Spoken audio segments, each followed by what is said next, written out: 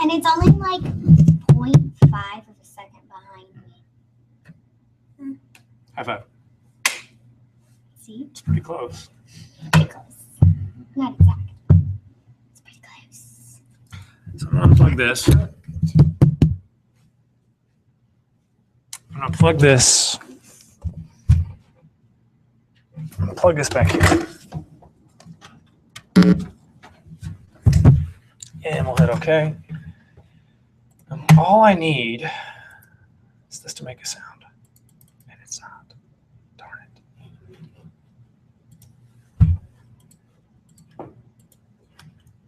Make a sound. This is way too loud. Okay, hold on. Okay, cool. No, So I'm going to go to YouTube. Let's test a video. See if it works. There we go. We live. We don't have any sound because I turned it down. Let's see what happens. Okay. All I need is this to make a sound. It's not.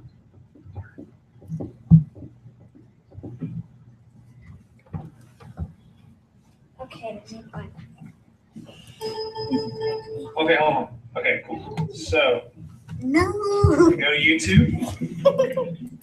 Why is sound not coming out of here? Let's test a maybe.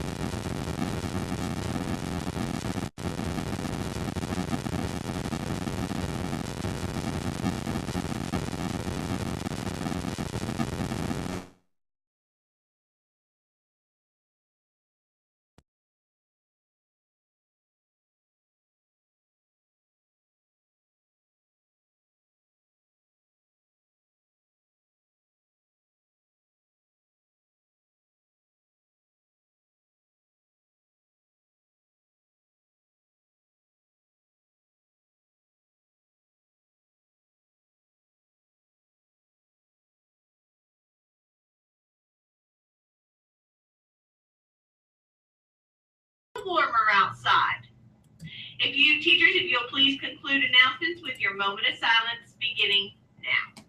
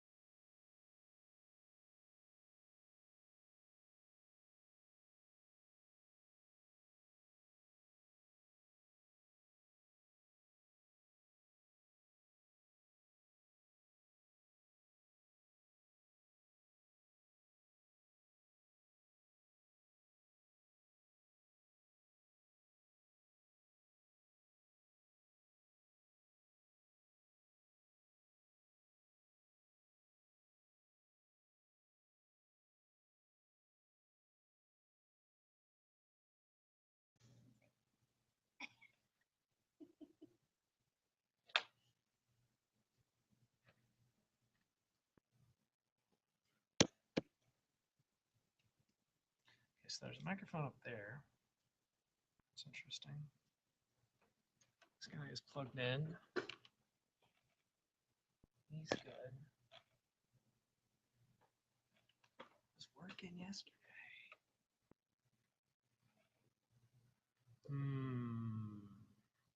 Why are you whispering? Nobody's watching right now. There's one watching. That's us.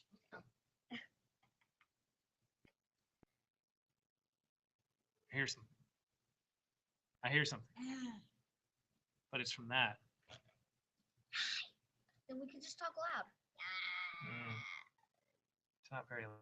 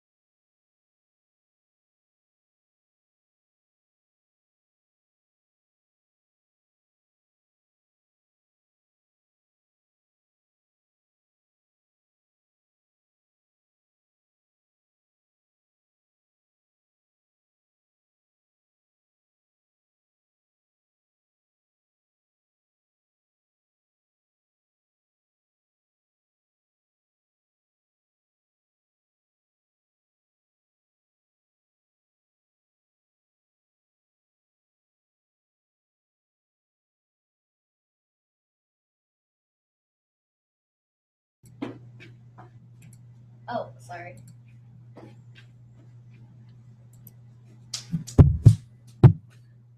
Okay, hold on. That looks like that's working. Testing 1 2 1 2 1 2.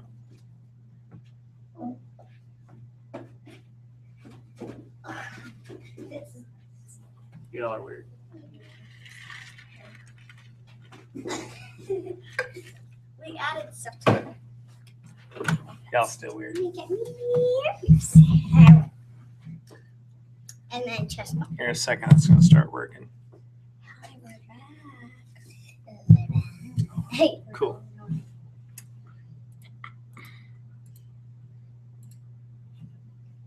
Okay, we're not gonna touch that. Microphone.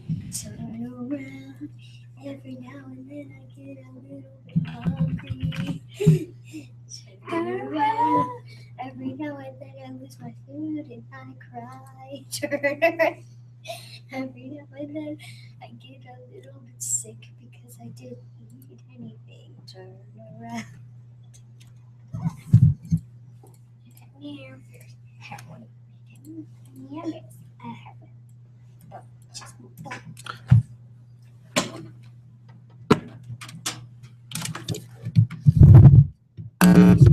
That's what makes us different. What Test. makes us unique. But I don't want you to come through the mics. It's that same spirit of innovation that will allow America to continue thriving in the global marketplace. But it's up to us to keep that spirit alive. Together, we can give our children the kind of education that sparks the creativity and passion our communities need to thrive. That's the goal of the East Initiative, a visionary model of education born over 15 years ago in Arkansas. The program has expanded from one Arkansas classroom in 1996 to over 200 schools in 6 states today. We shouldn't call East innovative. We should call it the way we teach. It should be a movement that is the standard rather than this innovative educational model. I feel like this is the highlight of my day. Whenever I come into school, there's not really a whole lot of rush. There's not a whole lot of pressure. It really is a very self-driven class, and that's what I've always liked about East. When students have a sense of ownership, they have a dedication that you don't find in a typical high school classroom.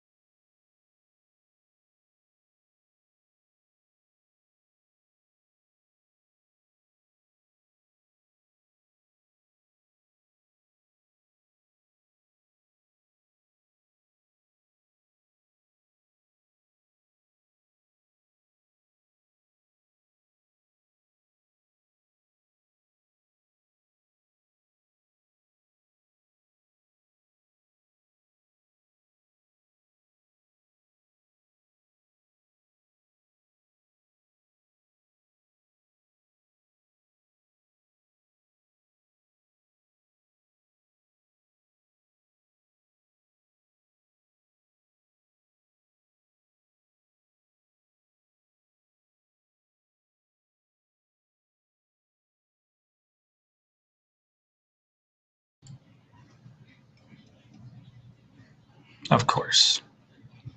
Test.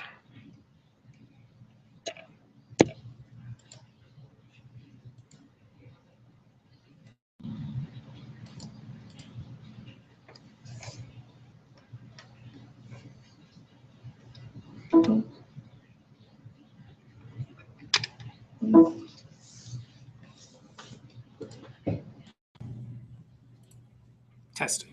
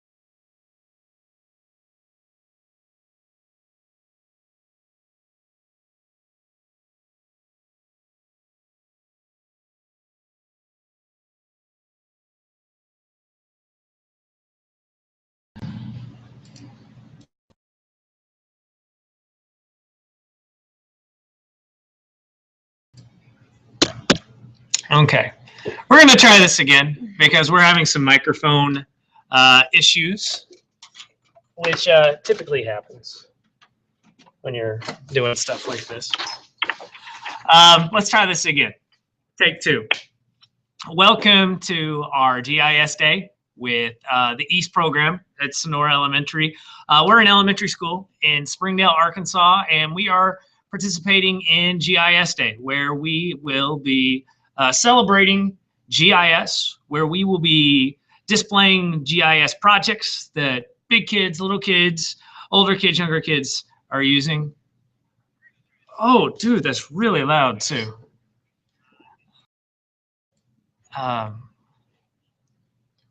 me turn this down. So, anyways, this is going to be recorded. So if you are watching from the YouTube program, you can see this and hear this on the YouTube live stream, which is part of a Google Hangout. But you can also see this on YouTube, the YouTube archived later. But we're going to show a lot of different projects. We're going to talk about GIS. We're going to talk about Connect Ed and the White House and how that you can use this software. We got 6 to almost 7 hours worth of information that we'll be giving you, and it's going to be pretty awesome. And so we're just going to head right off into it. We kind of got a little bit of a late start because of some technical issues, but at the same time, we'll be able to catch up. Why are you doing this? Let me introduce to you our hosts for the day. I'm going to kind of be hanging around making sure that things don't break, and so that these ladies can focus on presenting their content. They've got some of their friends coming in about 30 minutes.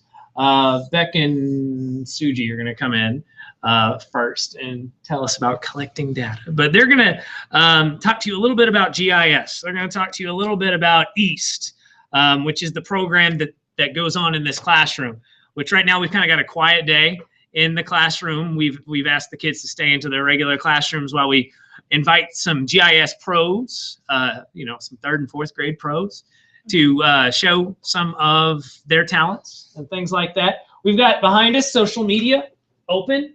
And so if you have any questions, you can tweet us. It looks like we've gotten some follows, and GIS Day has retweeted some of our stuff. East has gotten on the bandwagon and things like that. So yeah, we are all about some GIS Day mapping. Hey, look, there's us. We're here to teach you, to educate you, to show some things, and just have an overall good time. We also have some prizes. Prizes, yeah. The girls will show those off here in a second. But let's introduce to you these two 5th grade young ladies. They are 10. How? 10? Okay. They got the opportunity to present to 15,000 GIS users this summer in San Diego. And so they're pretty well seasoned with the public speaking. They are little sponges when it comes to GIS technology. They just learn more and more and more. And they've surpassed my knowledge. I've gotten to sit in on a lot of classes and things like that with these kids, and I take really great notes, but they just do it. I take notes and they just do it. It's pretty cool. So to my right, we have Ricky Vaughn. Hi. So tell us a little bit about yourself, Ricky. Well, I'm 10 years old and in 5th grade at Sonora Elementary. Okay, cool. What do you do for fun? Gymnastics. Gymnastics. Kate can do some tumbling and some gymnastics. What do you want to be when you grow up? Not sure yet. Not sure yet. That has changed because for the longest time she wanted to be a professional gymnast, but because of some stuff that has happened in recent events, she's starting to think now, which that's kind of what we want to do. Don't decide on anything just yet. Have an idea, but don't decide. You could be a GIS teacher and coach gymnastics on the side. You could do that. I don't know. I don't know. To her right, we got a little best of both worlds. We've got the brunette, we've got the blonde, we got a redhead coming later. But we have 5th grader Kylie Miller. Hi, Kylie. Hi. Introduce yourself. Tell us about you. What do you got to say? I'm also 10, Mm-hmm. and I'm in 5th grade. And I don't know what I want to be. This is the most quiet you two have been all year. I can't get away from you guys just doing this. They'll loosen up a little bit. They're probably really excited though to talk about GIS and what the heck GIS is and all that stuff. So real quick, what is this thing? What is GIS? Why is it so important? Why does it have a whole day of celebration? You guys run with it. It is like a mapping software, and by the way, Well, what does GIS stand for? I'm curious. GIS stands for Geographical Information Systems. We messed up. Geographic Information Systems. Yeah. And we use GIS a lot in our East classroom. It's just our students want something a little bit more challenging to put into their projects. And it is a little bit more challenging than some other softwares, but it's really fun and yeah, we love it. It's pretty cool. GIS isn't the actual software. GIS is kind of the way the software works. But there's a lot what are we dealing with? What are we going to be making today? Like in layman's terms, in normal terms, what are we making? It's all about what? Maps. Maps. Okay. We're going to be making all sorts of types of maps, and GIS really kind of deals with setting up those maps to be very accurate, to tell stories. And we will be working primarily with software provided by Esri, which is out of Redlands, California. It's founded by Jack Dangerman. We'll talk more about that. What do you guys know what Esri stands for?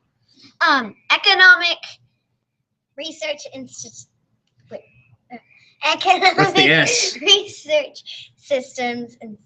It's ERSI, or how about economic? Oh, Economic Systems Research Institute. There you go. Yeah. It was founded a few years back, before I was born at least. But it started with this small idea of making maps and layers and being able to tell really cool stories. And over time, it has just gotten more technical and more computer savvy and more digital. And now you don't even have maps on paper anymore. You have maps on computers and your iPhone and your Trimble units and all over the place. And they help tell a story, and that's kind of what we're hoping to do today. We kind of want the girls to be able to show how teachers can use this in their classroom. We look like ghosts. We're like pasty ghosts. But they want teachers to be able to get this software in the classroom, and they can get it in their classroom for free, which is really cool. And we'll talk more about that in hour 5 and 6. Yeah, it's going to be a long day. We're going to show students how they can get access to this for free.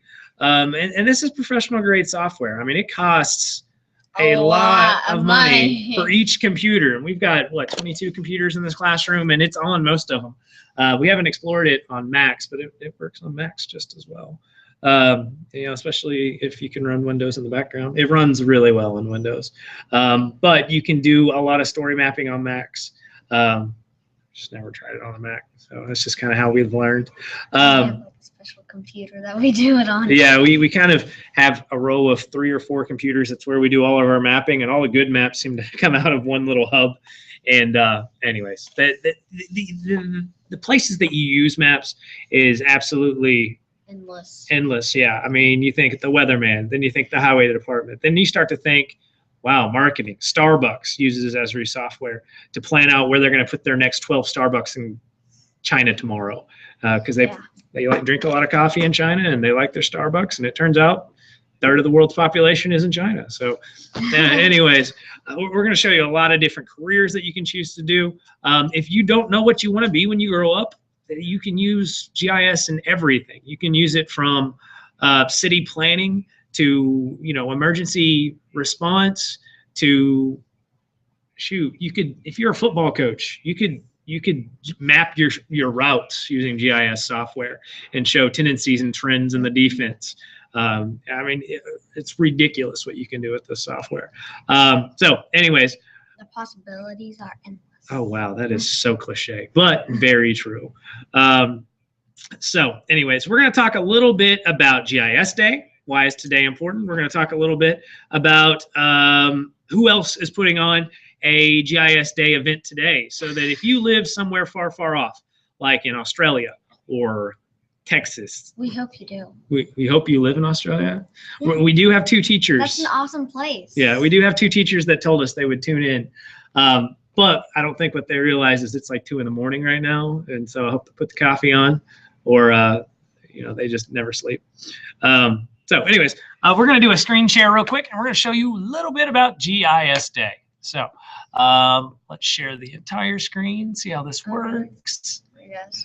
Oh, it's so cool. That's our desktop. So that's what we weird. see. All right. So. That's what we see, guys. So. Okay, not that one. And not that one. We're going to open up a new one. Okay. So we've got all these amazing bookmarks because we like our Google. Hour 1. Let's talk about GIS Day. Yeah. So GIS Day happens once a year. This year is November 19th. And, it's like we've said, it's a worldwide celebration. It's going on all over the world. It started early in Europe when we were asleep, and it'll go on all the way, in Australia later today, and in Asia, and it's pretty awesome. So you can see that there's lots of different events that are going on. This is a map of all the GIS Day events that are going on worldwide, and we are just one small little tick mark, up here in Arkansas, and so we are one big piece of the puzzle. You can see a lot goes down. A lot goes down over here near Redlands and San Diego. Well, that's actually a lot closer to Redlands is right there, I believe. We got to go to San Diego, which is pretty cool because you're really close to Tijuana. But anyways, let's see. I'm just kind of thinking around. There's a lot of GIS Day events in Arkansas. Arkansas has a really strong relationship with GIS, with Esri. One of our big partners, the Center for Advanced Spatial Technology at the University of Arkansas, they are our pros that we turn to when we have problems. It's getting faster. Yeah, it is getting a little faster.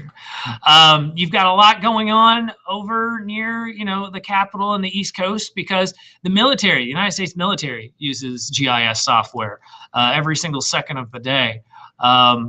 We spoke with a lot of people in Europe this summer, and so you can see they're just saturating GIS day all over the place, which is good, And we'll see some videos from some of these people from the user conference.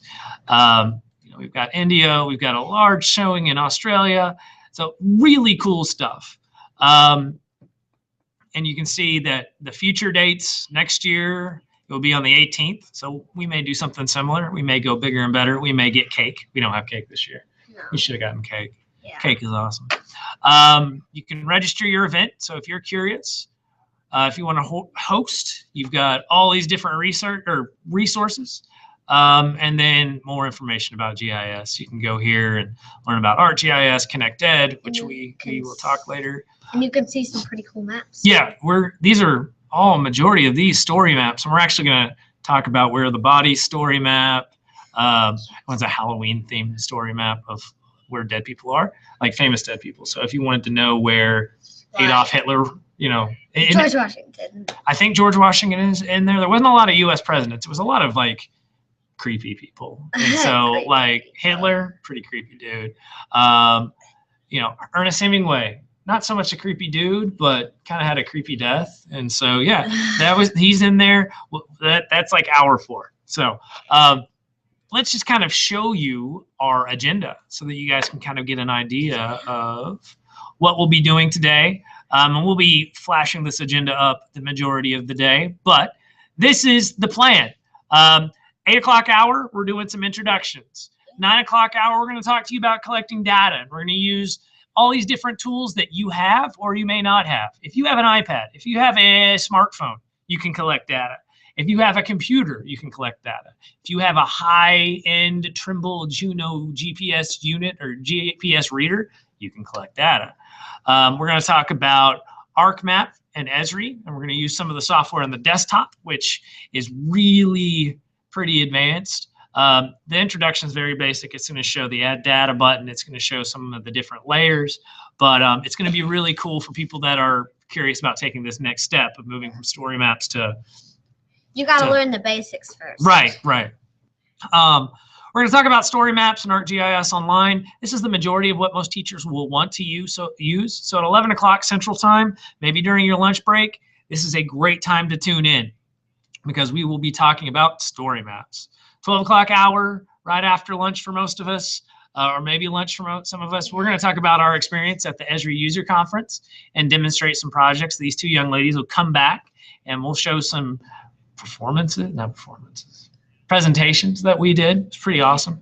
And then at 1 o'clock, we're going to talk about the ConnectEd initiative and General Mentors and how you can do this as a grown-up. You know, GIS is a career. So, anyways, we're back.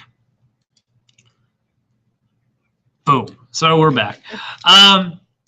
So let's talk first and foremost about East. This is a very unique classroom because I'm not in charge and I'm not even really a teacher. I'm a facilitator.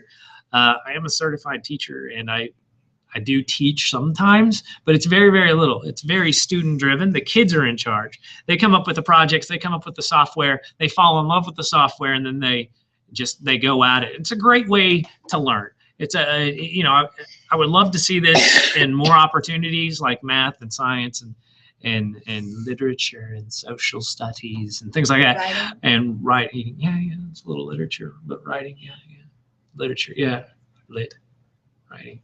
Anyways, the cool thing about East is you kind of learn all of that. It may not be in order and it may not be nice and neat, but the kids learn more real world type of problems. So, one of the projects the kids are working on, they were helping Walmart and a nonprofit named Camp Alliance put a coffee product in specific stores of Walmart that had high veteran populations.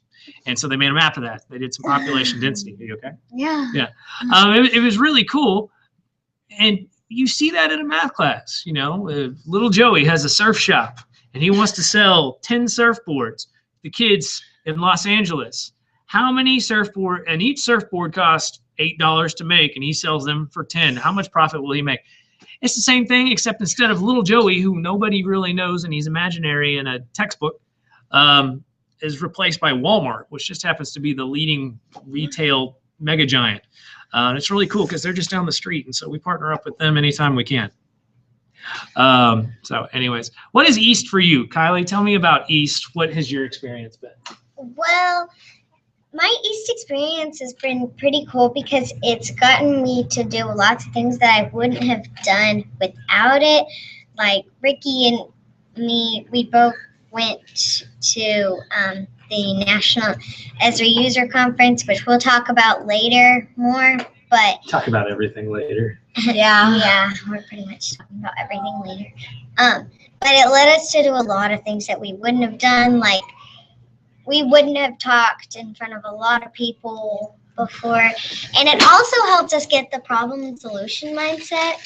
So, yeah, it's the same for me. Like, you can't just talk to 15,000 people on a regular day basis. That's like something really big. And problem and solution, it really helped us with that because East is pretty much all about problems. It's not about the technology. It's about the problem and solving it and helping your community. And it's really brought me closer to people in the community, and it's made me more aware of what's happening in our community. Very cool. Very cool. All right. Who wants to be my runner? Okay, will you go get Beck, who's in Miss Worthy's class, and Suji? Oh, I don't know whose class she's in. I think it's either Risley. There's Caleb. Go see what he needs. But I need Beck and Suji. Find out who Suji's teacher is. All right, we're getting our hour 2 kids out of class and ready to go.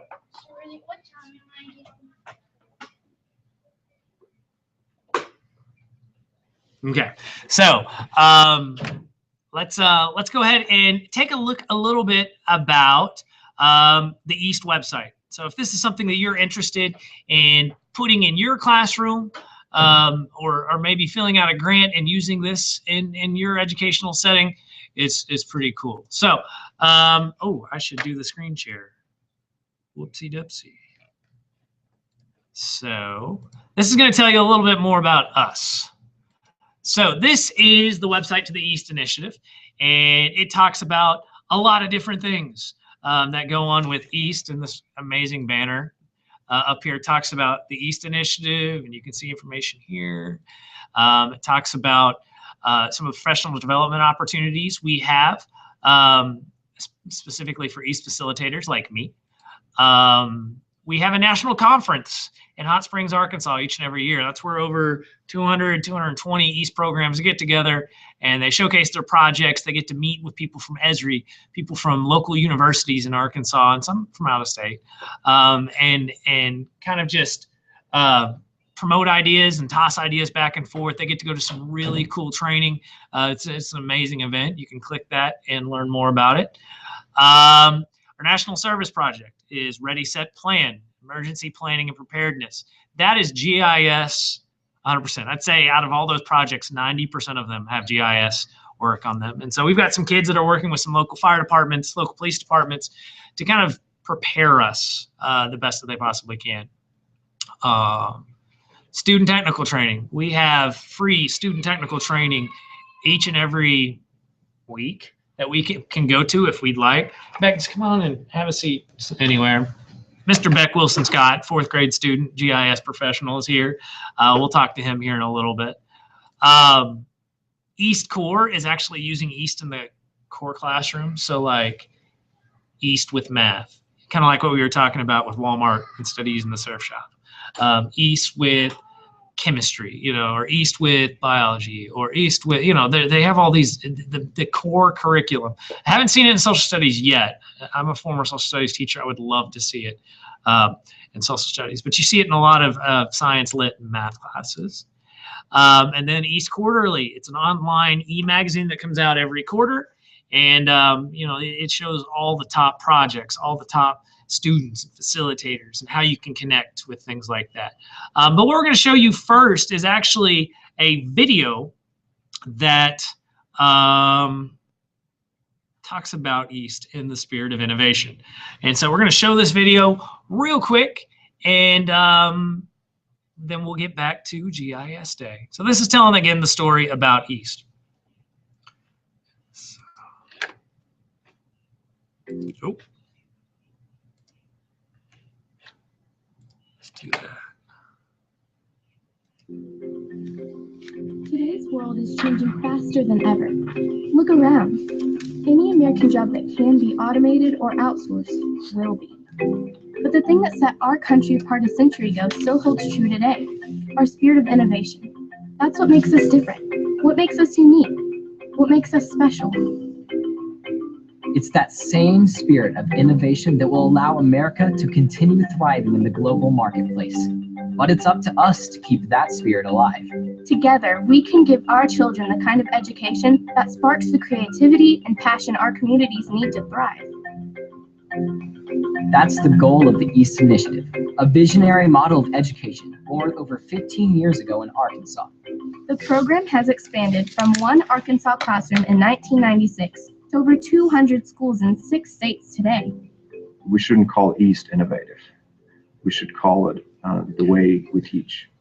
It should be a movement that is the standard rather than this innovative educational model. I feel like this is the highlight of my day. Whenever I come into school, there's not really a whole lot of rush, there's not a whole lot of pressure. It really is a very self-driven class, and that's what I've always liked about East.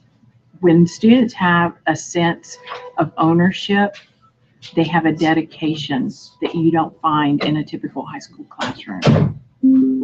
As an example of how East works, students collaborating on a computer animation project to solve a real problem in their community need to apply geometry. As a result, students begin to make the connection between math and the world around them. The academic environment created in an East classroom dramatically changes the dynamic between teacher and students. Teachers become facilitators, allowing students to choose how they apply what they're learning, and then guide them in the process. East gives children a chance to become everything they wish to become because there are no constraints. It's up to them to create their own learning environment. They become passionate about their projects because they choose to work on them. And in the meantime, they learn all the soft skills that are needed for college, for the workplace, whether it is project planning, project execution, time management, teamwork, problem solving. Everything they're going to need in life, they get in the East classroom, unlike a traditional high school classroom. It gives kids really two major resources that the regular classroom can't give. We give them this amazing technology, which is great, but we also give them time to play around, to push buttons. That's how we learn the best, is this hands-on learning. We tell them, you have to solve problems in your community. We don't tell them in any way what problems we expect you to solve. Now you've got students who are excited about a specific solution that they're the one driving it. It's not a teacher telling you, you need to read this book and complete this book by Friday, but now you're saying, here's how we can solve this problem. And as students, we're excited to go out and solve that problem and really be the champion behind the entire idea.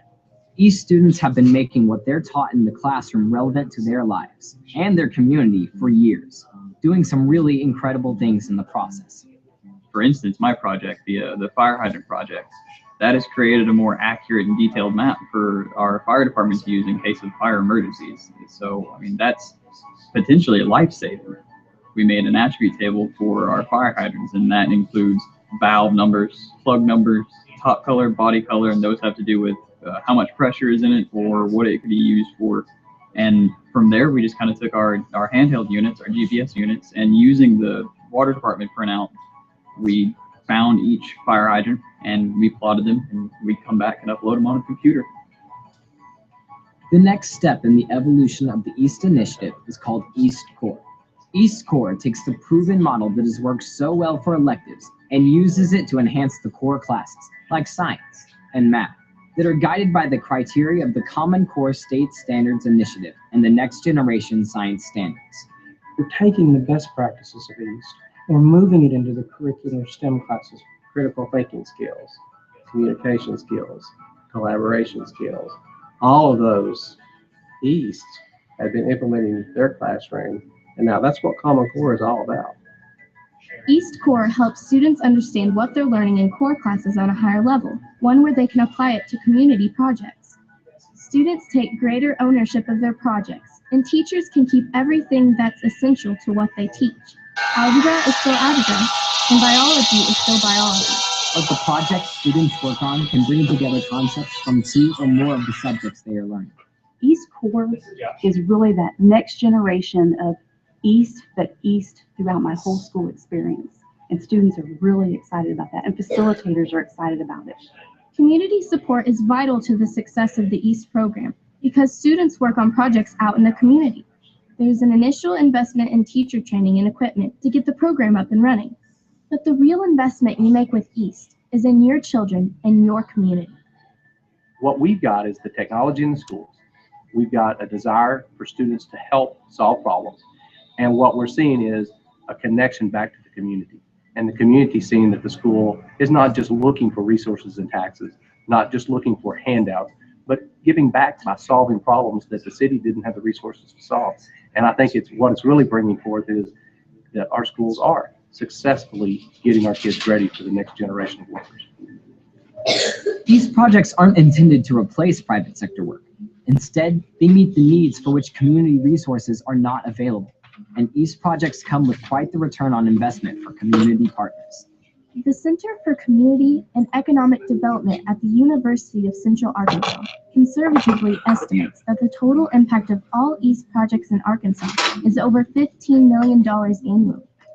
With 1.5 million total service hours logged in just 1 year, the community contributions from East make it an investment for everyone, not just for students. The motivation that these students find is to help their neighbor, help their community, or help a business or a nonprofit in the community solve real challenges, real problems. While doing it, they develop high-tech skills that are relevant in today's world. Studies show that East has a significantly positive impact on state test results for high school students. Students who started the program in middle school perform substantially better than those who started in high school. And studies show significant strides for science and math development, college and career readiness, and students acquiring the necessary 21st century skills. Many East students go on to jobs in science, technology, engineering, and mathematics. It allowed me to go out and get a job as a network administrator while I was 17. We have at least one student I know of who's in underwater hydrology. I didn't even know that existed. But there's something different about these students, and it's their motivation, their drive, their knowledge base, their confidence. East is unique in its ability to span from elementary school all the way to 12th grade, and even to the post-secondary level in some instances. Over 22,000 students are currently participating nationally, and over 150,000 students have participated in East since its inception. With such a well-established reputation, the only question should be, why isn't East everywhere? We see East in a lot of schools, but I think it can have even greater impact as it grows. The work we're doing is helping to build better schools, better communities, and most importantly, better students. East inspires what our students contribute to the world around them. The American spirit of innovation is alive and well. You can see it in our students. All we need to do is unleash it. See how you can make the classrooms in your community come alive. Visit supporteast.org to learn more.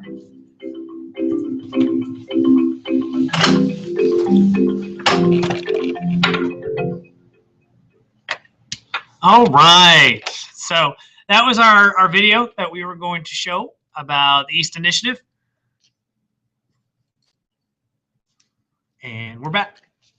And so that was pretty cool. If you're interested about learning about East or wanting to have this amazing program in your classroom, check out the website, check out the links, learn more, and it just provides a lot of opportunities. And the girls will talk more about that. The other kids will talk about that here in a second. And you can kind of see the opportunities that go on. It's not a normal classroom, but I think we've figured out real quick is we don't have normal kids. If they were all cookie cutter and normal, they would all have straight A's. Each kid's a little different, and so this is just a great opportunity to change it up. So we're going to talk a little bit more about Esri, which is the other organization we're kind of representing. A little bit of East, a little bit of Esri. They're both very strong partners. of our program, and well, they are our program. East is what we do, and Esri is a strong partner with East. I think that makes more sense. And the t-shirts. And the t-shirts. We got our GIS swag because we are superheroes of GIS. Yeah. Which is crazy because on this screen it says SIG, which is probably not appropriate because it looks like except it's not a cigarette because it's the wrong letter, but still. And then over there, SIG, but it starts with this. Anyways. But on YouTube. But on YouTube, like it's the right way. GIS, So it's like, I'm a mirror. Anyways, okay. I apologize. It's GIS, guys. I'm going to dork out a lot, so I apologize. So let's talk a little bit about Esri and what they do. And so we're going to go back to our screen share.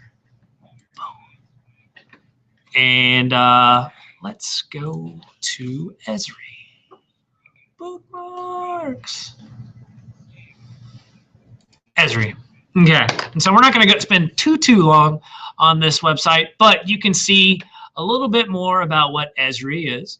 They've got a very similar banner on the top, by the way, which is awesome because it talks about what Esri can do for you. And you know, there's ArcGIS platform for desktop, but also for the internets. And it's pretty cool. You've also got, yeah, where did that go? There's nobody in the United States right now with Ebola, which is crazy. West Africa. Creating apps, you can create apps very quickly without really even having to know much code using App Builder, which is something we're going to talk a little bit about. We haven't even played with it yet, but we've been able to make other apps using story maps.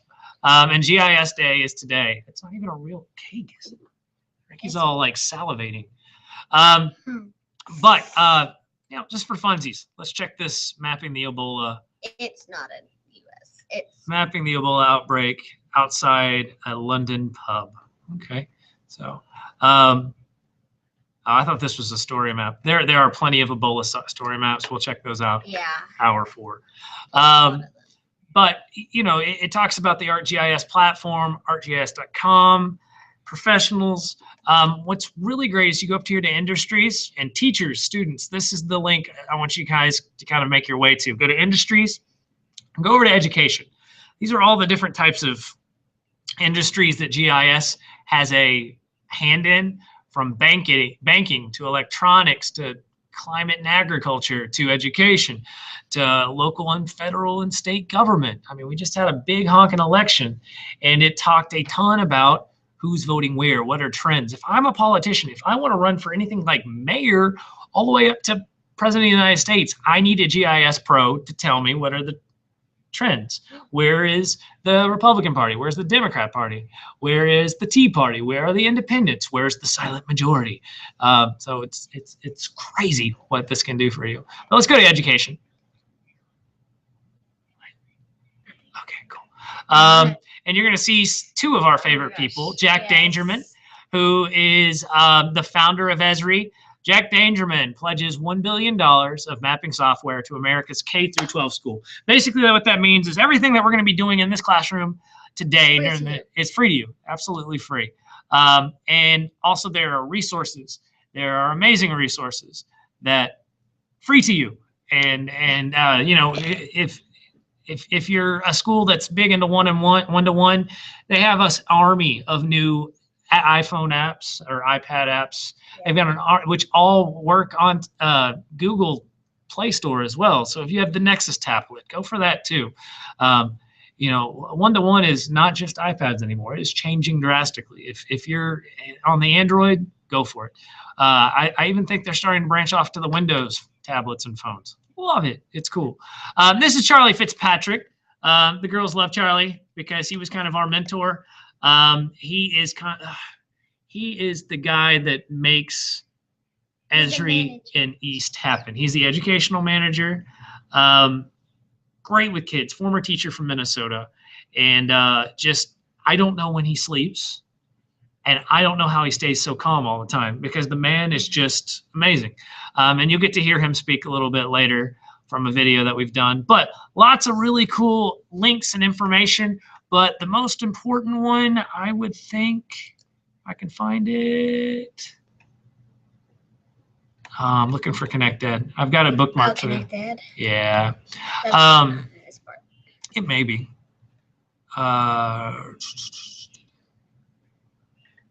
Community events. It probably has Connected. It probably does. Maybe not. Anyways. No, I've got it bookmarked on another presentation. I really wasn't going to show it this early in the day, but you can just go here and see tons of different things. A lot of these people follow us and will help us promote on Twitter and Facebook about what we are doing, and hopefully just kind of spread the word to the possibilities that go down. So, hey, it's giveaway time. Oh, it's giveaway time. And right now, we've just got a couple of viewers. But we expect the viewers to show up a little bit more, considering school is just now starting for the high school kids in our district. And then, if you're in another time zone, school may not, California's probably not even awake yet.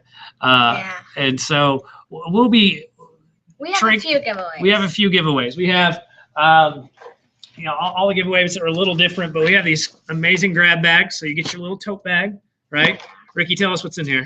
Okay, so Kylie, jump in there too. you get 10 of these notebooks that say GIS Day, and they have a really good picture on them, but you can't really see it. Yeah, we got too much. We also have, and it's graph paper. Yeah, so it's math graph teachers. paper, so. And we actually have more of those. So we may. It depends how close you are. If you're real close, if you're in Springdale schools, we may hook you up with some more. If you're in China, well, we got to fit shipping somehow. So we'll see. We'll see. And then you get a few of these, well, more than a few, of these clips, and they just say GIS Day, and they're magnetic, and they just say GIS Day on them. If you look over here, I've got them all over my board right there. You can't ever have enough of those. So then you get a awesome water bottle. It's great. And it says Discovering the World Through GIS, and then on the other side it says GIS Day. And then you can get some of these Everybody loves bracelets, and they say GIS Day. Yeah. And they're awesome. They're awesome. And this first one, I think we're going to put it on our Facebook page. So if you have Facebook, you are going to get the opportunity to win this, okay? Yeah. Whether you're watching right now or not, you're going to have the opportunity to win this, okay? So we're going to type it in. The first person to share the following link of our stream will receive the first grab bag giveaway. It can be moms, can be dads, can be teachers, can be students, can be principals. I don't care. It can be their parents. Oh, we got 2 watching. We have a new viewer. Yeah. Awesome. So you're going to get the first shot about winning the prize. So we're going to put up on our Facebook page a link that says watch our GIS Day event on YouTube. And if you were the first person to share that, you win the prizes we just showed off. So anyways, we're going to take a short break, get Suji and Beck in here, and we're going to start talking about collecting data. Okay, so we're going to take about a 2-minute break, and we'll get them switched in. Posting. Yeah. They're going to be around, but they're going to go work on their next presentation too. So see you guys in about 2 minutes. All right. All right. And be watching for the person who shares it. Oh, yeah, we'll be doing that. Yeah. Okay. Our mic's still on, but that's okay. All right, Beck and Suji, come on and head over. I'm going to get this up on Facebook. Yay! Suji, grab a Trimble. Beck, you get to grab the iPad. Play around with Collector. Have you touched Collector yet? No. Okay, play around with it anyways. Because it's basically the same thing, except friendlier. All right. Yes, ma'am. Would you use the 3D door stopper? Sure.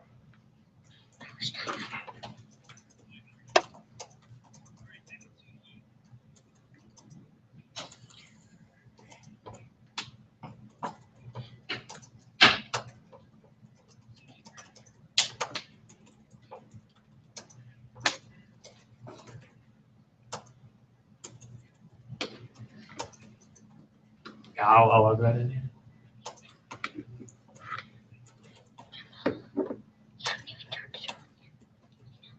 Is it dead? Oh, you just turn it on and play.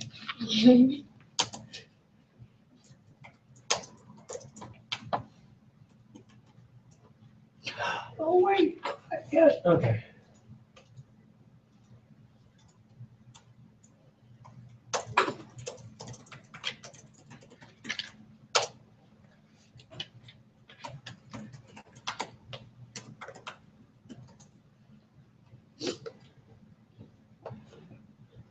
Right.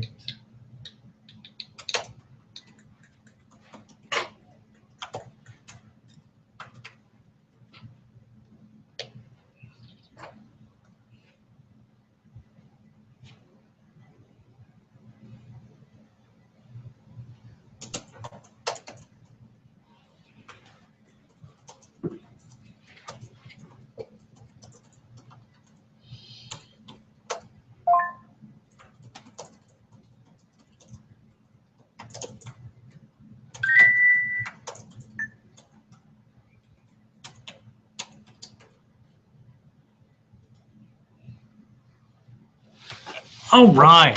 Beck, you ready? Suji, you ready? Suji, you scoot over first. All right, the viewers are starting to trickle in just a little bit, which is good, makes me happy. All right, Beck's up there. We have 2 new students that we're going to talk today on our GIS stream. To my right, I have 3rd grader Sujina Wilson-Scott. We call her Suji. She's pretty quiet, but she's very, very, very smart. She's a great listener because she listens to everything you say, and then we'll tell you 2 months later, Mr. Worthy, this one time you said that, and it's just nuts. Anyways, and then we actually have her brother, Beck Wilson-Scott, who's a 4th grader. Tell us about yourself, Suji. What do you love about East, and what you know, what do you do for fun? Give us the story. What do we need to know about Suji before we run into this? How old are you? 8. Okay. What's fun about East?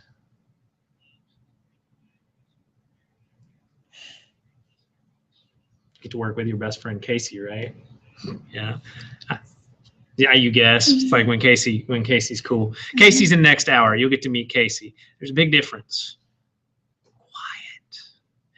And then Casey's, she will have no problem talking. What do you do for fun? And I know because I'm Facebook friends with your mom. I know. What do you do for fun? Talk. Talk. What do you do in sports? Tell me about sports. I do tennis. She does tennis. Heck of a little tennis player. Probably would school me. Beck, tell us about Beck. I play tennis too. Mm-hmm. 10. I like mapping in East. That's all you've done really the last year. It's been like, here's the crazy thing about Beck. He knows a little bit about a lot of things. He made a video game last year on Unity, which is a free software if you're interested in making video games.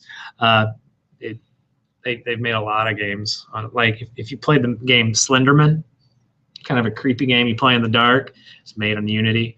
Lots of different things. But anyways, we're just going to talk a little bit about collecting data and how to collect data. And then we're actually going to end up with a video at the very end. I know we said we're going to play it at the beginning, but I think we're going to play the video at the end that talks a little bit about GIS and how GIS works. It's called the GIS Revolution.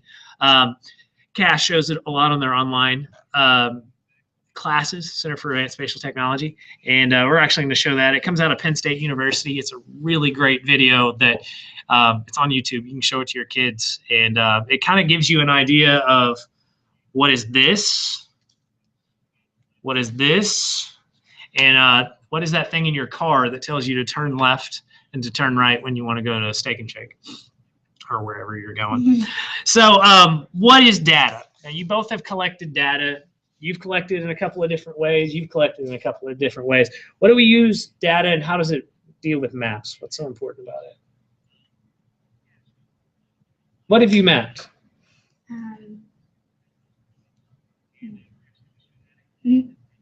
are some of the things you've mapped? Like on that, what did you map? Okay, manhole covers.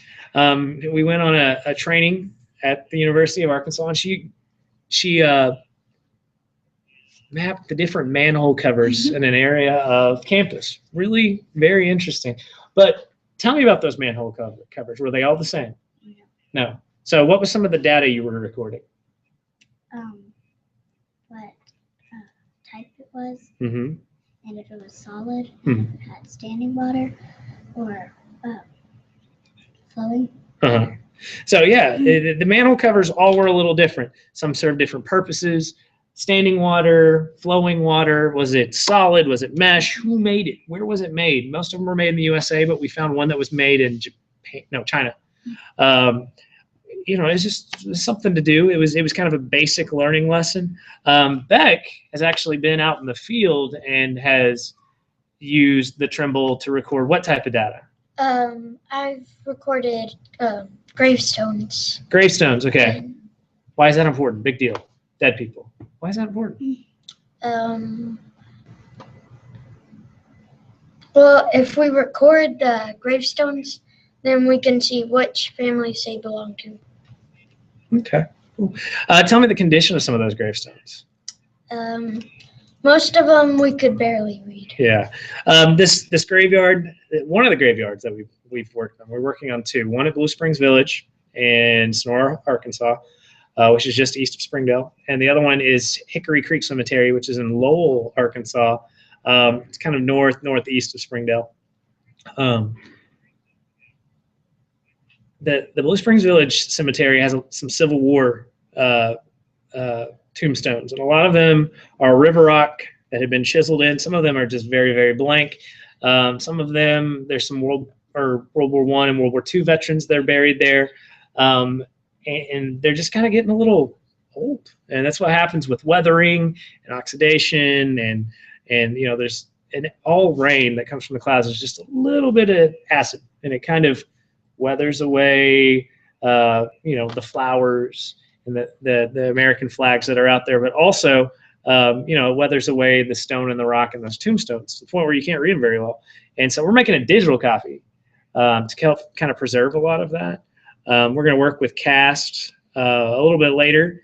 We're going to keep bringing up CAST because they're kind of our geo mentors, and they're the ones that really kind of help us learn this stuff. But they're going to help us scan some of the graves so that we can see, you know, are some of these graves, a lot of times in the old days, graves would bury two people on top of each other to save land, so husband and wife. Some of them aren't marked at all, and so we need to know, is there an actual person there, or is that just a rock? You can tell if it's a male or a female by the shape of their hip bones, because, you know, we look the same, but we're actually built just a little bit differently. Women have babies, so their hip bones are just a little bit different. So we're going to scan that, kind of like what they do in Jurassic Park.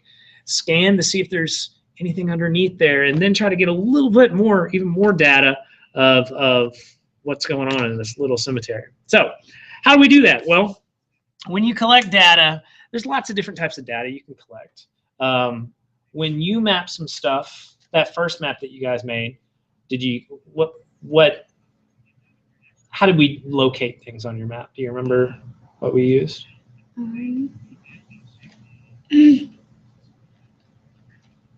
How would I find your house? If I'm a pizza delivery guy, how am I going to find your house? Addresses, okay? You can use street addresses, and that's a very, very easy way to collect data.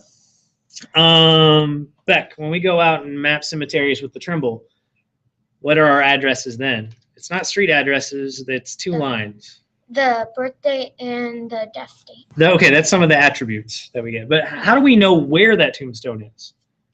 The longitude and latitude. Very good. The Trimbles record the longitude and latitude lines. If you ever open up a globe, you got a longitude, you got a latitude, and the Trimble talks to satellites that are all up in the air. And on a good day, you can get about 7 or 8 satellites. On an okay day, you get about 4. But it kind of makes this big triangular system, and it actually uses time. It doesn't use distance, but it uses time. How long does it take that satellite to talk to this guy and it uses the time to actually calculate where in the world is Carmen San Diego, or yeah, that's before your time. Where in the world is Suji and Beck's house so that we can deliver pizza or whatever. It's kind of how GPS receivers work. And so we're going to show you a little bit about the Trimble, and we're going to show you a little bit from the iPad using Collector, and we're going to talk about the 3 different types of shapes and points and things that you can create, I guess, when you make a map. So, Suji, you're going to do the driver's seat. Okay. Remember how I opened up TerraSync? Go for it. We're going to move this around so that you guys can see a little bit better. Sorry for the motion sickness. All right. So this is the Juno. Ooh, I got to focus on. Okay. Beck, can you help me?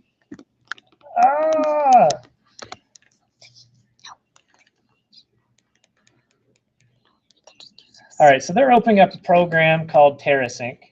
That's not looking too great, but we're gonna. Oh, and I just remember the mic is on this thing. X.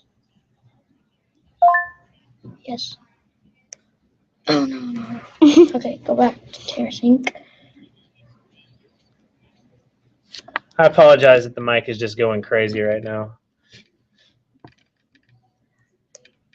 All right. So this isn't going to exactly work inside because we're inside. We can't talk to any satellites. You have to be outside and have a clear view of the sky. Better idea. All right, let's see if we can do this. We're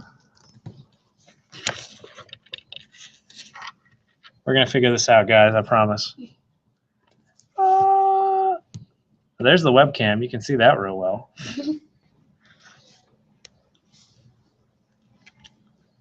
Maybe if we turn down the backlight. Let's not worry about that one just yet. But when you go about doing this with a Trimble unit, you can take, here, I'll put this back. It may be a lost cause. We'll set up the data dictionary. You'll be able to see that a little bit better. When you set up using this Trimble, there's 3 types of data that you can record. There's points, which is just a solid point on a map. There's a line, and then there's an area. And so if we were going to map the school, like the school building for like an emergency project, what type of shape file or what type of an area? Okay, you can be louder because you're right. An area. So the school has like a perimeter and it has multiple buildings, and you go around it and you would make a shape file of an area, which is really cool. Let's say we were going to map cemetery, tombstones. Beck, what type of file do you do there? A point. A point. Why a point? Because a point is smaller than an area, but it's just like a small area. It's just a dot. It's not going to go anywhere. What if we were going to map a river or a road? What would you? A line. Okay. And so those are the 3 types of things that you're going to see in most data collection, especially if you're using Trimble or the Collector, is you will use a line, a point, or an area. And Suji has used the Trimble quite a bit. She went to a training with CAST again, and we're going to show you real quick how to set up a data dictionary. And so what you need to do is when you get a Trimble, okay, now these things are about $800 to $1,000. We're very lucky because through the East Initiative, we have 6 of them now through some grants and things like that. But if you have an iPhone, if you have an Android, if you have an iPad, there are apps created by Esri. And let's see if I can get this to open up. But this app is called Esri Collector. And if you look it in the App Store, just type in Esri Collector. And, well, I don't know why I'm doing this. Let me just pull up the App Store. Let's do a screen share. Help you out here.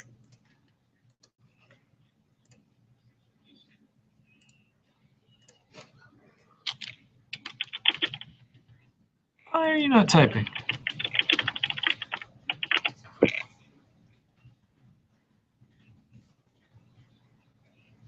All right, so Collector allows you to do all these very same things in on an iPad. So you don't have to spend $1,000 on a Trimble. It doesn't use data. It actually uses just the GPS or GPS receiver. The app looks like this. Download it. It's free. You will need an ArcGIS Online account, which you can actually get those when we talk about the Connect Ed initiative, which that'll be coming up at about 1 o'clock. But just Google Connect Ed through Esri and you can get access to that. But let's show you guys how to hook this sucker up to GPS Pathfinder.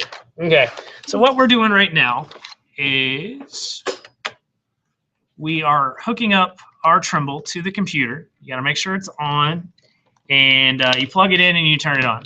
Okay, and I'm going to kind of let Suji drive the boat here a little bit. She kind of knows how to do this. Beck, you can help out too. I'll be here too. Don't worry, you'll be fine. But right now, all right, this pops up, and Trimble is run off of a Windows device. And so when this pops up, when you plug in your Trimble, you connect without setting up your device. I mean, you can set up your device, but it takes a little bit of time. You don't actually have to do that. And after you've done all of that, you just minimize this, and you will need GIS Pathfinder Office, which we have right here. And you can see we've kind of worked on a couple of different Pathfinder Office files. And you open this up, you fire this up. All East programs have this software, and it comes with your Trimble. It's part of your Trimble package, and it's really helpful. And so Suji and Becca kind of watch how we do this. We're going to start something new, okay? We're going to just start a completely new project. So what do you guys want to map? Anything, something easy. Pizza. Pizza Hut. Well, let's think about a place that you guys have been recently. Pizza. Yeah, okay, Pizza Hut. Let's do Pizza Hut. Pizza Hut. I can't say no to that. That's actually pretty awesome. And so this is going to be stored project folder Pizza Hut. Cool. And we click OK. And so we have our new program. We have a thing on the desktop for our project folder, and we'll talk more about project folders next hour. Really important to keep all your projects organized. If you could look at my desktop, this is kind of crazy. I'm not very organized, and so sometimes that screws up maps. But when you open up GPS Pathfinder, it looks like this. It's nice and blank, and that's okay. Your best friend is the utility button. So Suji, go and click Utilities. 9 times out of 10, you will click Utilities when using this software. And we're wanting to create a data dictionary. So where do you think you go if you're going to create a data dictionary? You're right, Beck. You can. Which one? Oh. Data dictionary editor. This is going to get you set up, okay? And this is where you really have to plan. You really have to think about what you're going to be mapping. And so we are going to be mapping Pizza Hut.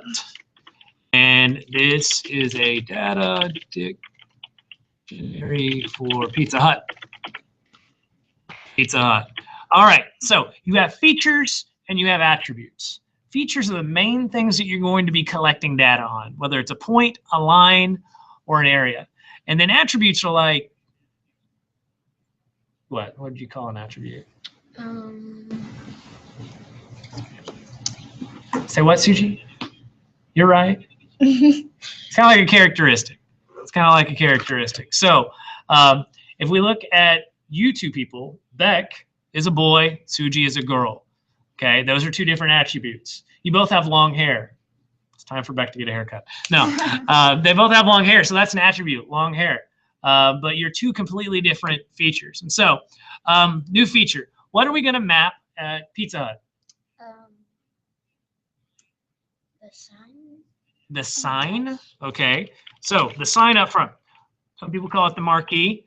Would that be a point, a line, or an area? Point. I think it's a point too.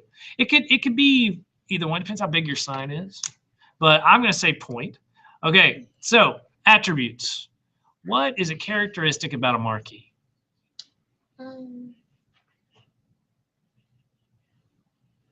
Maybe what or the sign? What does the sign say? Pizza.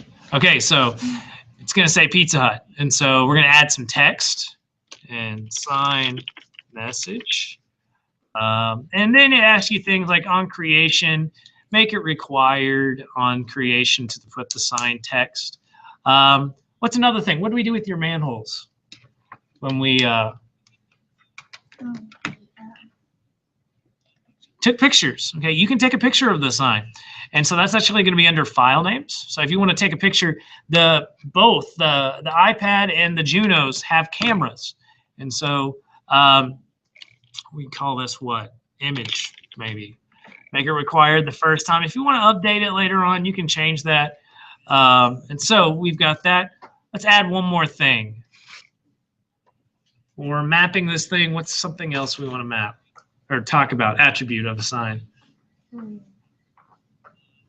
Tall. How tall it is? Okay. So that would be numeric. And so how tall it is, or the height. Default will make it 1 foot.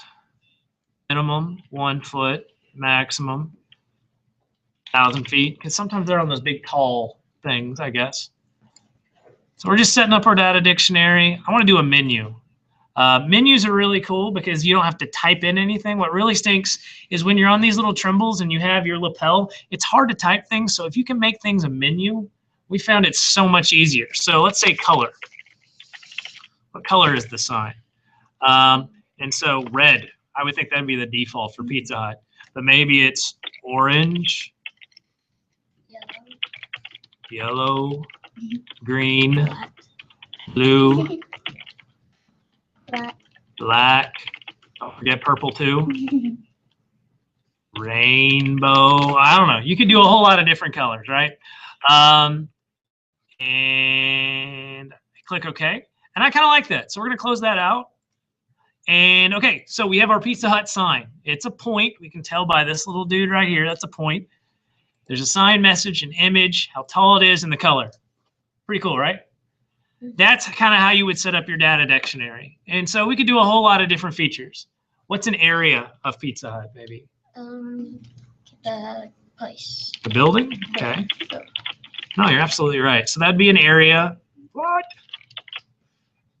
And you could do attributes. What's a line that we could map? The parking lot. Oh, no. Parking lot could be an area. It could be a line, maybe. Sidewalk. Sidewalk. I like how you're thinking. Cool, and you could do attributes. How wide is the sidewalk? How long is the sidewalk? Is it a chat sidewalk? Is it a concrete sidewalk? Lots of different things. But that's how you would set up an attribute table or a data dictionary. So now that we have that all set up, we're going to save it. So we're going to go up to File and do Save As. And we're going to call this, and you can see some of our other data dictionaries. We're going to call this Pizza Hut DD for data dictionary. And desktop, we need to find our project folder. And what do we call it? Pizza. Yeah. And you want, this is how you keep things organized, is you make sure you get everything in your project folder, right? Now we can close this out. And we need, this is on the computer now. This is on our desktop. But we still need to be able to send this data dictionary to the Trimble, right?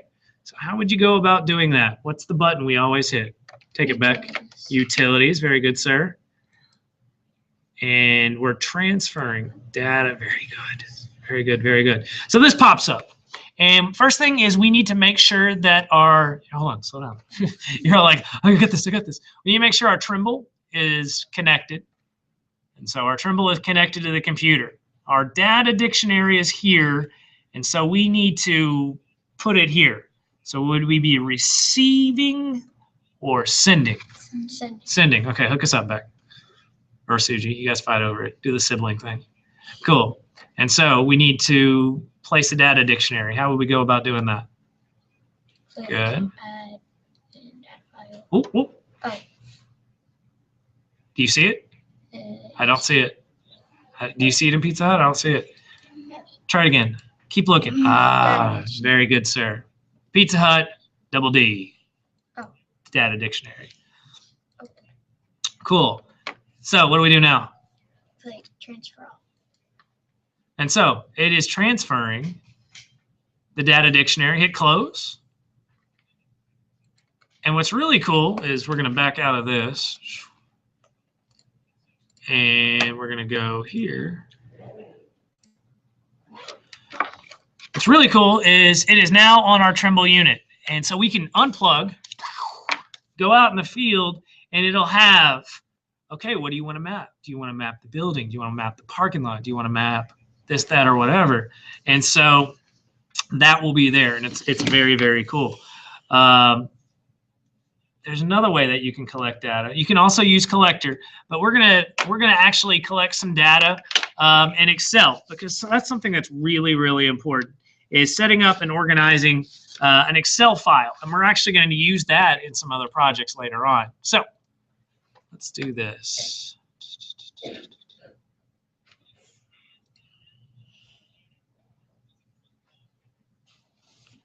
I'm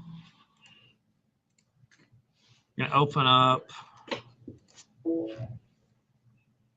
screen share. All right. Most computers have Excel, okay? And we're going to show you a little bit of how to use Excel with organizing data, okay? And I'm going to do the typing, but you guys are going to do the talking, because you guys are going to create the first part of this map, and then hour 3, we're going to make the map, okay? So first off, we need to get some categories. We're not going to use longitude and latitude for times constraints. We are going to use addresses, okay? So when setting up one of these Excel files, it needs to be in something called a CSV file. That means there's no commas, or comma, CSV, comma. What does CSV stand for? Comma, space, I don't know. It's a text file, though, and it's how ArcGIS can read your data very cleanly. So anyways, we need the name of the place. What else do we need? The attributes. Address. Okay. Think about when you mail something. What is on that postcard? The zip code. Okay. So we'll go zip. What about the state it's in? Okay, state. The city it's in? City. I think that's good. Name, address, city, state, zip code. All right. So you guys have been thinking, and the majority of these are going to be points. All of these are going to be points. What are some places with addresses that you want to map? The library. The White House. It has an address. Okay. The Lincoln Memorial. Oh, are we going DC? Are we going to do all DC? Yes.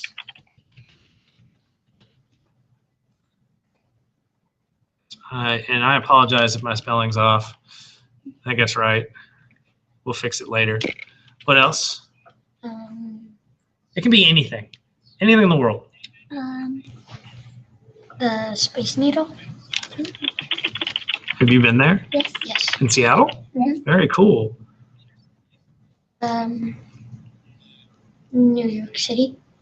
All of it? The Empire State Building. Is the Empire State Building in New York City?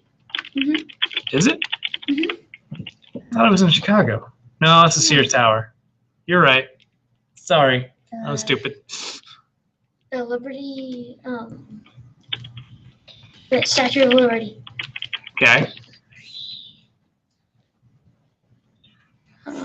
The Smithsonian. Smithsonian Institute. And I apologize for my spelling. I'll fix it later. Okay. What else? Institute. Hey, Kylie, is there a D in institute? Instituted. Just spell it. I-N. This is embarrassing. Next, what's next? It's INSTITUTE. Institute. Okay, there's another T in there. Sound it out. I did sound it out, but I'm. Okay, cool. That looks a little better. Okay, continue. What else?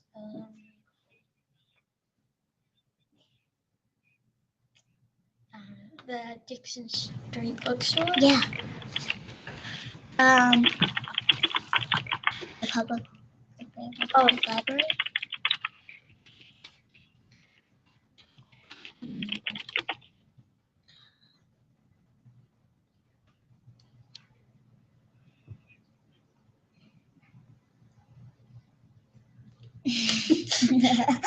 I need two more. Give me two more.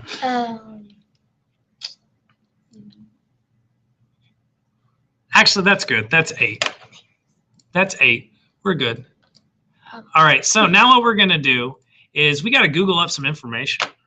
And that's the beauty about being in 2014, almost 2015. We all got Google. And so we can find out this information. The White House. 1600 Pennsylvania Avenue. Right. Right. The internet is tracking.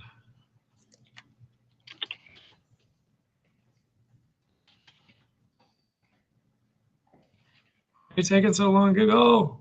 We could do the Willis Tower in Chicago. We could.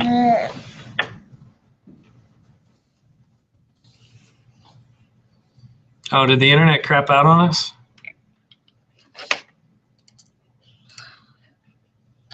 It's still broadcasting, so that's good. We're just looking at our YouTube stream, and it's going kind of slow, and then our Google's kind of going slow. So if we get kicked off, I'm sorry, we'll fix it. All right, here we go. Sudden surge.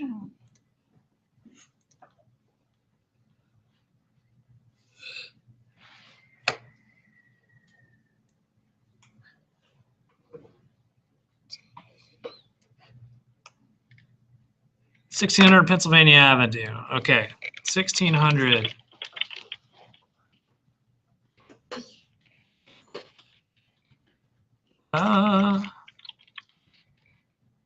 Okay, so what's the city? Washington, D.C. I'm just curious how this will map. It's the District of Columbia. And so how would, I don't know. How does that work? I mean, we have a zip code. 20500 in the United States. Oh, wait, that's state.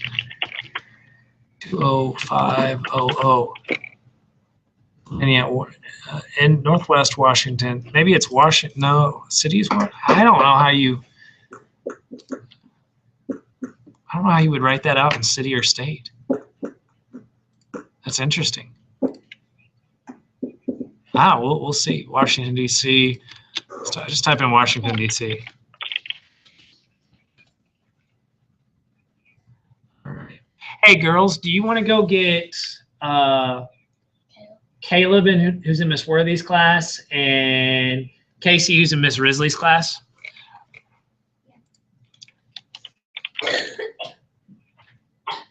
Oh, there's not an I. I knew. Is it? It's 9:48. Oh. Okay, so we're gonna go to link. Oh, just kidding.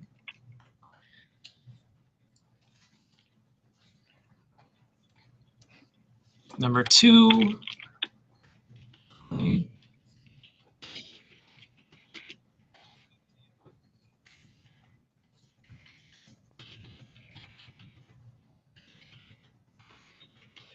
Washington, D.C.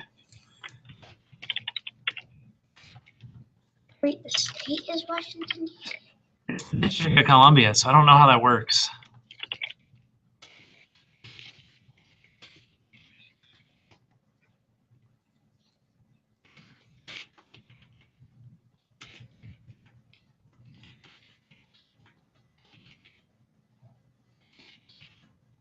Washington, D.C., just Washington. Who lives in Washington? Why you guys were in Washington? We were in for a wedding. Ah. There was a wedding in Seattle. Okay. We're just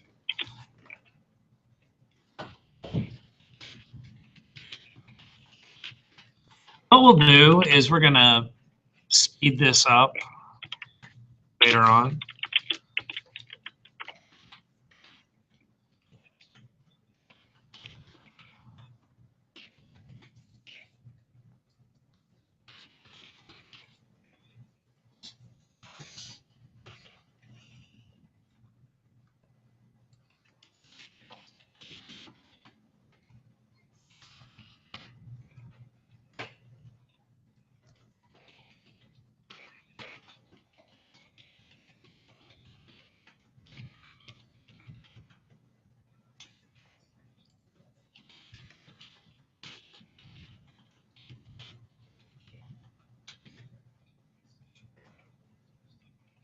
I don't know if it has a zip code.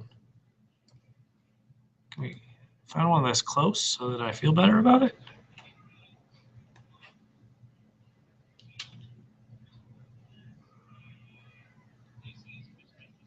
Let me leave that one open.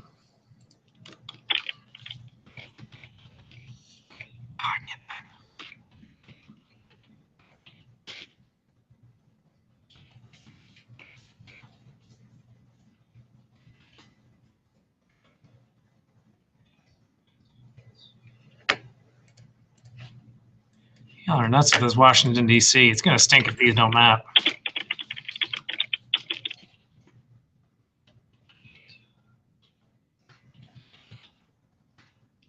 D.C. We'll try that. Washington, D.C. We'll try that. Dixon Street Bookstore.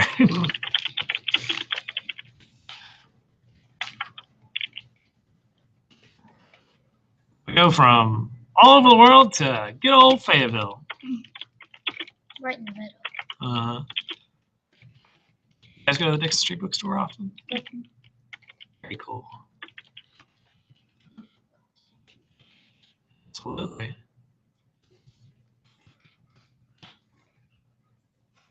And now the Fayetteville Public Library.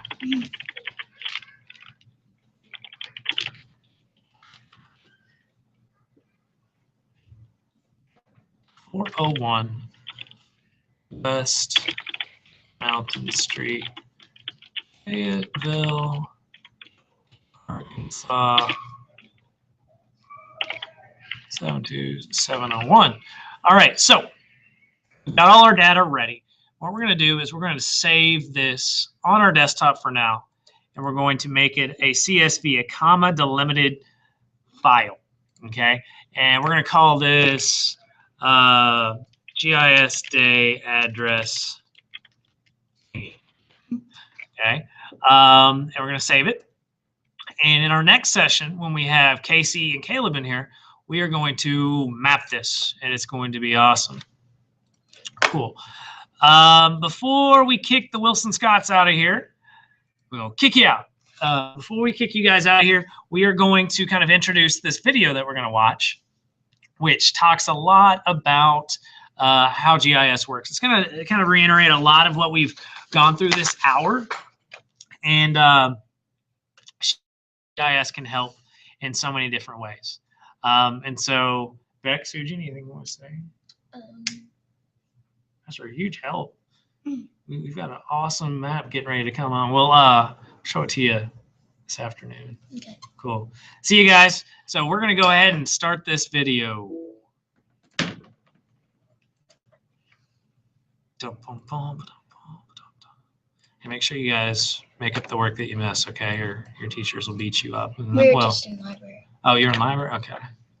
I'm fine. Your teacher will beat me up, probably. You never know. They're in reading. Okay. I'll see you guys later. Bye-bye. I don't want an advertisement.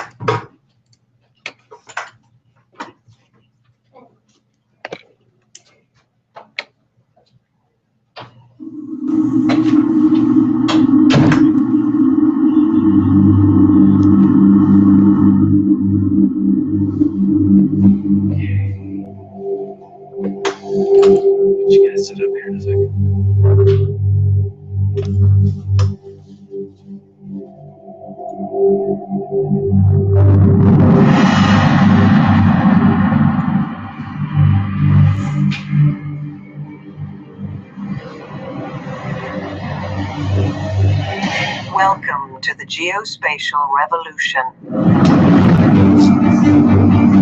In a world where everybody's texting, geospatial technology is critical to understanding what's happening at a particular location. It's the speed of the internet. It's the capability of remote sensing satellites. It's software like Google Earth. Taken all together, we have an explosion in the way we view the Earth.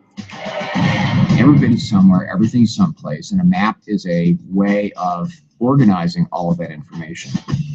It's information from aircraft, from satellites. It can be collection of information from a tower that you've set up. We've been using maps for hundreds and hundreds of years to know where we are. Now that nice lady tells me which way to turn. Turn right, then turn left. Virtually all the information that you're sharing with anybody these days has some kind of geospatial tag on it. It's really the human element. There's basically this entire information ecosystem that we have access to now. I can receive information, I can transmit information, I can broadcast my location, and that is revolutionary. It's amazing. It's cutting edge. It's, well, changing the world.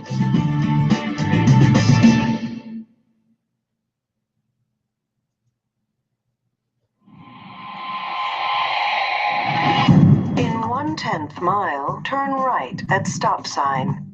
Some people will call this a GPS. It's not. It's a GPS receiver. It is, I think it's fair to say, a miracle of science and technology. It's able to collect signals from global positioning satellites far up in space. Each one of them is every moment of every day saying, this is the location that I'm at in orbit around the Earth. If you know where you are with respect to 3 satellite points, you can use mathematics to determine where you must be on the face of the Earth. There are millions of coordinates encoded in this box. Recalculating. And it can take those coordinates and render a map on the screen for you. Turn left on Whitehall Road. Then turn left in 0.3 miles. Where do all those coordinates come from? Where do those streets come from? Lots and lots of people driving special cars continuously up and down every single road and digitizing those roads into a database that then can be downloaded into this little box.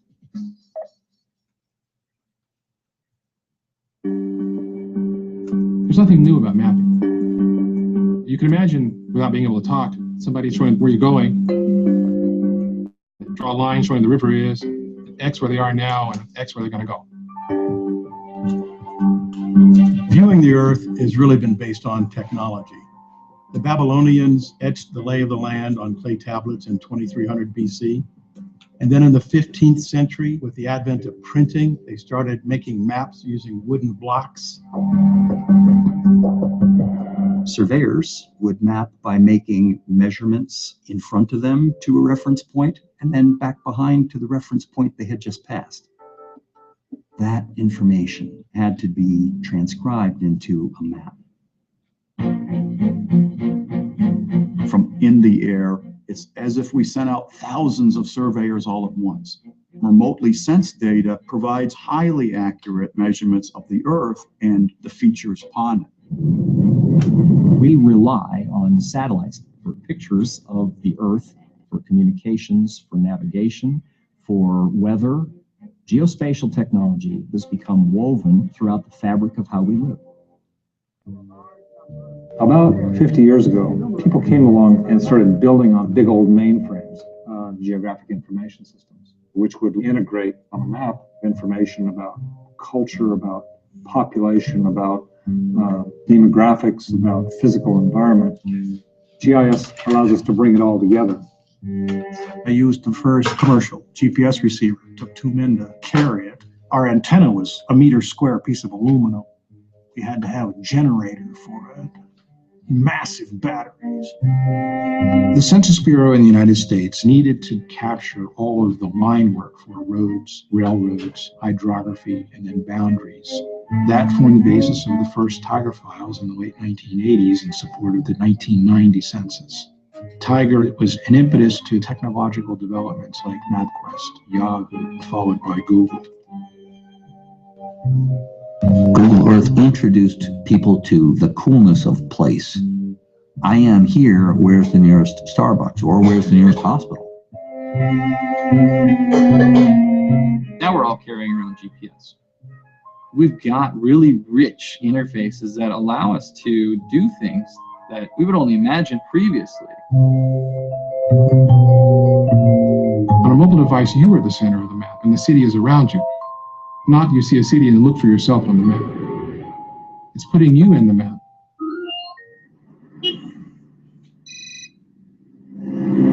Say you find yourself in a location that you don't know very well. You might want to find a place to have dinner. Well, what places are around and which places have other people rated very highly? Maybe you want a particular kind of food within a 15-minute walk. I've got not only a restaurant, but I've got the map. I can find the reviews of it. I can find out what the menu is. We're moving away from me having to actively search for something to now search is telling me what I should check out that might be interesting to me. These are the things where location and search start to come together.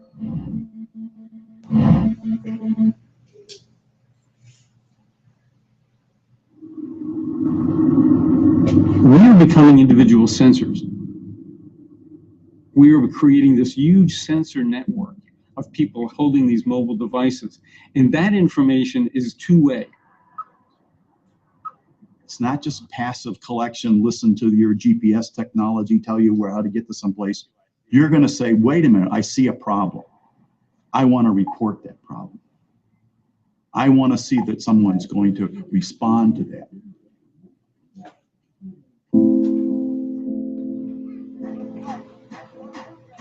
We were playing basketball. We see like the ground keep on moving. There's a lot of people, some of them dying, like the ceiling like killed them. I have both extended family members and close family members who live in Haiti. And the first reaction was more like surreal. Is this really happening? We needed to know where we could go in. And so we used geospatial technology to prepare the area with information before we even got there. Approximately 2/3 of the cell towers stayed active, and aid workers and Haitian nationals were posting information saying that they needed help. I was watching CNN and immediately called our Ushahidi tech lead in Atlanta. I told him that we really need to move and set up an Ushahidi platform for Haiti. Ushahidi is an open source platform for crowdsourcing crisis information. Basically, that means you're following local media, Twitter, Facebook, text messages, any source of information you can get. Once you aggregate this information, you map it. You have a real-time picture of the actual situation on the ground. This information can be used by rescue workers or anyone. With the Ushahidi platform, you can decide what kind of map you want to use. OpenStreetMap uses crowdsourcing to do street mapping, and within a few days, OpenStreetMap had the most detailed map of Haiti that was available. There were maps of Haiti before the earthquake, but they just weren't up to date anymore. So people started using donated satellite imagery to trace in OpenStreetMap collapsed buildings, clinics, hospitals. Within a week or so, we had trained over 100 individuals at Tufts University to map the incidents and the alerts. And then a text number 4636 was set up for reporting. But these text messages were all going to be in Creole. So we started getting as many Creole-speaking volunteers as possible. I found out about the 4636 effort through a friend of mine. So I got online, started getting involved, basically staying up late after putting the kids to bed, tried to translate as many text messages as I could. Our top priority is programs. That's good, it's got translations. There was this energy. Today's SMS. People from basically all over the world creating sort of like support system over the internet. A soccer stadium was serving as a camp for displaced persons. But we didn't know it was there through Ushahidi's mapping ability, we knew that that would be a location to take aid. We wouldn't have seen it without them. Ushahidi alerted the world that if you've got needs in Haiti, or you're trapped in a building, or you're out of food, or you're injured and you need help, that you can alert us.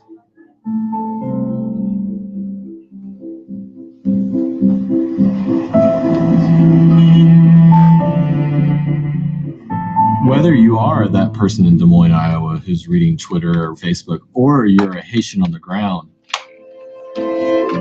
with mobile technology and open sourcing information, you're suddenly empowered.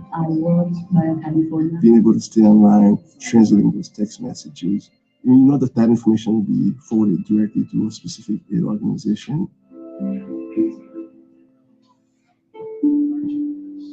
That made it feel like almost I was on the ground helping.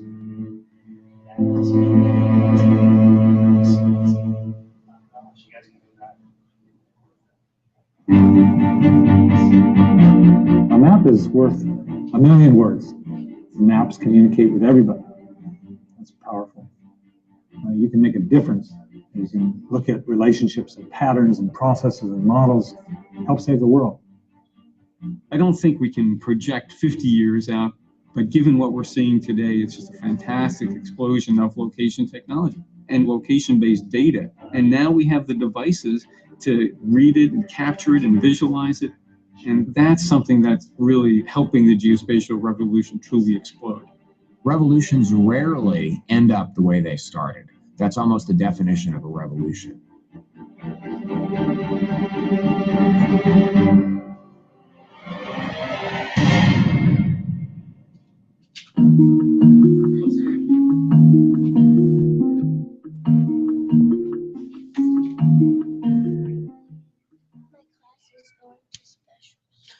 All right.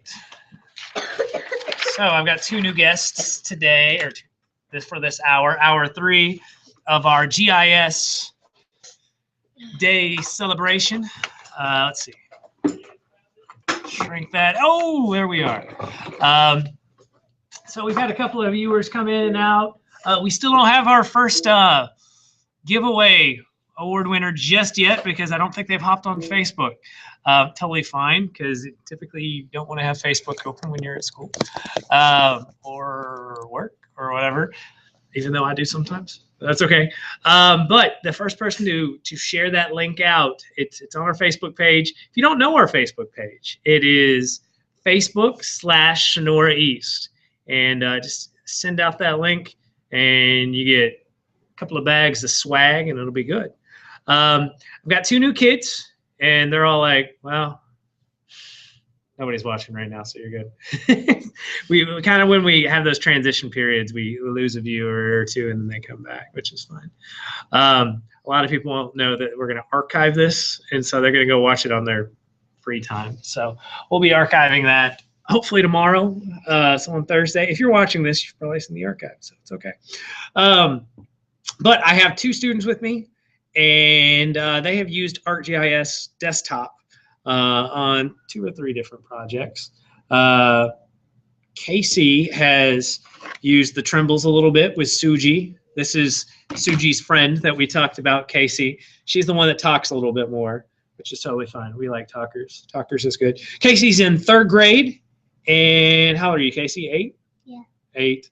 Tell us about yourself. What do you do for fun? What do you like about East? I like that I can explore ArcGIS and stuff like that. Mm-hmm. Stuff like that. Push buttons and stuff. You do get to push buttons. You get to push whatever button you want, and if it works, woo! And if it doesn't, then we'll try something else. Caleb is in 4th grade. You 9 or 10? 10. 10. All right. Really done some national service project maps. We talked about in hour 1 about Ready, Set, Plan and national disaster preparedness and things like that. And so he has been mapping earthquakes.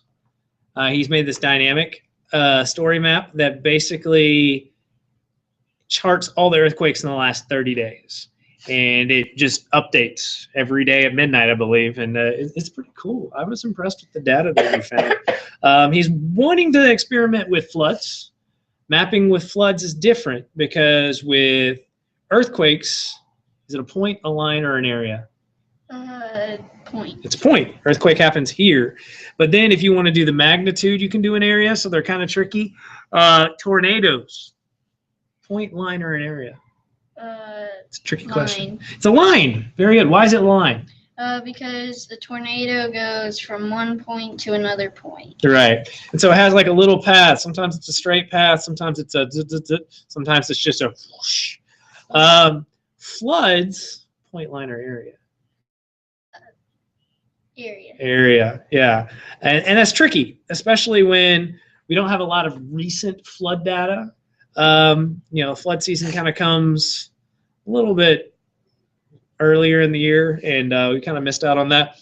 There's plenty of old data, and we're kind of curious about the Johnson area, which is the area between, you've got Fayetteville here, you've got Springdale here. There's a small community right here called Johnson, and it is very low level, and it receives floods anytime it rains more than probably 6 hours.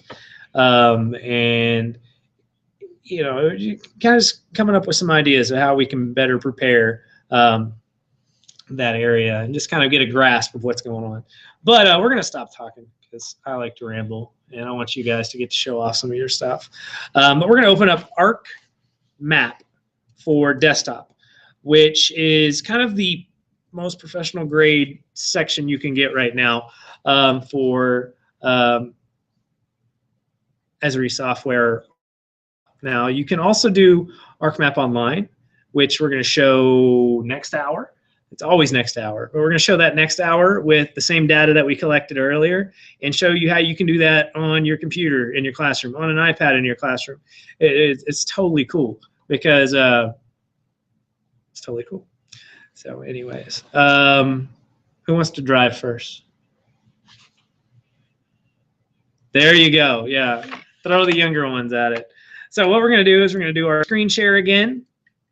And that's so cool. It's like you're going down the Death Star, and so you don't watch Star Wars, you don't know. So we're going to actually close this out. Yeah, we saved it. I'll save it again. Yes, because I don't think we made any changes, but always save. We're done with ArcGIS, our GPS Pathfinder. We're done with our Trimble. I connected it. I'm disconnected already. Okay, so what you're going to do is, again, all East programs should have this. If you haven't touched this, and if you're an East student that is watching this video some other time or haven't touched this before, you go to Start, All Programs, and then you go and look for ArcMap 10.2 under ArcGIS. You also have ArcCatalog, ArcAdministrator, which are two things that most students don't use a whole lot. Administrator is more for managing rights and data integration and things like that. We don't use it a whole lot. ArcGlobe is really cool because it kind of has a 3D aspect to it. We used ArcGlobe last year. ArcMap is what we use the most. ArcScene is pretty cool because you can do 3D buildings with it, and it's pretty cool. ArcPad is something that you can use on your iPad or you can use on your Juno SBs. And then Python does a lot of programming, and it hurts my brain to talk about it. But we're going to stick to ArcMap 10.2. This is awesome. It's awesome. Okay, so you're driving. You guys are driving. I opened it up. You're driving. Oh, let's see if we've got any winners. Nobody shared it. Come on, guys. Y'all can share this. People have shared the other link. People have shared the other link, but they haven't shared the prize link. What are y'all doing?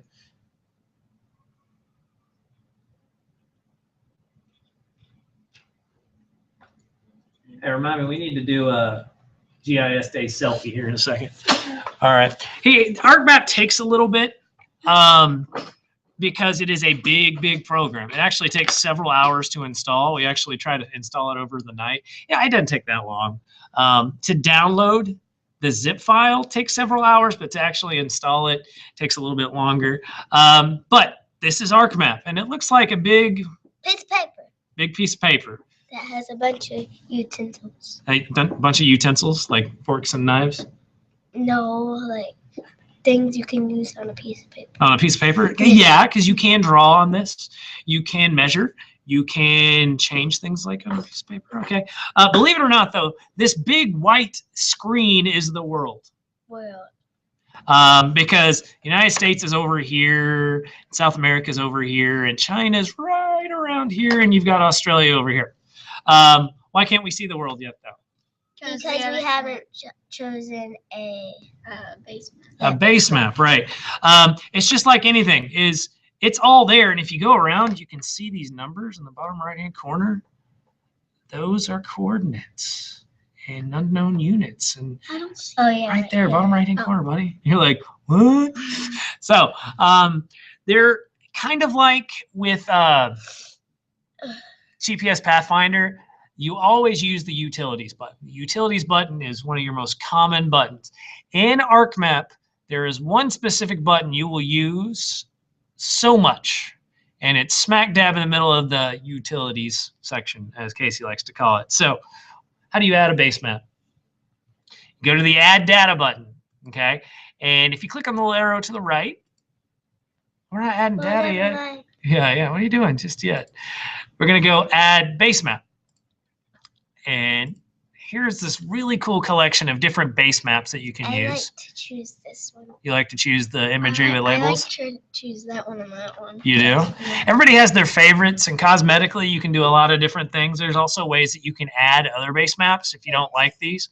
Because some of the satellite imagery or aerial imagery is dated. And so if you want to find something that's newer off of a government website and stuff, you can actually incorporate it that way too. But we're just going to do with the regular stock standard base maps. So I don't care what you guys pick. Pick one. Don't care. I don't care either.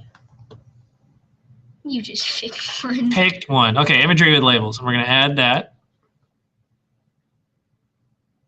That may mean that our lights are getting warm. They just flickered. That or I don't know. It takes a little while. Oh, dude, we lost our signal. Oh, no. Did somebody kick something? I don't think so. I not.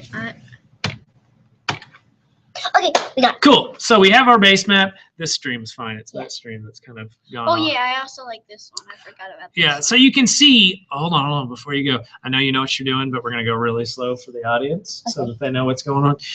You can see, I didn't really lie, North America's right around here, South America, you know, and you've got the entire world. And it's confusing because the world is not flat. Nope. It is round. It is round. And if you were to wrap this map around an orange to give it a circular shape, it'd be very wrinkly. Yes. But ArcGIS and ArcMap does the best that it possibly can to paint a visual story for you to kind of understand and know what's going on. And if you get closer, then it shows mountains. Right. You get closer, it shows all these types of features. This is a full map of the world. This isn't, sometimes it takes a while to get everything in because you can zoom in really close to a lot of different places. And so where's the area of Arkansas? Like right over here. Okay, so we're going to zoom into where we are, and we're going to hit the shift button and drag. And you want to do this, the shift drag button or option, because it loads so much faster than if you were to do this all day long. And if Dr. Robin Dennis from CAST is watching right now, she is probably going crazy because she absolutely hates the scroll bar because it just simply does not work. I mean, it works. It works. It takes like 10 times longer for things to load. And so we're going to come back up here. I personally like to map the view. No, to map the University of Arkansas. Oh, you want to map the University of Arkansas? We got a couple on the University of Arkansas that'll be on there. Now, some other tools that you need to get used to is the magnifying glass. You can do the same thing with that if you just want to click in once. But a lot of times we just do the hold down shift and drag a box. You get there quite a bit faster. We're actually trying to reboot our stream on one of our computers. We had some sort of power surge. The building's probably going to catch on fire. We got everything hooked up, lights and cameras and action, so you never know. Everything. Okay, we won't. School building won't burn down. Don't worry. Dr. Compton, if you're watching this, don't worry. Well, you can click restore on there, see if that. Click restore? Restore right there. See what happens. Oh, come on. Oh, did you get rid of it? No. Oh, okay. Type in www. YouTube. It's right there. / Sonora East. / Okay, so Casey, where are we? There's Elm Springs. Yeah. There's Springdale. Okay, so like I said, I personally like to do sometimes the JB Hunt Park and sometimes the university because it has a lot of places to map. And so if you wanted to go to the university, you would go to East. Yeah, no spaces. You would go to the Fayetteville side of the town. You didn't spell it. www.youtube.com/Sonora East. All right. And we'll go check out the university here in a second. If you guys have played at all with Google Earth, very, very similar. Yes. When we're trying to find our school, Sonora, it's between Springdale. Yes. Oh, no, what did I do? Okay, Springdale and Beaver Lake. And so we're going to actually zoom in onto this area, www.youtube.com. So put .com after that E. Ooh. Oh, cool. So we nailed it. There is Sonora. And you guys can see we're out in the middle of nowhere, but chicken houses to the north, southwest. And this is an older picture. What year did Sonora open? It was like 2011. 2011. And they started building the school in 2009, late 2009. I'm going to assume, or I'm going to infer, as you guys like to use in class, this is during summertime, maybe springtime, because why? Because it looks very warm right now. It looks warm? Yeah. I've never seen warm. I felt warm. It looks like a lot of greenery. A lot of green. Yeah. So I'm going to think it's probably spring, high of the pollen season. See, this is what happens when you zoom, and I zoomed twice, and this is what happens. If the globe is spinning right here, that means it's working. But okay, cool. And so you can see that this is the building, and this is probably 2010. It would be my guess. And they got a lot done. They've gotten a lot done. The really crazy thing. It happens all the time. It does. Crazy thing is there's a middle school right here now. Sonora Middle School. There's a basketball court right here. There's, oh, I didn't mean to click that. Okay, that's fine. I'm going to go back to my hand. Okay. There's a disc golf course around this school. There's a playground right here.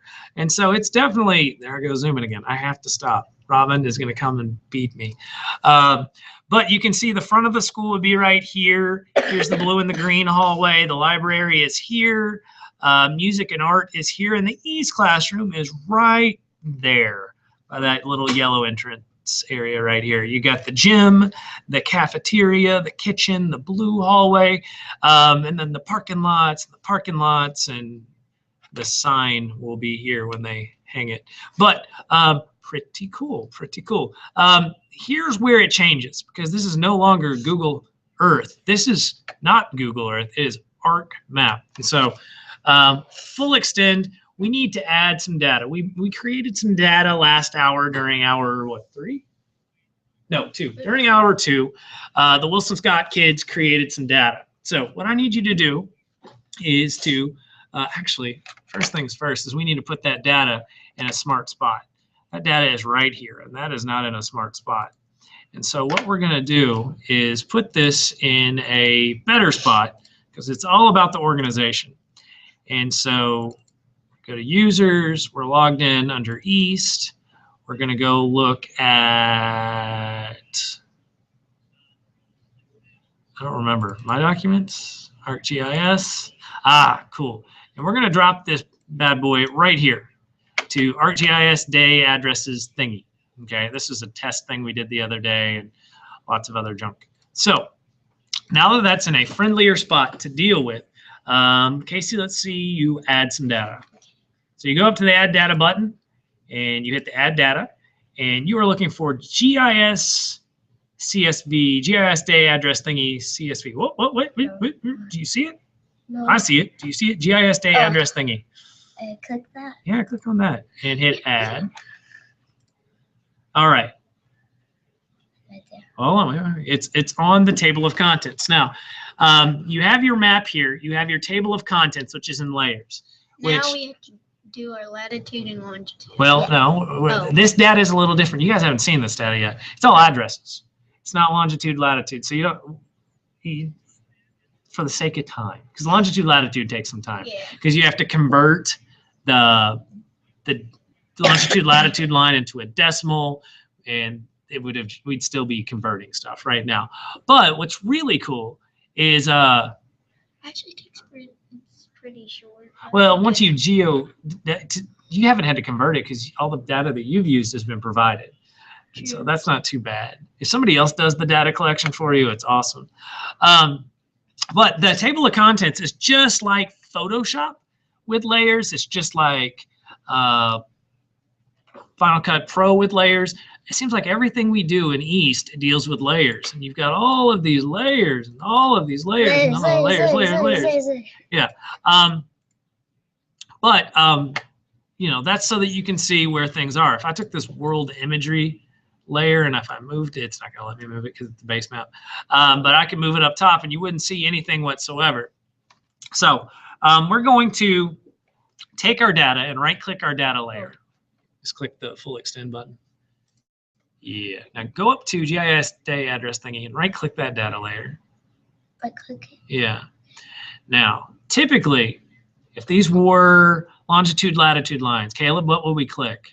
Display XY data. Yeah, because longitude, latitude are your XY. If we had altitude, it would be XYZ. But since we have street addresses, what do you think we need to look at? Geocode addresses. Yeah, so go click geocode addresses.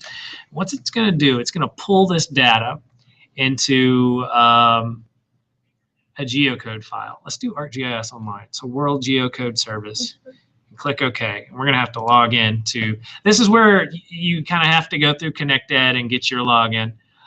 So our login is Sonora East, and our password is none of your business. Oh, somebody share it. I hear a beepy. Oh, no, it's my brother. Your brother shared it? No. What's your brother's name? Dan the man.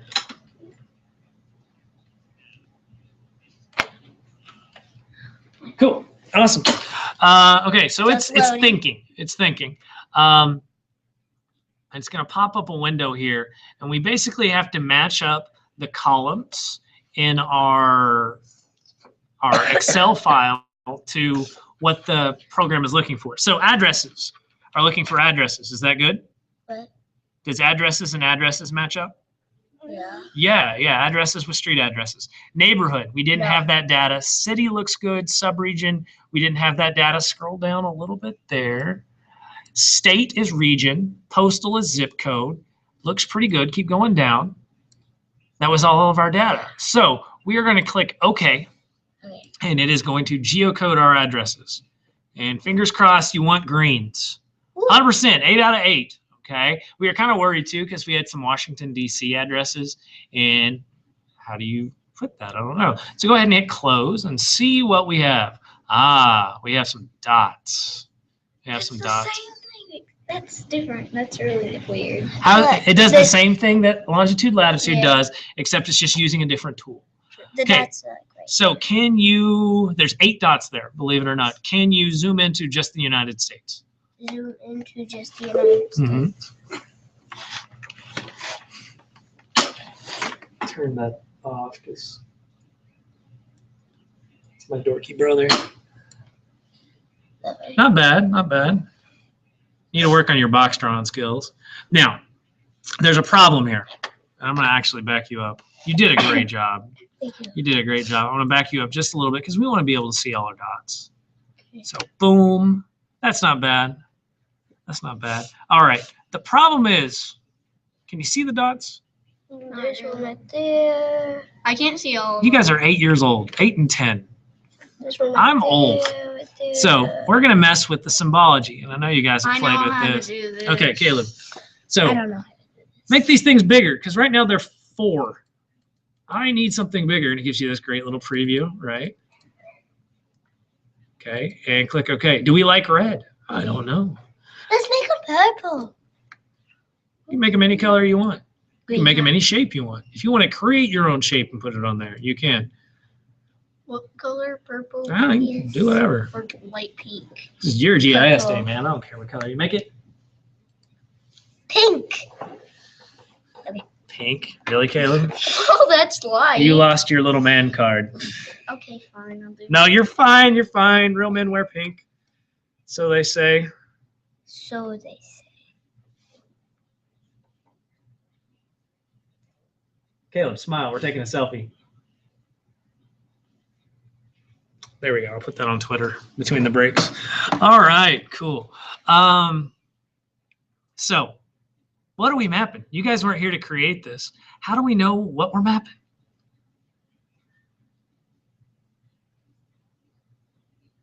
You guys remember how to work labeling? No? Okay. Yeah, don't you? Oh, never mind. Well, you just right click over here and you go to label Oh, yeah. features. And what's really cool is it gives you some labeling, although I can't really read what it says. So we're going to go to edit feature. No. This is where we go to symbology or properties, symbology. Oh, let's check it out. Labels. Okay. So it's definitely not big enough. Let's see what that does. Ooh, much bigger. That looks cool. Do you want a different color? How about red? Yeah. No? What color do you want? Do green. Okay, we got a green background. Are we going to be able to see? No. Yeah. The light green. That still won't work. Never mind. It's okay. I'll take it. I'll take it. But you can change your label styles and give it a drop shadow and do a lot of different things. But now we can kind of see what we were mapping. And so the next big amazing tool you need to learn about in Arc Desktop, Arc Map for Desktop, is bookmarks. So Bookmarks. we're gonna. Can I do it? Yes, do it, please. Okay, bookmarks. You would go to bookmarks, create bookmark, And so what are we looking at? We are looking at the. United States. Okay, cool. So you want me to type it? I'm fast. Yeah. Sometimes. Cool. That way, if you screw up and you hit full extend, you can zoom in very quickly like that Yes. instead of having to mess with drop boxes. So if you go to bookmarks, you could see your bookmarkers. You could. Just in there. So let's zoom in here And that dot. to this dot. Maybe we'll get a good shot of the Space Needle. We're just going to keep zooming in. Into the pink dot. Keep zooming in. Into the pink dot. Nobody is. Oh, so we got the Space Needle right there.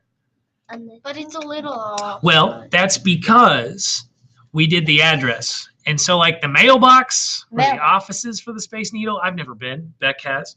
Suji has. Maybe right there because it's a street address. And so they're going to have it close to the street. If we had the longitude, latitude, which we could find because you just have to get onto Google Earth and find it and then turn it into a decimal and you could find the Space Needle. But this is really cool. So we're going to create a bookmark. We're going to call this the Space I want to press OK. Needle. I want to Cool. press. Okay, full extend. What? What? The globe. Oh yeah. Make a big picture. Or you can go to Bookmark USA. Bookmark USA. Okay. All right, so what else do we want to zoom in? Let's zoom in here to Arkansas. Arkansas. Everyone calls it Arkansas. Yeah, I know. There's some silly people in the world. I'm probably the silliest. And so we're just continuing to do our shift drag. On the pink And dot. you can see the Dixon Street bookstore is there. And the Fayetteville Public Library. Ooh, hold on. Let's back up one. And because you want to see the library. Oh, Fayetteville Public Library is right here. There's your university. Yes, I know. And then the Dixon Street Bookstore is right here.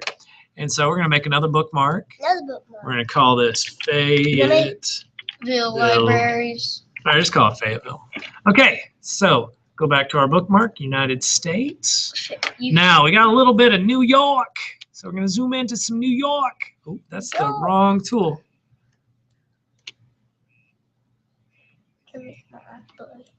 I've never been to New York. It's one of the, I've been to Chicago. I've been to San Diego. I want to go to New York, and I totally did that wrong. I get a little button crazy. And for the sake of time, I know you guys know how to do this, but for the sake of time, I wanted to make it real quick. This is kind of crazy. So check this out. Statue of Liberty. Is the Statue of Liberty there? No. No. Statue of Liberty is actually, what's up? For the tornadoes, you can't zoom in all the way, so they won't be able to see all of it. It depends where you are in the world. No, like, yeah, when I zoom in, like it says something and it won't show anything. That's interesting. Now Okay. I've been looking up, but I can't really figure out how to. Well, you can play with that here this afternoon. The Statue of Liberty. That's the Governor's Island. We're looking for Liberty Island. I was about to say, isn't the Statue of Liberty right there? But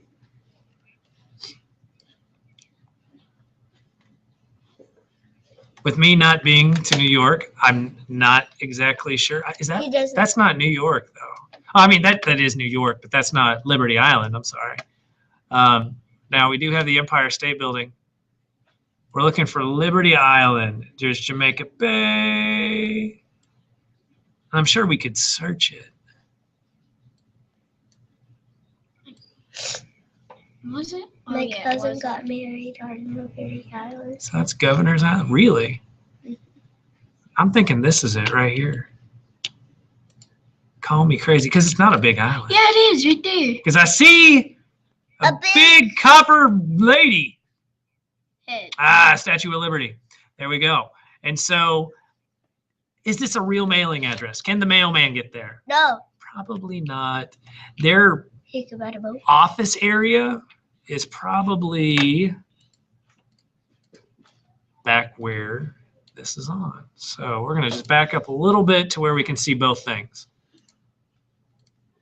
Okay. I did it again. Control Z. Let's draw. Okay, so we want to draw a box around this area. We're going to call this one bookmark Statue of Liberty. Boom. And quick, I'm sorry. And then let's go over here to the Empire State Building. Now this one's going to be pretty close because the building is on a street. It's not like, I mean, it's right there. It's on top of the building. You can see, pretty sure that's it. Let's let it focus just a little. Yeah, so it's pretty close. It's right on the corner. And so let's make a bookmark. Yeah, Casey, you do it. Bookmark of the Statue of Liberty. Go back to it. Empire State Building. Or Empire State. Did I say Statue of Liberty? Yes. Sorry, your teacher's silly. What is it? Empire State Building. Right. It's right there. Yeah, it's spelled for you. I wouldn't trust spelling that because I can't spell. Yeah. Empire.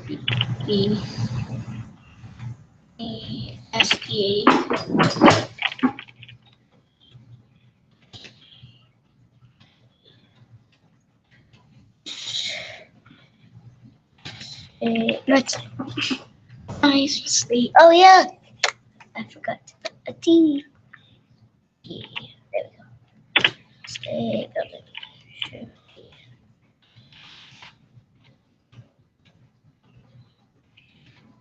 It's budding. Oh. You had it. I don't care.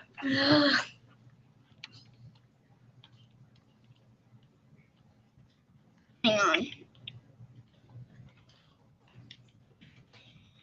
Yeah. Finally. You happy with that? What? Okay, now what? Now what? No, what? I don't know. I'm tweeting. Oh, selfie. GIS Day selfie. Okay, cool. So, do we have all of our areas? No. Oh, we didn't do Washington, D.C., did we? So, cool thing about Washington, D.C. is everything is literally on one little mall, one little block. Smithsonian's there. The White House is close. The Lincoln Memorial is pretty close. It's on what we call the mall. The mud. The mall. The mud. And it's not like a shopping mall. It's this little green area right here. So I've been to Washington, D.C. several times. I'd love to go back again. Just amazing. So you got the Lincoln Memorial. You've got the White House. You got the Smithsonian Institute. That's wrong because the Lincoln Memorial is here. That is so weird. We need to go in and update our stuff. So, but no, here's the crazy thing. You got the Lincoln Memorial, then you have the reflection pool, and then you have the Washington Monument, the giant toothpick looking thing. Then you have the mall, and then you have the Capitol building. I mean, it's all in one big line. Capitol building. The White House is over here. I don't know why they gave it. We just probably typed in the wrong address. I don't know. Here's probably what it is. The operating office for the Lincoln Memorial is probably here. So all mail goes here, I would think. Still pretty cool, though. And, of course, I screwed up. Go back one. Yes, I can. All right, so bookmark. And we're just going to call this one Washington, D.C. D.C. Oh. The three bigs. No. Yeah, sure. Okay, so we've kind of got a done map. Done map. I mean, it doesn't tell a specific story just yet, and it's pretty simple, but you could do this for GIS lessons in the classroom. You could do this with teachers teaching. You could have students doing projects with this. And next hour, when we are on ArcMap Online, we're going to show you a little bit of how you can create story maps out of this. It's pretty cool. Pretty cool. Oh, cool. What else do we have? We could do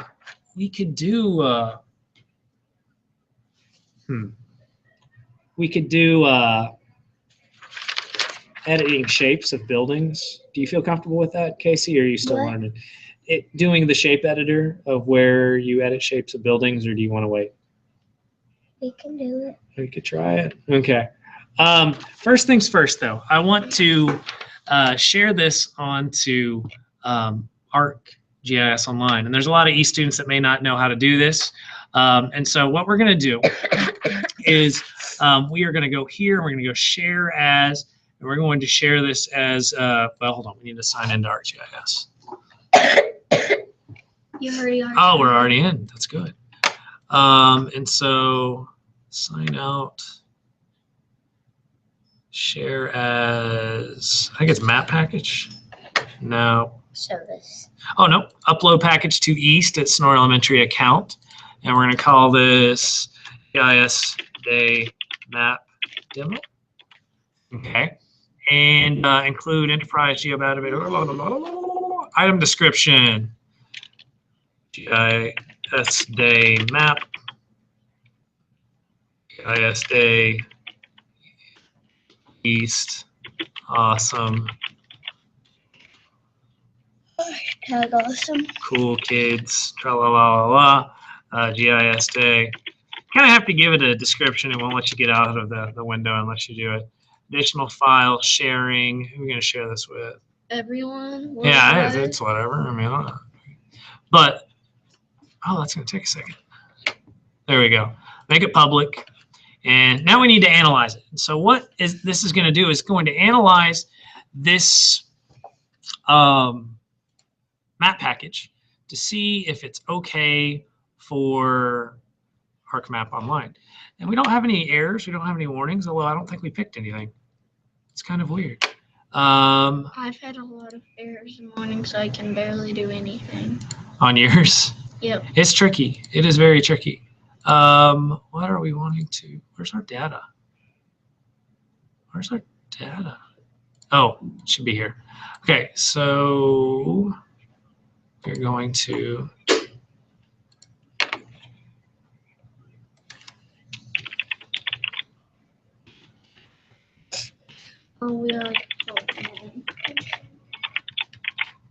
okay, analyze. No warnings. Share it. You're lucky. Well, and this is really kind of weird because we have, I'm doing something wrong. This is where we need, hey, Ricky, Kylie, are you here? No. Go find them. Oh, we haven't saved it. That's probably a first thing is we need to save it. Yeah, go get Ricky and Kylie. Both of us? Casey, go find them. I think they're in the hallway. There's two on the video. Which hallway? The back cave. Okay. The way you came in.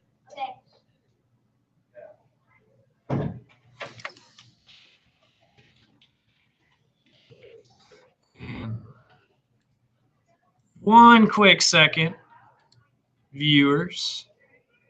Sonora, no.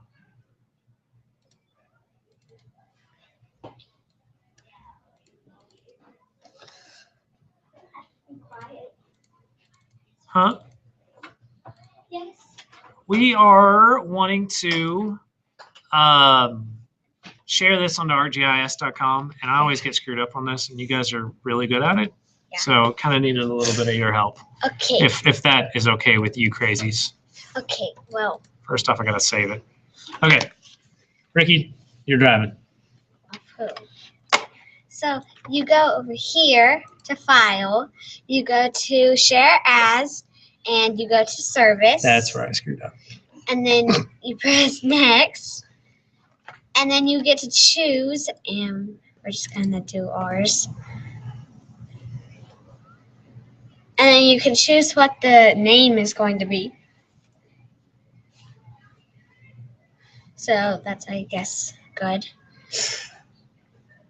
And then it will give you all these things. And you want to go to capabilities, and you want to feature access and not tiled mapping. And then you want to go to item description, and you have to fill out all of that. And then you go to here, and then everyone. Do you want everyone? Yeah. Okay, everyone. And so then you can press publish, and then we have errors. And then you just whoops. You have to fix. So explain us a couple of these errors, because this is what confuses me, and you guys are so good at this. Okay. And I know what we have a base map. So the high errors are always the ones that you have to fix, and the medium and low errors, they're just like giving you messages. As you can see, like the low error was it's just letting you know. Sorry. And then the yellow or the medium, they're a warning, like they're just telling you. I have to fix all my high. And then the high error is when you have to fix it. If you don't fix it, then it will not publish. Gotcha. So our high error, the description is base map layers cannot be published directly to a service. What does that mean? So you can't have a base map. Okay, so how do I fix that? You delete the base map. Go to where your base map is. Which is your base map? World image? No. Yeah, world imagery is our base map. Yeah, we need the boundaries. Yeah. And then you just remove it. Although it said 2 items. It says 2 items down there. Analyze it. See what happens.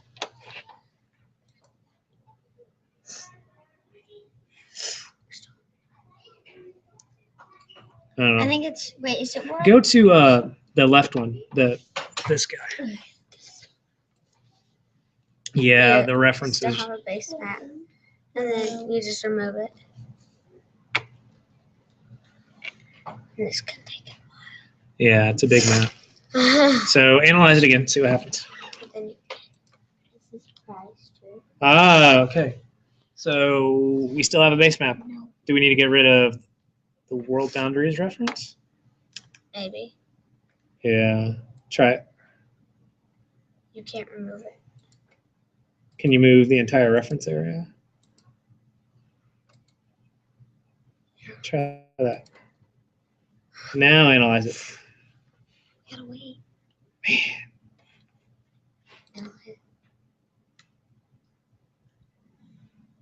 We are awesome! And then you just make sure your item description is how you want it, and then you share.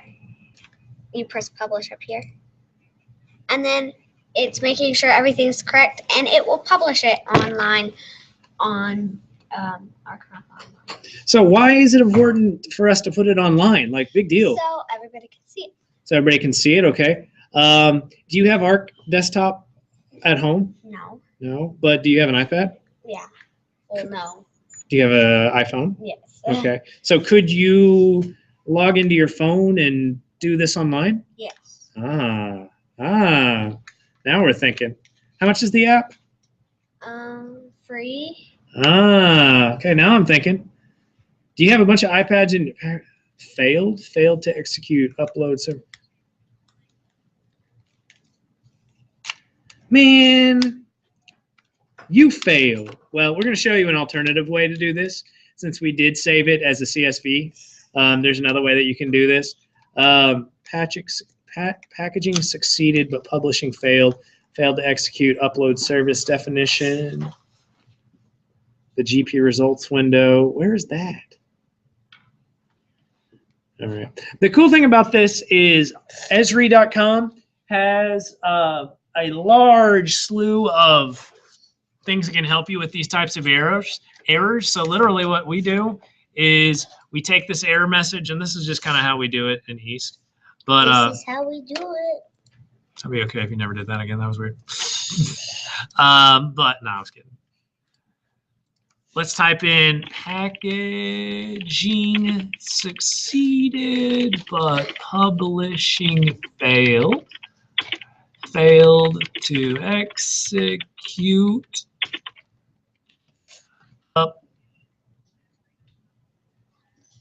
upload service definition.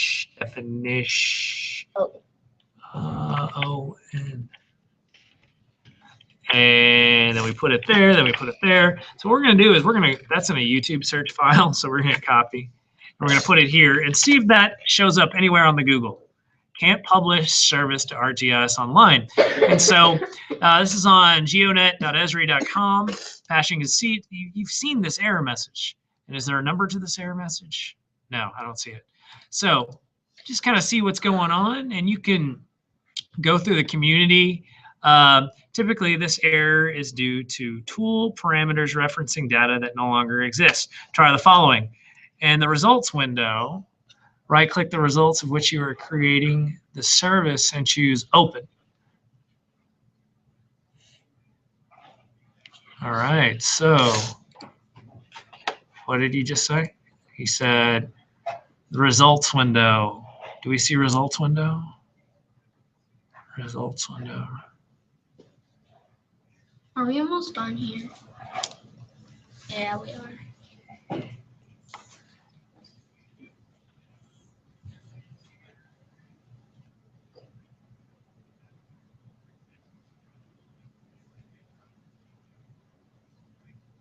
All right, so we have several different answers. We're not going to get to troubleshoot through all this right now, but we are going to go ahead and take a short break since we are coming to the end of hour 3, and we're going to have our hour 4 kiddos come in shortly.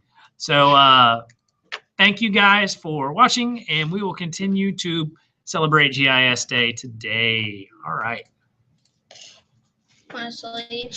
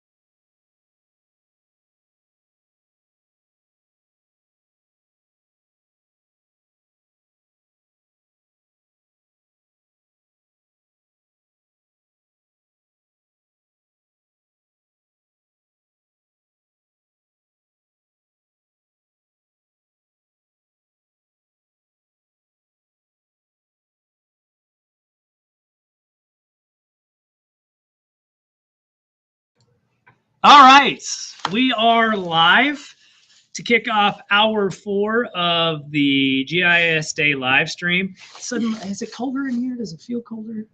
Yeah, I'm cold. Yeah, bump it up. So I've thrown on the GIS Esri jacket, and you can see Kylie and Ricky. Just the up button. The temperature one? Yeah, up. Up. Is it going? Does it stay on 76? Yes. Yeah, it won't go any higher. Anyways, we've got 2 new lovely 4th grade ladies that are going to be here to tell you about story maps. And in my opinion, this is probably the most valuable session we do today, specifically for teachers, because story maps can very easily be done in your classroom today, especially once you get a login. Kylie's just being just hanging out.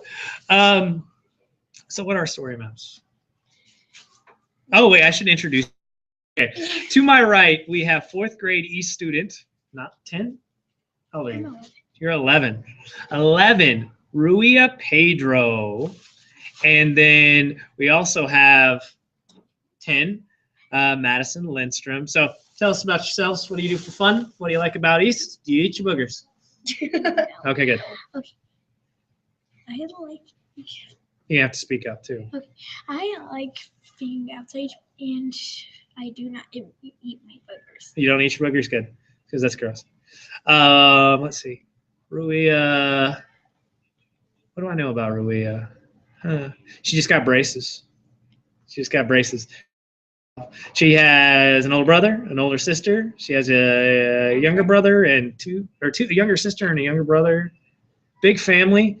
These guys, though, are like amazing spellers. They read a lot, and her and her sister are in the school spelling bee. They're kind of projected to go 1 and 2. And your little brother's in it? There's 3 Pedro? Ed? Oh my gosh. So out of like the 14 kids that are in the school spelling bee, 3 of them are Pedros, coming from the same gene pool. Yeah. Giovanni, does he spell pretty well? First child never spells as awesome as everybody else. Wait. Ruia, or not Ruia, Tatua. God, I went blank. Tatua. Wow. She read like the Hunger Games series in like a week. That's 3 books. She's on a college level right now. Yeah, she's on a college level as what, a 7th grader? Hmm? They don't eat their boogers in their class. So very cool family. You should go hang out with them. We've also got Miss Maddie. Tell us about yourself, Madison Lindstrom. What I do for fun is competitive gymnastics. Mm-hmm. I do lots of stuff. Mm-hmm. Like, we do bars, beam, vault, and floor. Mm-hmm. I like bars the best. You fly a lot in it. Saw some pictures on Facebook. Kid can vault like nobody's business. Oh, that on Facebook? Yeah, your mom shared it. It's pretty awesome. Like you were in the air. Anyways, it was really cool. That's a little bit about the girls, but now they're going to show you some of their technology stuff. Okay, so we're going to talk a little bit about story maps. So we're going to switch on over to our screen share so that you can see what we're seeing. Awesome. So that's what you're seeing, and it's creepy. You can watch us right there. Yeah, it's kind of weird. So we're going to go to our bookmarks real quick because we have some story maps that we want to share with you guys. We have some story maps that we have made. We're in hour 4. So this is a really cool story map that we saw yesterday that we wanted to share with you guys. We did not create this because this is awesome. Bees. Tell me about the bees. And you guys are driving. You've got the mouse. You're driving. Tell us about this story map. And hold on, let me help you out right here. We're going to get that out of the way. Okay. Okay. So we saw this yesterday. Okay, so this is basically about these, and it's like if you just click on a map, can you?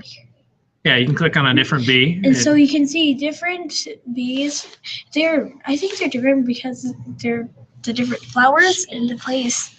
Climate, yeah. Mm-hmm. Now, where's the map? I don't know. Yeah, you're right. Click on the this Duwillicky thing. Yeah, awesome. Okay, so Right now, it shows us where you can find different kind of bees. Seeds. This one's in Chile, so I'm thinking it's 15 or 14. Click on 15 or 14. See what pops up. San Diego. That's another one. He was 14, I think. Mm-hmm. So this is something that you could teach from if you're a teacher.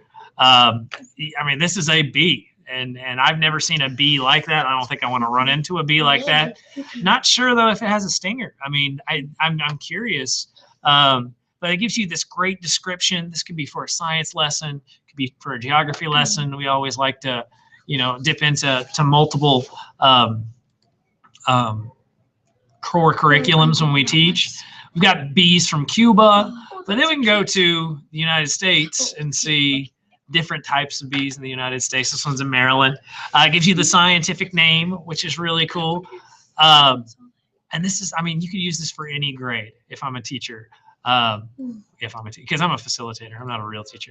But you can find like the regular bumblebees and things like that, and then you can see like different types. But I mean, you've got bees from all over the world, and so there's quite a bit. I think there's 20. Well, hold on. There's a bunch. 39. So this is the very last one. But I mean, you've got bees from Australia. You've got all the major continents. There's not any in China. I don't know what's the deal with China. Are they? I don't know. The kids made a really cool connection yesterday. Is we saw that there were bees in Hawaii. Yeah. And why would, you think, okay, bees, la. Why would that be important? Or think of the Hawaiian culture. How is that? You can speak up. You're right. Their leis are made up of real flowers, and the flowers have to be pollinated. Right. And so, yeah, this whole story map, you've got geographic data. This was taken from a longitude and latitude line, which you wouldn't have to go to Vietnam to get this data. That looks like a bee. You just have to get onto Google Earth and you find where that bee is from, and you start there, and then you get templates, lots of different templates, and you can create your own map. And it really doesn't take a whole lot of time, and this could be your lesson. You can share it on Facebook, Twitter, or I don't know what that is.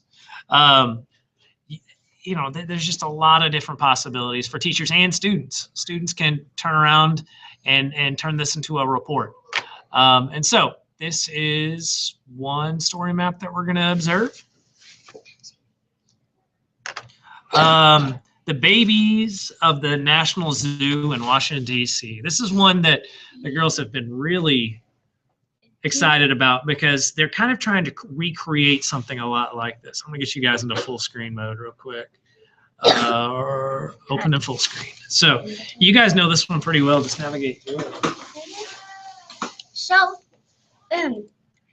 they show you where the animals, like the tiger and lions and stuff, live at the zoo as well in the wild. We like it because they show you what kind of tiger it is. They even show you where the status is. And on some of them at the zoo, they show you when they're born. That I thought was really cool. Like at the zoo, the gray seal was born on January 22nd. I thought that was cool. It's about 11 months old. I thought that was cool. Okay.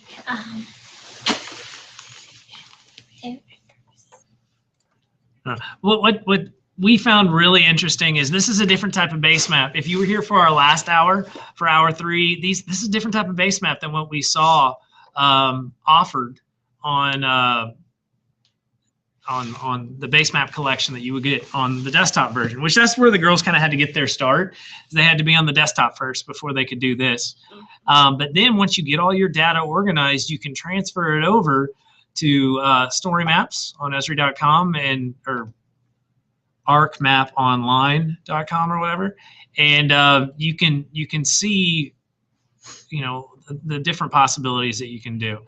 But it's just kind of cool because we were just at Washington, D.C. in the last map that we created. And if you zoom out, you can see that, you know, District of Columbia and, yeah, D.C. is kind of wedged between, you know, Maryland and, well, there's Arlington. Is that the cemetery? I believe. Arlington Cemetery. The area of Arlington, the cemetery is here. Yeah, I think this is the, maybe. Yes. So anyways, the mall, the National Mall that we were looking at earlier that had the Lincoln Memorial and the Washington Monument, it's right here. And then you got the reflecting pool. And then if you want to go to the White House, Constitution or Pennsylvania Avenue is up this way. You know, I'm a little rusty on my stuff. Oh wait, just kidding. Pennsylvania Avenue is right there. Here we go. Lincoln Memorial, reflecting pool, Washington Monument, Capitol building. The White House is kind of at the tip of the little triangle, but the zoo is just bam right there. But the girls are wanting to create this for Turpentine Creek, which is a local big cat wildlife refuge where endangered cats that have been poorly cared for and whatnot are taken care of. And it's pretty cool. It's pretty cool. And so they're going to create something like this. Right now they're stuck on how do we make our map look nice and pretty right here. We're actually going to show that to you here in a little bit. We've got one more really cool and really spooky slide accord. No, that's not what I wanted to show you yet. Hold on. I'm jumping the gun. The Halloween cemetery map. Halloween was just a couple weeks ago. And this is a story map that you could use in history or geography or anywhere else. But it's Halloween. So we're thinking about dead people. And this, I'm not sure who the author of this story map was, but it's basically 58 dead people. And so what you can do is you just scroll down and it shows you Benedict Arnold, and this is his final resting place. Go ahead and click on that, Ruia, and it doesn't give us any information, just probably because there's lots of information below. Scroll down a little bit. You can zoom in. And this is in St. Mary's Church in London, England. It gives you a little bio about Benedict Arnold. Keep scrolling. Was it general? So Peter Benchley, who author and screenwriter, he's buried in Massachusetts in a smaller cemetery. Keep scrolling. You know, you got all these historical people, and you get a good picture of it. Robert Bloch. Was he psycho? Bloch. Wait, what does that say? Well, keep scrolling, and you get a little.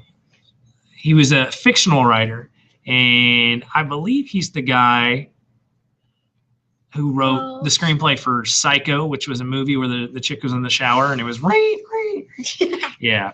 Anyways, one of the scariest movies of all time. Bonnie and Clyde, they were a duo of heists, bank robbers, criminals, and they were shot to death in this car behind you. It may have been this car. I'm not sure if it was the exact car, but this is where they're resting.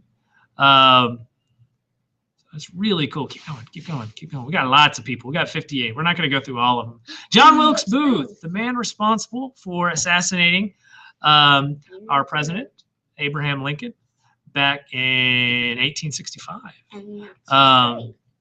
And that's his grave. He got a heck of a grave. Marlon Brando, actor, his ashes were actually scattered in the desert. And so he died. You got right around the time y'all were born, so 2004. So I remember that just because I was probably fourth year of college that year. Al Capone, Scarface. Why do you say Scarface? Because he has kind of a scar on his face. Or not Scarface, was he Babyface Al Capone? Oh, I'm getting rusty. Anyways, he was one of the original gangsters and basically owned the police, controlled the police, organized crime in Chicago. And, you know, I always laugh at kids that walk around and say, I'm a gangster. No, you're not. This man was a gangster. He died fairly young, 48. And he's got this little measly little memory stone. He's, Butch Cassidy and the Sundance Kid.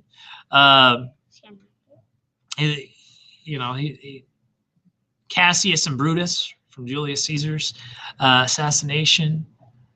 I don't even know who this guy is, but that stash is awesome. But you've got a ton of these. And so maybe Jimi Hendrix, maybe you just want to look up somebody like Hitler.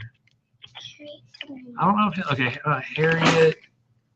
Harry Houdini, musician, escape artist. Put on some pants, my friend. When you were escaping this many chains, you did not need more clothes to get in the way because clothing gets caught in the links of chains and stuff. So, anyways, pretty cool stuff. Let's see, who else? The body of George Washington, George Orwell. Okay, there you go. Looks like he died in a pretty place. Yeah, that is kind of it's just a good picture. He was an author.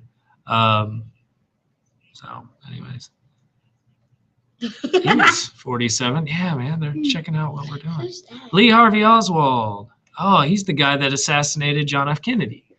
And that's kind of spooky. That's really cool about this map is it's kind of spooky because it deals with spooky stuff. So if you guys want to teach on this in your classroom or whatever, there's the link for you right there. I mean, you again have a ton of people: Vincent Price, Elvis Presley, Edgar Allan Poe, probably the creepiest poet of all time, wrote the Raven,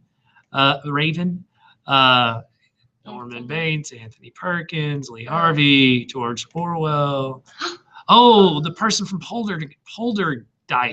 Yeah. That's where their heads spin around and vomit comes out, right? Or was that another one? The guy who. Is this the guy that did the painting that you see in Scream? His name is Scream, right? Yeah. Let's see. Jim Morrison, he was the lead singer of The Doors. Keith Moon, he was The Who. Oh yeah, he was the drummer for The Who. Marilyn Monroe. So tons of people. Freddie Mercury from Queen. Bob Marley. Dracula. This guy played Dracula, the original one. So lots of really cool stuff. John Lennon. Thanks a lot, Yoko. Billy the Kid. Boris Karloff. He's an actor that played Frankenstein. Andy Kaufman, he was Latka Gravis on Taxi, and you can see he's in his. His character was weird. He really smart guy though. A lot of people say that maybe he didn't really die. He's just playing a prank on everybody, and he'll show up in 30 years. Michael Jackson. So tons of different people. Anyways, we're going to show you a story map that we actually created for our Esri user conference display, and this was 4 of our East projects that we did last year. And these are story maps you could use in your classroom. You could use this professionally. You could use it a lot of different ways. This first map, and Kylie and Ricky aren't in here, are they? I don't. Darn it. They explained it so much better than I, but I'm just going to kind of rush through it so that we can get to the girls' map, Madison and Ruia's map that they created for Turpentine Creek, and show you kind of how to make a story map. But this is a map for Camp Alliance, which is a nonprofit in Fayetteville, just south of us. And it's pretty cool because they had a problem. They were wanting to put a coffee product to help raise funds for their nonprofit in different Walmarts in the United States. But they wanted to make sure these Walmarts had veteran populations. And so what we did is we took a lot of different data. We took data of all the different Walmarts, and you can kind of see that's the orange tiles. And there's like over 4,000. If you include Walmart, Sam's, neighborhood markets, all that, there's like 4,000 something. Did they include them? Yes, all of it. All of it. God. Which this map's actually out of date because we have a new Walmart in Springdale now, and there's a new Walmart What was it? Fort Smith? in Fort Smith and Bentonville. I think Huntsville. No, Huntsville's getting something. I don't remember. Anyways, So But what we did is on our bottom layer, that purple layer, it's the veteran population and density nationwide. And so this dark purple right here is where there's a lot of veterans living in each county. And you could zoom in. Yeah, you can zoom into each county and it kind of breaks it down and shows you. Yeah, right. And so we tried to select, they would put, Walmart agreed to put it in 500 Walmarts. And so the girls tried to select and generate the best places to where, one, there's coffee drinkers, but B, where there's a veteran population. And so we wanted to start off in Arkansas because Camp Alliance is based out of Arkansas. And there's also a couple of military bases in Arkansas. So they're going to be at these Walmart locations because people know what Camp Alliance is, and also it's a darker purple.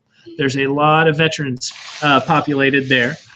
Fort Smith, there is Air Force, not Air Force, Fort Bragg is there, I believe. And so there's a few Walmarts down there. But also there's an Air Force base in Little Rock. Very, very large veteran population. We've got one down in Texarkana, but those are the Arkansas Walmarts.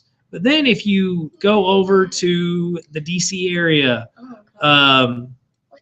and in the East Coast, large veteran populations. We made it a priority to put it in at least 2 Walmarts next to every military base in the nation. So Fort Worth, obviously there's a large veteran population there.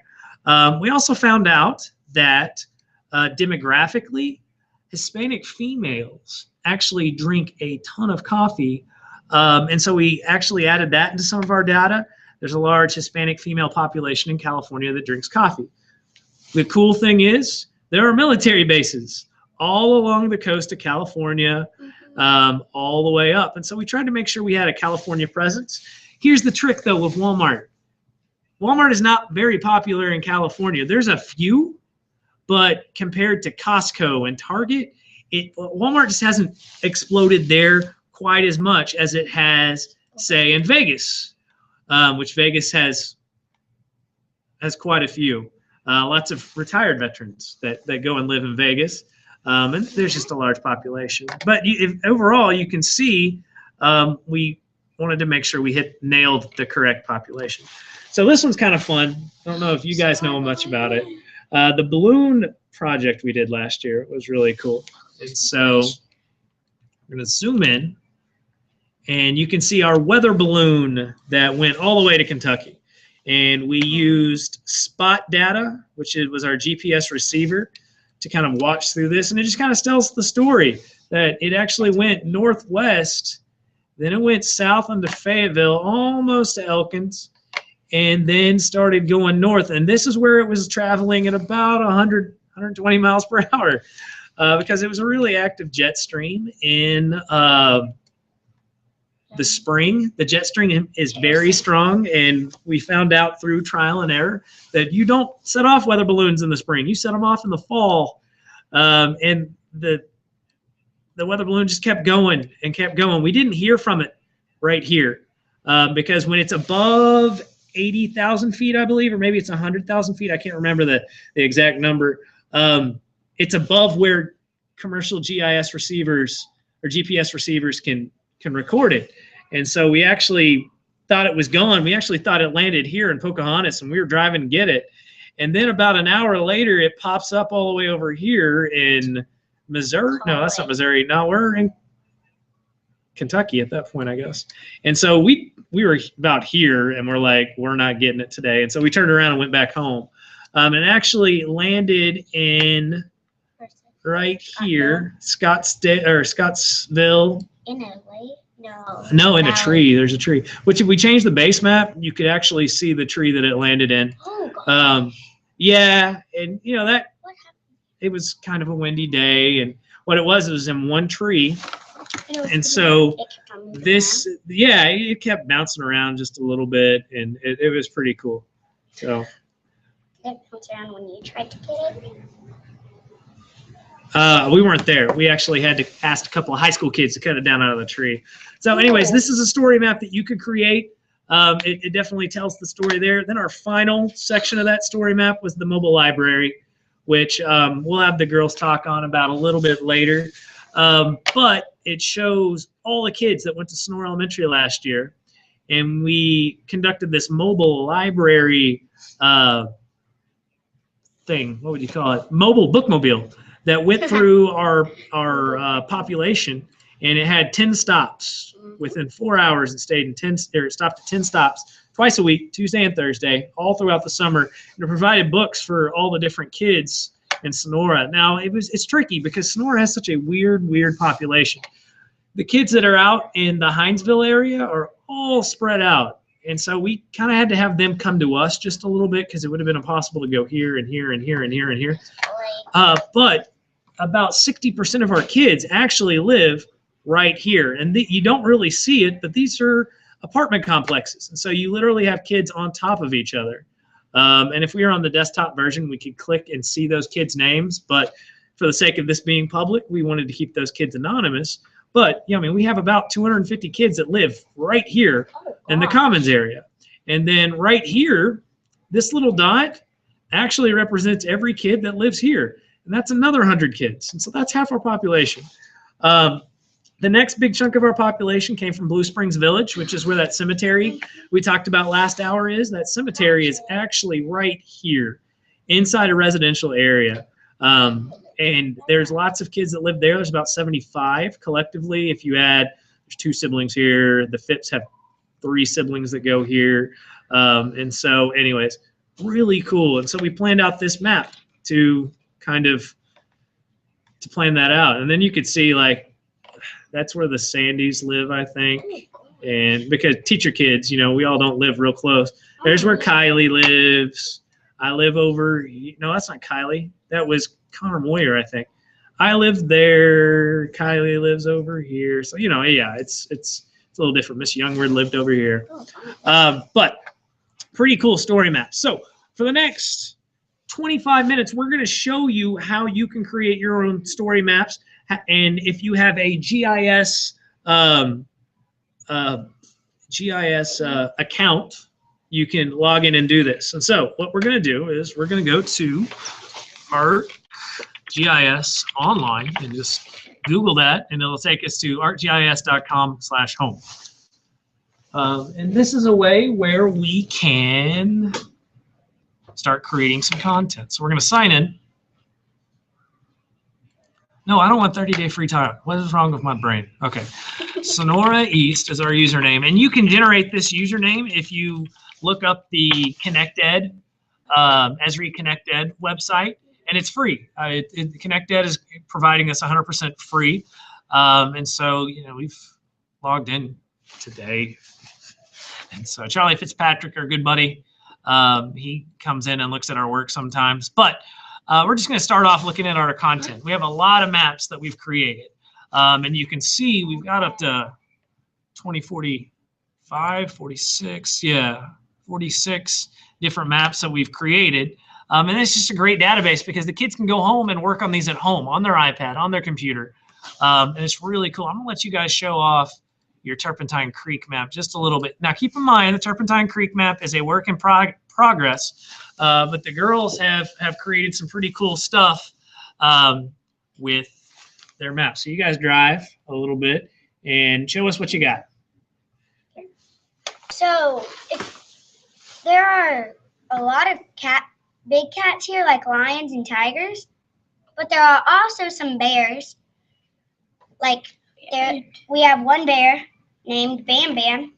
But he is not over here. He is actually up here close to, no, not over here. Like somewhere over here. Because so we're going to have to go back and change this because there is no bears. This is before we actually went to Turpentine Creek. We were just guessing where all the animals were. This is a really cool thing is when you partner up with somebody, and East does this so very well, but when you partner up with somebody, you get a chance to kind of come up with your own ideas, but then when you partner up with a community partner, then you kind of get an idea of what they want, and what they need, and what it's like for real. It's so much better than a textbook because you could say, all right, in little Johnny's math textbook, we are going to count the number of lions. There are 12 lions in the north habitat and 5 lions in the south habitat. How many lions are there in all or whatever? That's pretty kindergarten, first grade. But same type of concept. When they're there and they're actually logging each animal, it becomes real. It becomes very real world problems, and they've dealt with some real world problems. The fact that this map is old.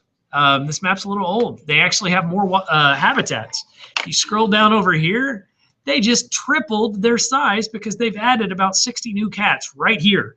And so that's something we're looking forward to, is once we get phase 1 taken care of, phase 2 has huge possibilities. So you guys can go ahead. Where they're upgrading? Yeah, this whole little area right there, they're upgrading. So they're upgrading some area. They're gonna move some cats from one habitat to another. Now, what was the one? There was one animal we nailed. The monkey. Yes. They've got one monkey. It's a cat. You know, it's a big cat wildlife refuge. But we nailed the monkey. He's in the right spot. If you want to narrow it down to one animal, you just go over here and you're fine. Just click that. That takes it away. Let's say I narrow it down to a monkey. You click on all these, and it shows you where the monkey lives. That's the only one. Yeah. Click that one. Click that one. Well, and what was really cool is they made these little teardrop yellow icons in Photoshop. Yeah, I guess we could have done it in Illustrator, but they did it in Photoshop, and a little silhouette and everything. And you're able to incorporate that in story maps, which is pretty unique. You know, we may change our base map since this is an imagery based map, and we do have some buildings and things like that. We might actually make some 3D maps to change things up just a little bit. It's still kind of a work in progress. Who are we working with? Who's our client that we're working with?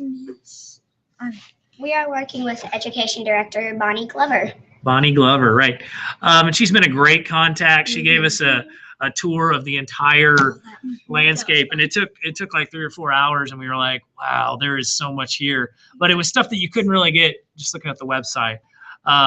They're actually redoing a lot of the concrete habitats up here. These are for the older tigers and lions that kind of serve their, it's the younger ones. I'm sorry, it's the younger ones. The older ones get the room to roam, but you've got some of the younger ones that are maybe only 4 or 5 years old that are up there, and they're still kind of nice and cuddly, and you get to see them. So really cool stuff. Do you want to make a map from scratch? Sure. Okay, cool. So we're going to show you guys how to make a map. So we're just going to go to new map, and yes, open that one.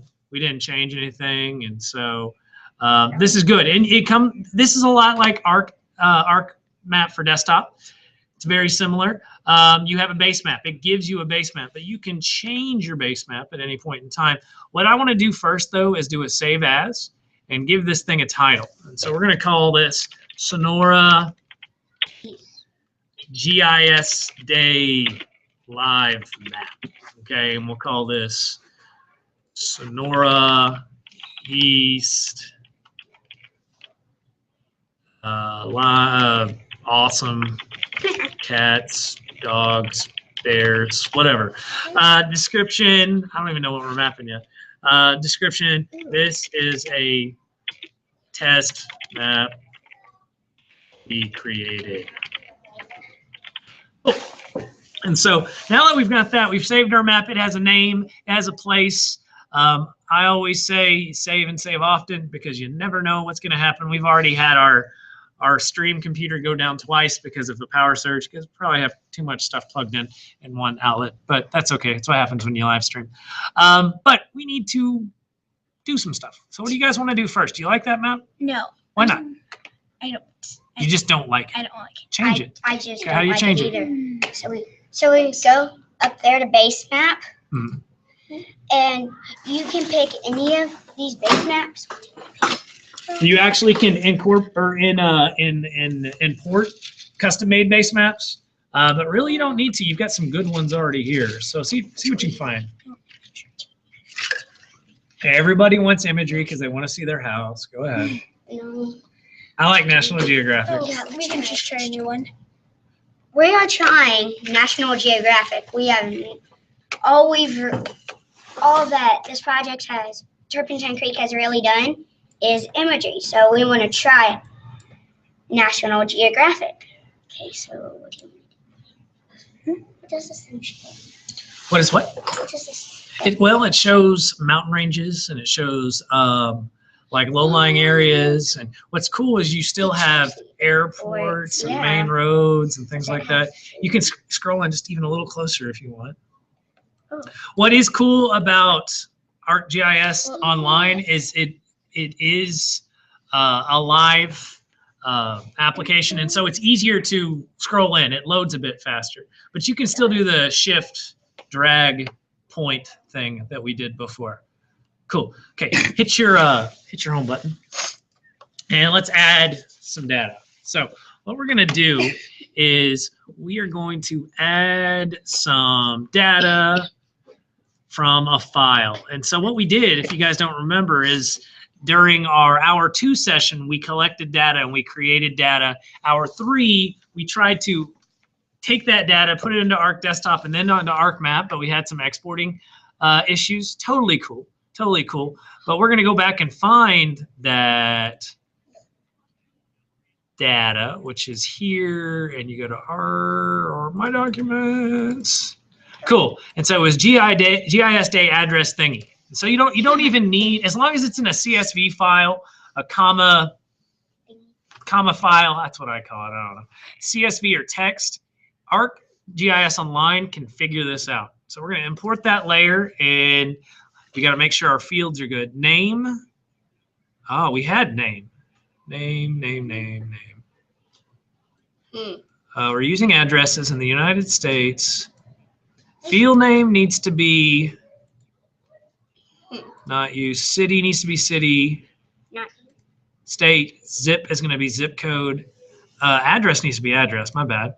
City, address, city, state, zip code. Okay, and this is how it's going to geo-coordinate your addresses. Now, if we choose longitude, latitude, we would have longitude and latitude pop up, but we don't have longitude, latitude, right? We don't have those options. And so when we recorded this data, we did it this way. So name is not used, address, city, state, we good, add layers, see what happens. Same thing that happened on desktop. We've got some dots, and it's really cool. So, well, hold on. Now, the girls are like, I see dots, I see dots. They're really excited. I'm old. I'm like 57.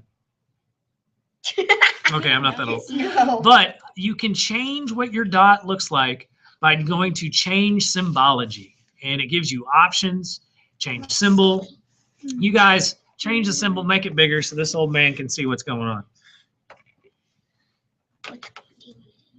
Idiom. Oh, scroll down so we can see. You can't mess this up. Black and white, I like it. Black and white. Symbol size big. Hit apply and it gives you a little bit of a preview. Oh yeah, baby. That's oh yeah. Okay, cool. So you can kind of see, I don't know why we're using a checkered flag, but I like it. It's different. There are no rules. The only rule is if you're telling a story and you think it helps tell the story, then go for it. Cool. So same thing as before, we're going to do some bookmarks. We did this on Arc Desktop, and we're going to show you how you can do this on ArcGIS Online just to make your life a little bit easier. So this first one is of the Space Needle, and the Space Needle is actually right there. What's really cool, if you want to get really nerdy on this. Hey, man. I'm the biggest nerd in the room. No, did you say nerdy? Nerdy. Create labels. It's going to show name. We're going to make it big. Okay, so now we know what we're looking at. Okay. We're waiting for this map to load, right? And so we're going to bookmark this as add bookmark Space Needle. Space Needle. Okay. And that's going to just make our life so much easier. I don't need another one. I was just kidding.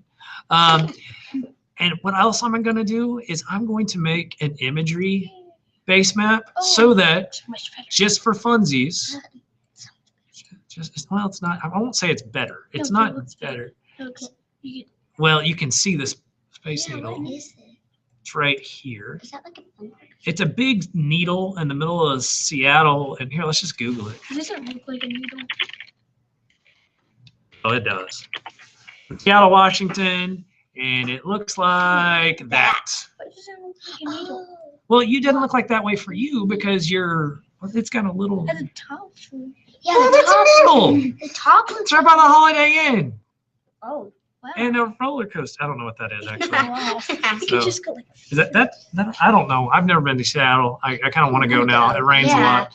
So, anyways, Space Needle's good. So now we're gonna go back to full extend because we've saved that as kind of our. Ooh, hold on. No. If you guys looking at what I'm looking, the labels just aren't working for me. Are they working for you? no. Okay. So manage labels. We need some other color. How about Blue.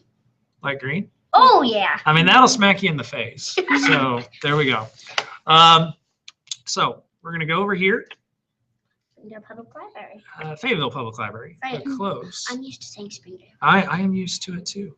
Fayetteville Public Library. We had another Fayetteville. Where's the, Oh, There's two. there's two because we have the Dixon Street Bookstore. Let's go both of them. Okay, I've been and so to if you take a look at this is really cool because I've been to you can see the Fayetteville Public Library here and you can see the Dixon Street Bookstores right here. And I have no idea why we mapped these. Beck and Suji were like, oh, let's come up with some places. And that's what they decided. I'm not going to argue with them. They can make whatever they want. If you're doing this in your classroom, let your kids play with it. Let them decide where they're going. But let's call this one Fayetteville. And I'll type this out just to make life a little faster for you. If you're driving on the road. Right now, Yeah. it's really messy. Right now, it doesn't look like that at all because everything's green. Now everything's dead. So we're going to go home, and we're actually going to make a home bookmark, United States. Because right now it's set for that as default, but we actually could do the whole globe. But what these bookmarks do is they make your life so much easier because you just go straight there. Cool. You act like you've never seen this before. What are you talking about? Let's go back to United States. Let's go to, this is a couple. And the Statue of Liberty is tricky because the Statue of Liberty is on Liberty Island, which that is not Liberty Island. Liberty Island is right here, but this is a mailing address. And so where do you think the office of the Statue of Liberty would be? Right there. I'm going to guess it's probably here. So if we wanted to map the Statue of Liberty here, you would have to use longitude and latitude lines, which we showed an hour or two of how you can collect that data with Trimbles, with iPads, or even just on Google Earth. If you missed that, it's actually going to be archived on our YouTube channel, and so you can check that out. It's pretty cool. And so we'll bookmark this one as, no, I want to delete you. You stink. Now I have to go back and find my perfect little area. All right, there we go. So we're gonna do we're gonna separate the Empire State Building and Statue of Liberty. So you bookmark it, you add that bookmark it. Statue of Liberty, and you add that. Boom. So we're just gonna zoom on over here to the Empire State Building, which is cool since the Empire State Building is like a actual workplace. You can see like it's there. It's there. And so we'll add building or bookmark Empire State Building. Boom. And let's go back to the United States, and then we've got Washington D.C. that we're going to need to go to. This will be our last place to go. We got a couple in Washington D.C. And when we looked at this last hour, we noticed it's a little tricky. So this says Lincoln Memorial, but I've been to D.C.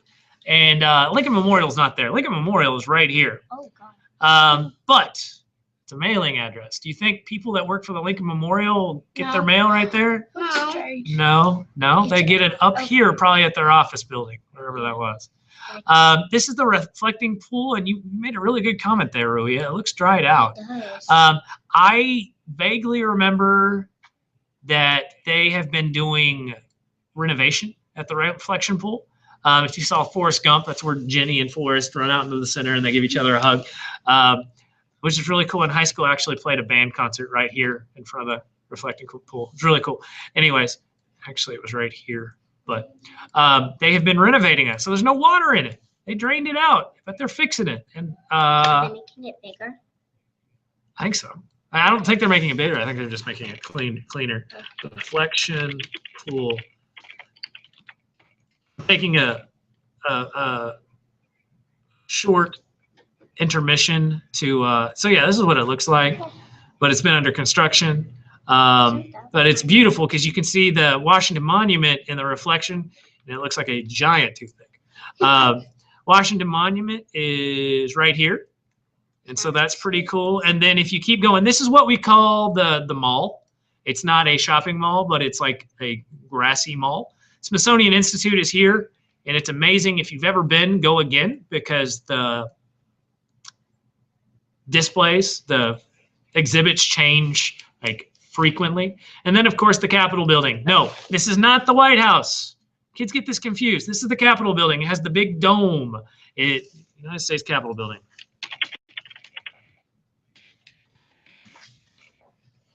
It used to bother me as a social studies teacher. This is not the White House. This is the United States Capitol building where it looks different. Nobody lives here. It's a work office, right? You've got the House on one side, the Senate on the other, and they work and vote. And you've got the Senate floor and the House floor, and it's really cool. And what's really awesome is I'll show it on this map. The senators that we have here for Arkansas, their office is right here. So their offices are right here. There's also some other officers and things like that. So former Senator Pryor, his office was actually right here. I believe Tom Cotton will be I don't know if he takes that office. I don't know, because it's a big office. I don't know, since he's new as a senator, I'm not sure if he gets to, I'm not sure how that works. But what's really cool is, and we got to do this with a tour, there's a subway underneath that goes all the way to right here so that they don't have to cross this busy street. And we got to actually go and experience that in the little subway car. So it was cool. So if you guys want to see where the White House is, it's right here. And it's considerably smaller, but, you know, it's pretty cool. Why do they have it right there? Just that's where the White House was. It was? The White House wasn't even there when George Washington was there. George Washington stayed at Mount Vernon, which is even further away. I mean, it's a drive. But anyways, I've been there twice. I've been inside it once. I called the Hogs with President Bill Clinton right here. It's the coolest experience, man. The Springdale High School Band was a lot of fun. But what is this? #1? I don't know, but I want to find out. I don't even know what that is.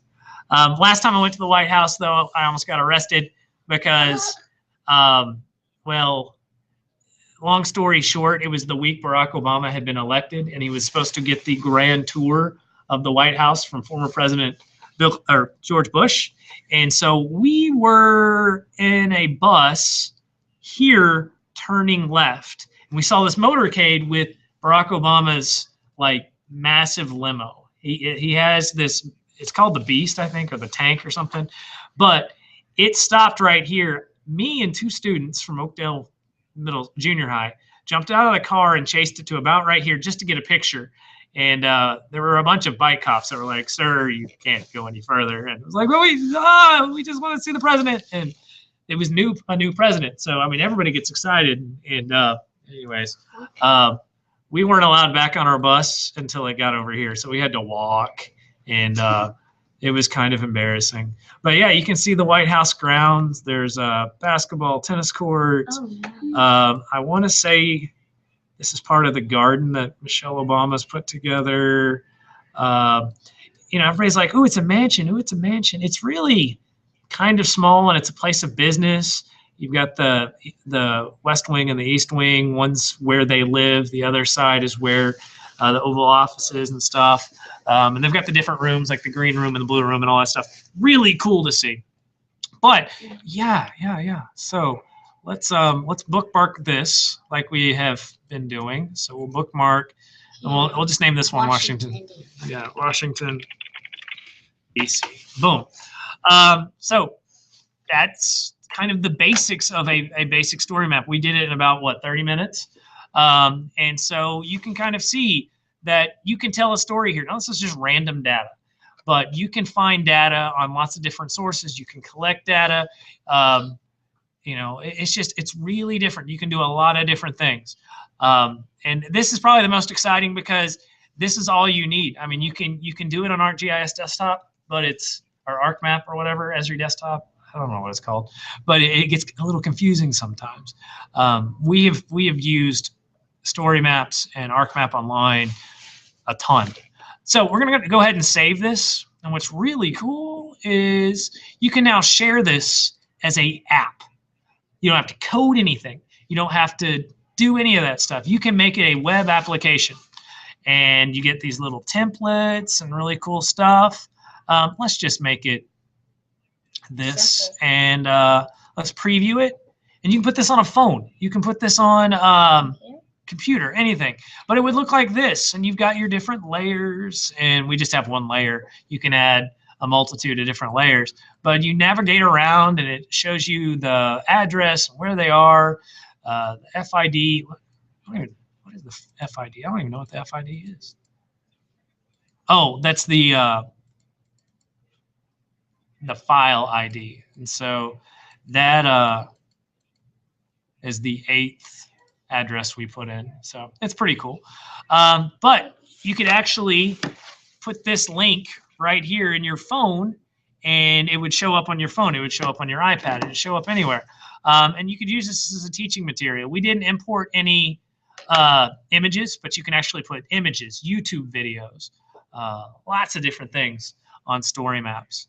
And again, if you've missed some of the story maps that we covered earlier in the hour, just go to Story Maps Gallery. Let's just go to that. So, Map Gallery. You don't even have to have this on your desktop to know how it works. You can go and find a ton of different already created resources. I'm a big Anthony Bourdain fan. And if you've ever watched or read any of his books and stuff, they're hilarious. But this is his show, Parts Unknown, all the different places he's gone. And so you click here and you get a little YouTube video, season 2, episode 8, where he went to Detroit. And you can play it. And so we don't promote that at school, but they were eating. And, you know, he went to New Mexico. But then he went all the way up here to Russia, and they're having beverages of some sort. Copenhagen. You can go to China, at Shanghai. And it's really cool. That's just one area. Maybe you want to talk about history or politics or Ebola. That's a buzzword. Ebola outbreaks. Okay. Now, currently, there are no people in the United States who have Ebola. So let's not restart that whole panic and craze. But this map tells a story, and I didn't even have to make it. But you could use it in your classroom, and you can see these are the areas where Ebola is a problem. This is dated information, November 7th.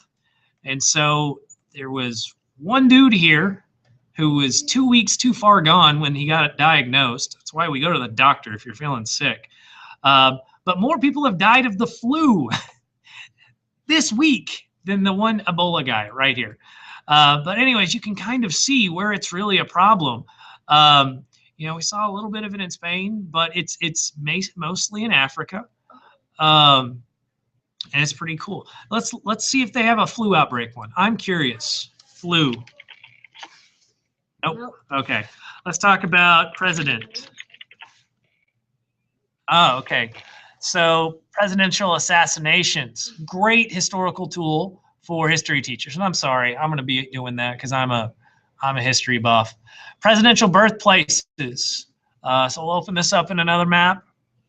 We'll get you guys to launch here in a second. No sweat. But you can see, oh, Nixon was born in California, specifically close to Anaheim. So we got our boy Bill Clinton, born in Hope, Arkansas. Barack Obama was born in Hawaii. Yeah. And so it shows their birthday. Kind of cool stuff. I really enjoy just playing with stuff. I'm a big Kennedy fan. I always did a 3-day lesson on the Kennedy assassination when I was teaching, or not facilitating, but teaching. Well, we watched a computer video, so it wasn't so gross. But we wanted to figure out who did it, how they did it, and all this stuff. So birthplace, where he went to college, it shows this whole timeline. And, you know, Dealey Plaza, where his assassination occurred. And we're not going to watch the video, but they won't show it on this video. I'm not going to put you through that. But you can see the triple overpass. You can see the bookstore depository or whatever, where they came down the motorcade and went. And I know the roads say that it go this way, but that motorcade actually came this way, turned right, then turned left, and the bookstore was here. Here's the grassy knoll. I could eat this up as a history teacher. I don't know. Let's just go literacy. Or how about literature? Brooklyn. I don't know. Math. You got to get a little, I guess, specific. Let's get oceans. Oh, I don't want math. Ocean. There we go. This is back of the homepage. I like this one. East facilitators, you let me know if you're with me. But these are all the 1990s Nickelodeon shows. And so you've got this awesome graphic of the United States in orange. And it shows the Angry Beavers. And you can watch an episode of Angry Beavers. Or Caitlin's Way. I did not watch Caitlin's Way. I don't know what that is. Rugrats. I watched a little bit of Rugrats. I watched the heck out of Hey Dude. That one was awesome. Hey Dude was a dude ranch. Teenage kids worked on the dude ranch. It was awesome. I think this one's Doug. No, Guts. Nickelodeon Guts. It's like American Ninja Warrior for kids. You climbed a mountain. It was awesome. Keenan and Kel. Keenan Thompson's on SNL now. He's on Saturday Night Live. Kel, nobody knows. Let's see. Rocko's Modern Life. This was my favorite show of all time. Loved Rocko's Modern Life. Clarissa Explains It All. I had a huge crush on Melissa Joan Hart. Not so much after Dancing with the Stars, but whatever. Real Monsters. It was a little after my time. And Doug, which I want to be Quail Man for Halloween. I love it. So anyways, lots of really cool story maps. This is going to conclude our hour 4. Hold on. Let's get the, yeah. All right, we're back. This is going to conclude our hour 4. We're going to take probably a 5-minute break and then come back with hour 5, which is talking about mapping career, it's talking about the Esri User Conference, how you can get to go to the Esri User Conference, what goes on, kind of our experience.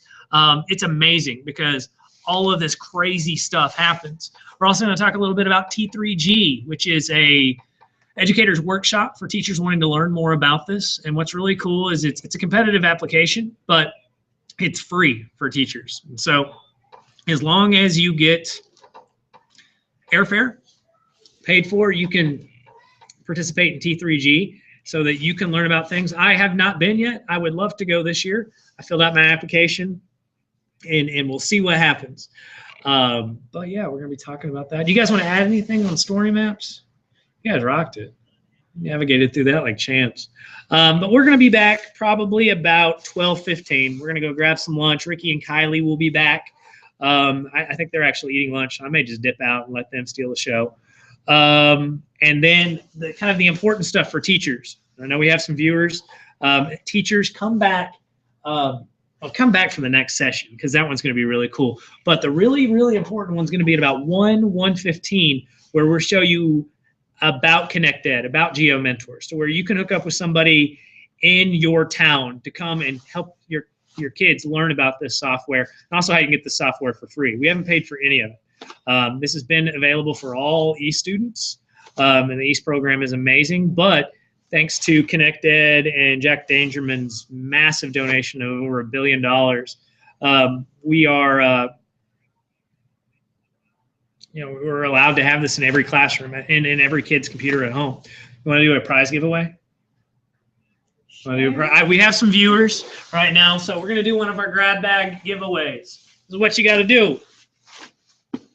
You need to message us on Facebook. Go to www.facebook.com/Sonora East, no spaces. You need to message us what GIS stands for. GIS. Use Google, but you get a whole bag full of cool stuff like water bottles and silly bands, GIS day bands, magnets, graph paper, all books and stuff. Total cool swag. We'll ship it to you for free. But we need you to message us on our Facebook page. What does GIS stand for? And you'll win a prize. Cool. So we'll see you guys in about 10 or 15 minutes. Goodbye. I'm weird. So, Yeah. All right.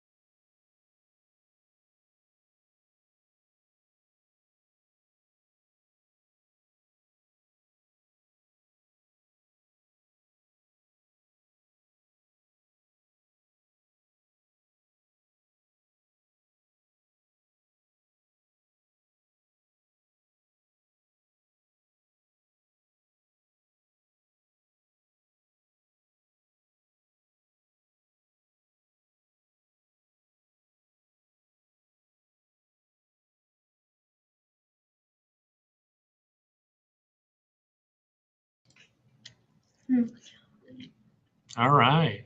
So we're back. Hour 5 of the live stream. We're back a little earlier than said. The girls ate last hour. I'm about to go eat. I'm actually turning it over to them. They're the show this hour because they're going to talk about the Esri User Conference, which happens every year in San Diego, California. But what's really cool is a lot of the events and videos and things like that are broadcasted live or archived on the Esri website, and you can learn a ton about what's new with some ArcGIS software. You can get these shirts that only people at the conference can get. And so we feel really cool, especially since we didn't even say we were going to all wear this shirt, but we did because we're nerds. But it was a great experience for us because we got to go and present to a lot of really cool people. We're actually going to show that presentation at the end of this hour.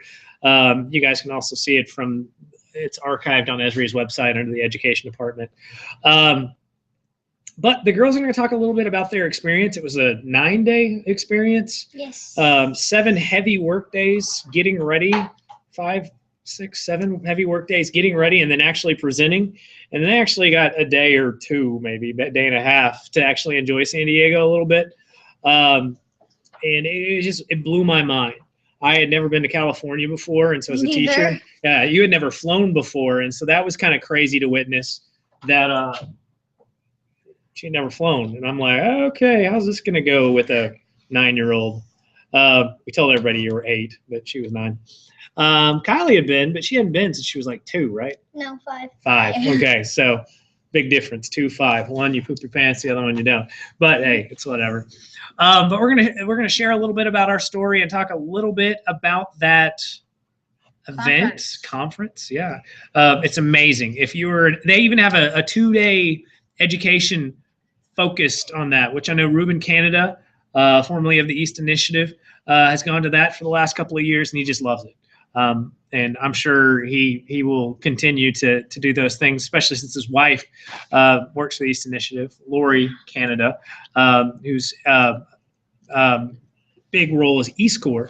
But yeah, it's just amazing that how teachers and professionals can kind of get together and butt heads and talk about things. So we're going to go to our screen share real quick and show you a little bit about the conference. The girls are going to talk about what they did. We may look at some pictures and have a lot of fun with that. So let's do this real quick. Share. Let's go to, what is this, hour 5.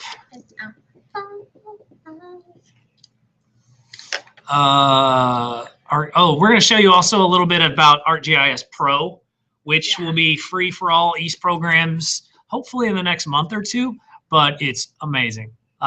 It kind of will change your desktop experience completely. It's a totally different day next year. The conference. Well, yeah. So this is the website. It's a lot like the East website. You know, you've got your banner and things like that. If you've gone to the East Conference website, it's similar. Must have good design taste. But you've got your agenda, and this was last year's agenda and plenary, if you want to open that up. Yesterday was the last day you could vote for the theme of the conference, and so I got to vote. Did you guys vote? No. Man, it's okay. You're old enough to vote on this too. But registration is going to open pretty soon. But you have all these geo nerds and all these geo geeks come. There's about 15 to 16,000 people. They meet at the convention center in San Diego, which holds Comic-Con. Comic-Con's like the next week. And so they kind of they don't even warm up. I think they steal the show. You know, I was listening to some of the Walking Dead guys that presented at Comic-Con, and they were presenting to about 1,000 people in one hallway. And it's like, that's cool. We were in hallways E, F, G, H, I, and J to 15,000. So it's mind blowing. I've never seen that many people in one room that wasn't a basketball stadium. But lots of really cool links and resources. They do have if you're into running, they've got a 5K fun run and walk. They have the map gallery, which we need to enter in some map gallery stuff because anybody can do this. I saw that map. You saw that map there? Yes. Yeah, it's like a big science fair for maps. Everybody gets to see all the maps entered, and it's like really cool. Mm-hmm. And you get to talk to the people that made the map and see like what inspired them to make that map, Right, and stuff like that. Yeah, we had we were in the map gallery, but we didn't have a map. We just had a big booth of all of our maps that Charlie and the education crew put together, and it was nuts. I mean, we didn't even know it was there. Really good. I was like, can we borrow that and just take it to our East conference next year and not have to work on anything? But that probably would. It was really cool though. We made copies of things. I liked the pillow seats where people could sit down and talk. We may do that. I don't know. But you said you didn't like chairs. Yeah, but pillow seats are different because then people can sit down and come and talk to you. I don't know. User software application fair winners, and then where in the world. This was really cool because what they did is they took a picture of something from GIS software, and you had to guess where in the world it was. And so there's little things. So it was hard though. This one in Korea, they basically, I don't know what the term is, but they negatized. They made it look like a negative or whatever.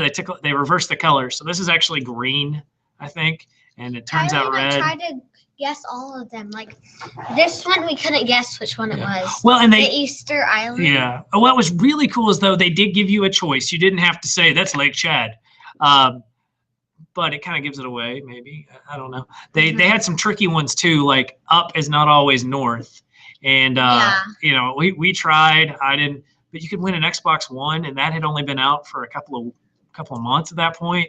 And so Mr. Worthy, of course, wanted to. I wanted second place. I tried to blow it and miss one, but because I didn't want an Amazon Kindle, I've already got a million different tablets. Well, I've got two. I was like, man, I want that Xbox One, maybe. And I mean, I don't. Is she gonna play Xbox One? I don't know. Was it multiple choice? It was multiple. Well, there's what, 3, 6, 9, 12 pictures. They gave you about 18 choices, I think. We were giving multiple choice and we guessed France. We didn't guess the city, but we guessed France. That one too. I'm thinking I got Peru. We guessed that one because we just kept. I knew this was Greenland because Greenland has a lot of ice, and you can see some ice caps. I knew it was somewhere in Greenland. Yeah. I just didn't know where. I got France right. I got that one right. The crater, because it was in California. Right. Everybody got that one right. Yeah, we got Lake Chad. I got right. Belgium, I got wrong. We got Belgium. I got Easter Island just because I watched a lot of Godzilla movies, and that's supposedly where Godzilla. We got South Korea. The other ones I couldn't even tell you. Korea maybe because I saw that there was shoreline or Kuwait. I'm sorry, and there's some shoreline areas. Delaware one too. Oh right, yeah. So, anyways, that's something fun that you can do there. It's really pretty minor. I mean, it's not the main reason. The preliminary videos, they're all still here and archived. And this is Jack Dangerman, the founder of Esri. He just donated $1 billion to education all in the United States so that all teachers can get this in their classroom. Yeah, I was like, well, I forgot how to talk. But you have all the presenters that were there that day in the morning and the afternoon. City of Minneapolis shows how they do city planning.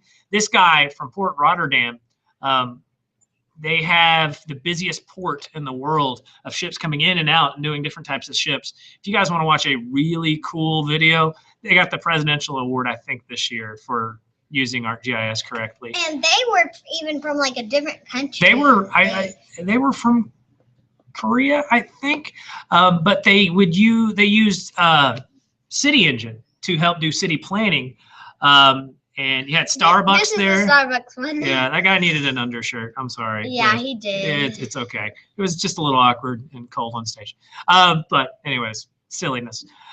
This guy actually was getting married the next day, and so he had to get off of the stage and fly out. Like he could not be late. This was the GIS Pro. That was so fun. It was really cool because GIS Pro is going to be 3D. And so you don't have to go from ArcMap desktop to ArcScene or even ArcGlobe. It all communicates together, and it was really cool. These two are married, I believe. I think they're married, and they did a couple of different things. This guy went into a breakout session with him about City Engine. Very, very smart man. I feel stupid now talking to him. We got to hear from the Secretary of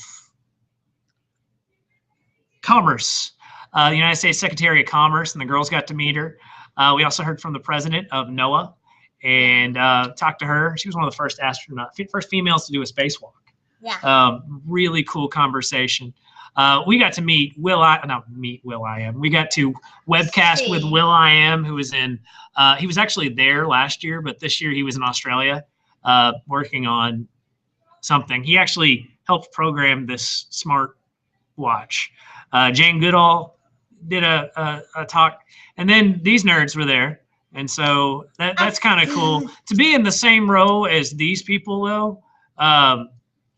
Roger Tomlinson died. He this past year. He was the grandfather of GIS. It's just, that's cool. But we'll watch this some other time later in the afternoon. But I want the girls to just kind of talk about what they did and kind of share a little bit with the process of what they were going through when they were there. So we're going to turn off screen share. And you guys talk a little bit. I'm going to pull up some pictures, and you just talk about the experiences. From the good, the bad, the ugly, the fun, the Disney, and the not so Disney. Okay, so San Diego, as Mr. Worthy said, we had several 12-hour work days to prepare our speech once we got to Redlands. And it took a day, and then, so we left from Bentonville. XNA. Well, it's just Bentonville. You're right. XNA. And then we went to Dallas-Fort Worth. And then we left from Dallas-Fort Worth to Redlands. And so then when we got there, we ate, of course, because we were hungry. And then we went to our hotel. And that next day was our first 12-hour work day. So it was a very timed schedule. And the minute we didn't really have, we got tired the first few nights because the time change was a lot different for us too, because, we live in Arkansas and we were flying all the way to California, so it was such a time change. Because the 2-hour time change. Yeah. And so we pretty much went to bed 2 hours late. Yeah. 2 hours later than we were supposed to. It didn't stop you all from swimming every single night. No, it's not. We did that every night. Well, because it made us more tired, so we could go to sleep easier. Yeah. Which that was a challenge for your mom. Yeah. My mom did not go, actually. My mom went. Yeah. But after all the 12-hour workdays at the headquarters of Redlands, which was so cool. It was so big. It was like the biggest campus I had ever been on. It was so big. Was it bigger than the U of A? No. Well, it was pretty big. So after we did all of our work days there, which there was a cactus tree there. It was very interesting. We went to, Charlie Fitzpatrick drove us to San Diego, and we were there for a few days trying to prepare our speech on stage. We have a winner. We do. Yeah, one of our first grab bag prizes, Kyle Hendricks, who is at, which middle school is Kyle at now? Don't know. I think, Kyle is not, he's either at McNair or J.O. Kelly, Helen Tyson. We know Kyle really well. Kyle's a good guy. His sister's cool too. Hey, so is his mom and dad. You won. You won. Still waiting on one more reply. You can just copy Kyle's answer and you will get it right. And you can get a grab bag. And we like that too, is because we can send it home with his sister and we don't have to pay for shipping. But anywhere in the United States, we'll ship it to you. Okay. Yeah, Sorry. anywhere, guys. Okay. Even if you're in China or Australia or anywhere. Dude, you're paying the shipping on that one, home size. Okay. Okay, keep going. You're doing good. Go. I'm about to hook you up with some pictures.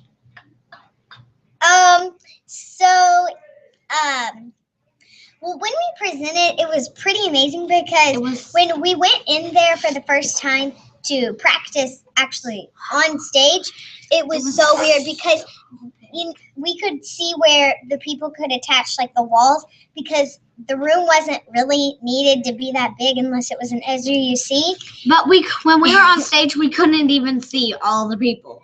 Even on the second row, we had our principal and her daughter, and we couldn't even see them, and they were in the second row because the lighting was really weird. Like it was dark, but there was 9 screens behind us to show us because not everybody could see us because it was such a big room. And when we first walked into it, we were like, whoa, like because it was bigger than any room we had ever seen. Weren't all the seats filled? Yeah, there was people standing in the back. So yeah. Yeah, like every single one of the seats was filled, and there's 15,000 people. So. And there were.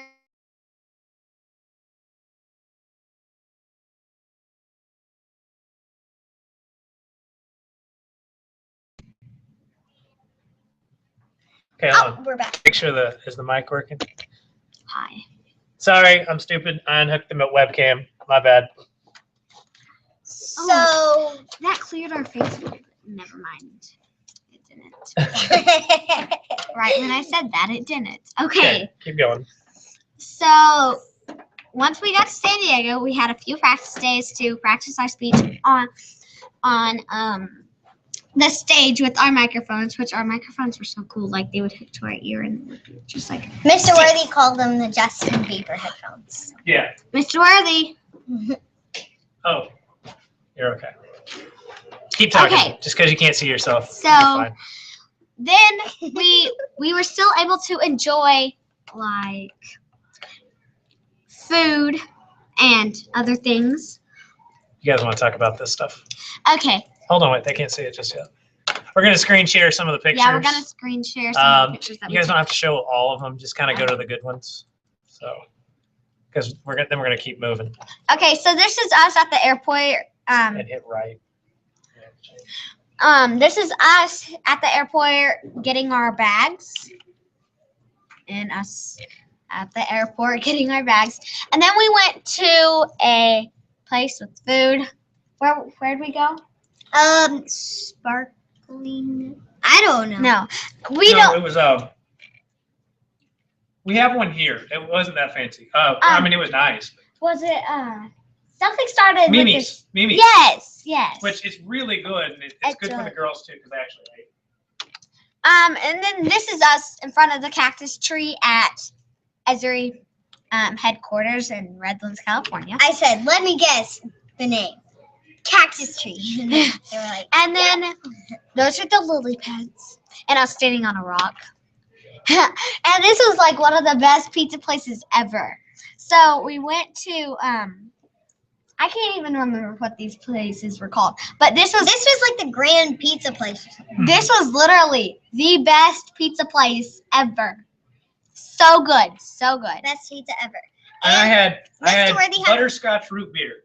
And it was called Oh Dang. And then this is us practicing on the mini stage in front of John and Evan. And other people. I can't remember. A few other people that weren't really. And so that they were making sure that I'm on the left, Kylie's in the middle, and Mr. Reddy's on the right. And then those are all the people watching us. On the left is. You can point with the mouse. This is Evan, and then this is John. And that's Peyton, and that's our principal. And that's us. We're the first people to get the Geo Designer pins. And we collect pins now, guys. Because at the Esri, you see, they had so many million pins that you could get. And then this is our practice, one of our 12-hour practice days. We were writing down our script on the wall. I meant, like, not on the wall, but on the board. Just, like, help us memorize it. That's where we spent 90% of our time. Yeah. This is pretty much where we spent all of our time. And then they're just chilling out. And then we're doing more. We're actually speaking our speech out loud. Yeah. And then this is us at a bridge that Charlie was showing us. This is on campus. It's the only river on campus. And he said it was a river, and we were like, you guys call that a river? And it was only like an trickle. inch. But he did say, like, during the rain season, like It's bigger, it's mass, like it's constantly flowing. And so that's what happens when you're in the middle of the desert. And then that's us. Oh, and then this is a sundial. On campus. And then we're walking across the street. That was us taking a break. And we loved the lily pads. We don't know why. We just loved the lily pads. Because we could touch them. And when we left, we said goodbye to them. Yeah, this is the day we left, and we have our Starbucks in our hand. Because we had just eaten at the cafe. The strawberry lemonade refreshers are delicious. Yeah. And then us in front of a statue. This is us practicing gymnastics while we're practicing our speech. Well, that's how we remember or memorize our speeches, guys. We were just speaking our speeches while we were doing cartwheels. Yeah. It's really easy. Actually, that time we were doing a handstand contest. Yeah. And Kylie's about to fall over. And then this is us the last day, I think. The last day in Redlands. Yeah, the last We day. actually left 20 minutes later. The last day in Redlands, and Jack is there too, because he had to watch everybody's, but ours he had to watch on the last day when they were packing up to leave. And we got grades, and we got an A+ that day. Yeah. Like if that piece of paper, like right there, that's a piece of paper with all the presenters' names on them, and you had grades for each day, because you would present to the people each day. Our lowest grade was a B-. That was our lowest grade. We're not going to say what Starbucks got on their first day. Oh, no, we're not. That was... And then that's Jack talking to our principal. And then he took a picture with us. Very, very cool gentleman. Yeah, he's very nice. He's worth several $1 billion, but he still drives the same old car that him and his wife bought in the mid-90s. He ate lunch with us twice, each lunch with a new person every day. Every day. He's such a cool guy. I want to grow up to be like Jack Dangerman. But, he's very well-spoken, still works 10-hour, 12-hour days. Never had kids, but him and his wife both still work at Esri every single day. Crazy. It's a cool story. Yeah. And he just hangs out like he's not even a billionaire. He just hangs One of the out guys. with everybody. One of the guys. And then, yeah. There's our grades. There's the grades. So we got this was for our D-. That's Charlie's grade. Yeah, that's Charlie's grade because we weren't prepared and they blamed it all on Charlie. It was the graphics. This was our grade. That was our grade, and then that was our grade. But we didn't get any grades on these days because, well, first we weren't there the first 4 days, and then on Tuesday they wanted to give us a day to set up and everything. So, yeah. And then those are the lily pads. I don't know why we took that picture. And then we're taking a selfie because it's our last day with the lily pads. And then once we reached San Diego, we got our stuff, our registration. And I had my sunglasses on. I don't know why they were posing for the picture. I don't know. And then we're getting our goodie bags. This is us when we saw the room, how big the room was. We were both like, what? And then this is us practicing the first time. Those were our mics, the little, these things. What he has on. We don't have them on that day. Yeah. And then we're still practicing. We're on the big screen. Well, one of the big screens. See, there's I can't see where you're pointing with your finger. You have to use the mouse. Well, there's a lot of screens, and then there's one big one right there, and then there's more over here. Taking a selfie. Oh, we were with the alien, like the Esri, hashtag Esri you see a selfie. So we were taking a selfie. Not really, but Kylie was shaking the alien's hand. And then we were backstage with all these computers.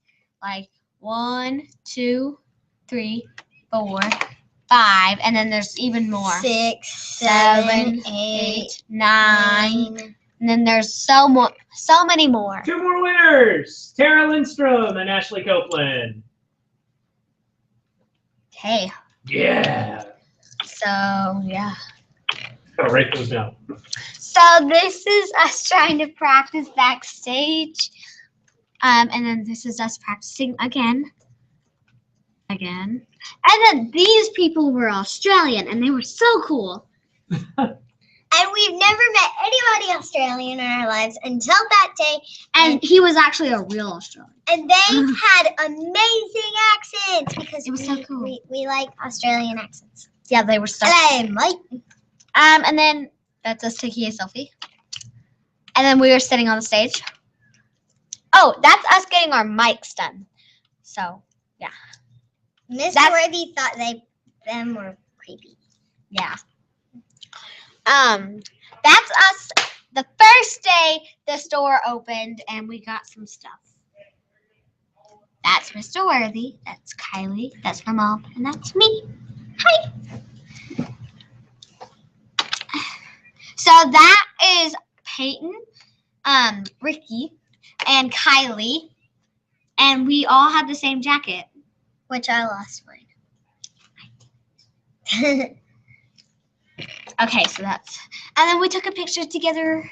It says Esri GIS on it. If you can't see it, it's blends in. So yeah, I can't even see. Oh, there's a better one. You can kind of see it on this one, but. And then we were taking a better shot, and Kylie's just like, And then we were taking another. We were like in the, what was this called? That was the education booth room. The education booth room. So Mr. Worthy had a tall, dork, and handsome. And I'm not really tall, and I'm not very handsome, so it's like an Oreo sandwich of lies. And then Dr. Stuman, our principal, she had I'm not lost, I'm recalculating, and she had I'm a teacher. And then Kylie had GIS, what does that say? Jane. Oh, GIS Jane. Like and then Jane. What's your superpower? And then Peyton had GIS, got GIS, and then I had GIS Ninja. This That's is all what the we're people. talking about the seats. This is when they open the doors and there was a time lapse. People were literally running to get seats. And people No joke. They made a time lapse video, I think. I don't know where it was posted, but it looked like this. We can't show them, but it was Well, like we got the video. We'll show the short video here. Okay. It was so fast, and people were running to get seats behind us too. No joke. It was, and then like these little stickers. These we were at our seats like right here. If you can see, they say UC reserved, and we got reserved seats. And ours said Sonora Elementary on them. So yeah. And then that's us watching. I think it's Jack probably, because the stage is like over here. And we're really, really paying attention. And usually the time we were really paying attention was when Jack was speaking. Yeah. And that's Will I Am. We're Skyping with him. Yeah. And then we're doing. And they're all on their phones, and we're just hanging out. Yeah. And then this is Will I Am again, and that's Jack. That's Jack. I have no idea who this dude is. No, that was John, I think. No, that wasn't John. That was another guy. Oh, John had a purple shirt on. Oh yeah, he did. That was a good purple shirt too. It was silk. This is the education building, the next generation. That's what Jack was talking about. at the time. And then I was really tired, so I look horrible in this picture. We're taking a selfie before, this was before all the people came in. Oh, and by the way, we don't like khakis. Yeah, we hate them. They're horrible. And that's us backstage. Who's that with the? I know. Oh, but that's the guy that was miking us up. Oh yeah. And then that's us. That's us. That's my mom, Peyton, and Dr. Stuman having their Coke. Oh, and I had one too. That's all mine. And then that's us walking to go meet the president of NOAA and the Secretary of Commerce. That's us on stage. And he's putting his elbow on my head. And then that's us not paying attention backstage. This is us getting our makeup done. Oh, and Miss Worthy got it too, and it was so funny. We were laughing the whole time. Yeah. Oh, and one thing that happened was Mr. Worthy got so nervous that he had to go to the bathroom like 5 million times. Let's not talk about that. Let's not talk about it. We're going to show a quick video to kind of speed this just a little bit along. There's John. Yeah, that's John. We're going to say Jerky John? No. No. Okay. We won't Because say he Jerky. wasn't. Just going to speed it up just a little bit so we can get to this video. Girls got a great picture with Jack. It's on their website. That's our booth. We love that booth. It was so good. Those were our seats. It looks like a chalkboard. Oh, that was our last day in Yeah. San Diego. So here's some of the presentation pictures. This is Charlie, the man, the myth, the legend. There's us presenting on stage. And I like that picture. I really like that picture because you can see your map in the background and you guys are like engaged. Your teeth have really grown in since then too. They haven't. No, you have more teeth now. That's cool. I like that picture of me because I look skinny. I don't know. That's a great picture of Kylie getting all active. I like that picture a lot. Hold on, I'll show you my favorite picture here. It's coming up next. That got the standing ovation. That picture right there. Yeah, it did. Because they were like, wow, they made a 3D map. And I was like, I'm just moving the mouse. Well, and like if you guys saw us do Arc Desktop where there's longitude, latitude, you add altitude, it's really not that difficult, but they were telling a really cool story. That's what makes this software so powerful. I love this picture because you guys are on a box. Hey, that's mean. No, it's not. It's just a good picture. So No, it's not. I like that That's picture. I like that picture. So I don't get why Kylie was bending down though. because Jack was bending down. No, he told us to be in like a triangle. Oh, did he? He whispered me to bend down in the middle. He knows. He was design architecture and stuff. He knows how all that stuff works. So we're going to show you a quick video. We're going to sit back and be quiet for a little bit. We're not going to show the speech just yet. We're going to just show our quick version. Oh, it's the first one. All right, and we also need to show ArcGIS Pro. That one is really cool. So hold on. Okay, we hope you guys enjoy this. Yeah, we hope you enjoy it. We're going to be quiet for a second, and you guys can. We'll be coming back. Yeah, we'll be coming back in about 2 minutes. Actually, no, this is not what I want to watch. Hold on. This is a 15-minute video. Yeah, I don't want to watch this one. Sonora East. If you guys want to check out our YouTube channel, that's where you go. Sonora East. It's going to be Oh my. that one. That one. Excuse my face. This summer, a team from the EASE program at Sonora Elementary were the lead education speakers for the largest mapping convention in the world. The 2014 Esri User Conference is a collection of over 15,000 GIS users from all over the globe. EASE has had a strong partnership with Esri since day one, which we've been using ArcGIS for years. After winning the Timothy R. Stevenson EASE Founder Award this spring, we were asked by the Esri Education Manager, Charlie Fitzpatrick, to speak at this year's event in San Diego, California. This involved a week-long trip to California, starting at the Esri headquarters in Redlands, California. We faced several 12-hour workdays to prepare our maps and rehearse for the massive event. Big room.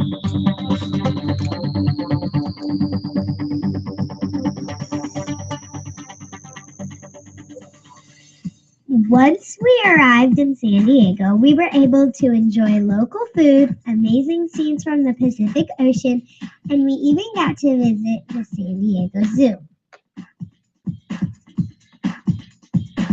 Stay classy, San Diego.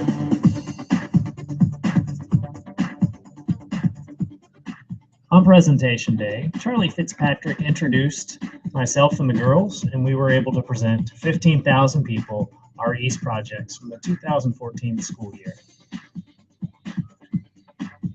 This spring, Esri founder and CEO Jack Dangerman donated $1 billion to the Connect Ed initiative, which will allow Esri software to be used in every K through 12th grade classroom nationwide.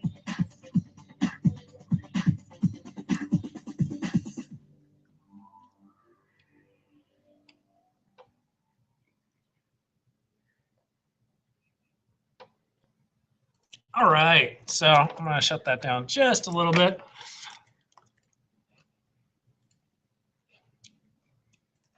Oh, there's us. Where's Ricky? Okay, cool. I was like, this is weird. So yeah, that was kind of the trip in a nutshell, and we learned a lot. That's kind of why we're hosting this event, is because we want to spread that knowledge, to spread that opportunity.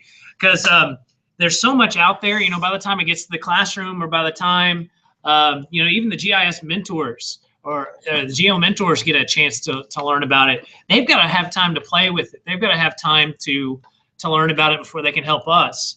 And sometimes that takes a little bit longer because they still have to meet their own business and job opportunities and requirements. Like CAST has to do grant writing and research for the University of Arkansas to kind of keep them around. And, you know, they put on introductory and advanced GIS sessions and classes all the time, but they have to be able to fit in that time of, oh, maybe we got to learn this and this, and sometimes it's tricky to get that passed on to the students. And so we're trying to just kind of speed that up, especially for non-East classrooms. The next video we're going to show you is a little bit longer. It's about 10 minutes, but it's going to show ArcGIS Pro, which is this brand spanking new software that's going to be coming out, and it makes life easier. We actually got to be beta testers for it, and we got to play with it on site. We got to play with it here for a few hours, not too long. The beta code expired last week. We were going to show you guys, but we can't even get logged on because they have to make the final changes so that they can release it. But the cool thing is East classrooms will get access to ArcGIS Beta, or ArcGIS Beta, ArcGIS Pro. It's one program that does everything that all the Arc desktop programs do. And so we're going to show this video, and it's pretty amazing. It's pretty cool. So It's really cool. it's really cool. It's Yeah. pretty amazing. We're going to try to make these speakers just a little bit better. Sorry for jacking up the sound. Kind of bumming our microphone isn't working. So unlike Shaquille O'Neal, by 1997 What is this? Oh, hold on. YouTube is in the background. Oh man, they had us talking in the back. That's so weird. Okay, anyways. Oh my gosh. Yeah, that was our other sharing layers on. Okay, anyways. I was like, what is that sound? I hear something. I know, I was gonna tell you, but you were still talking. Interrupt me. I'm not that important. So yeah, that was another YouTube video that you guys can check out, but we're not gonna watch that right now. Watch. But we're not gonna watch that right now. Not gonna watch that. Is this my Bookmarks. phone? No, it's not even plugged in. ArcGIS Pro. So we're gonna turn this up so that you guys can hear it, and should be pretty cool.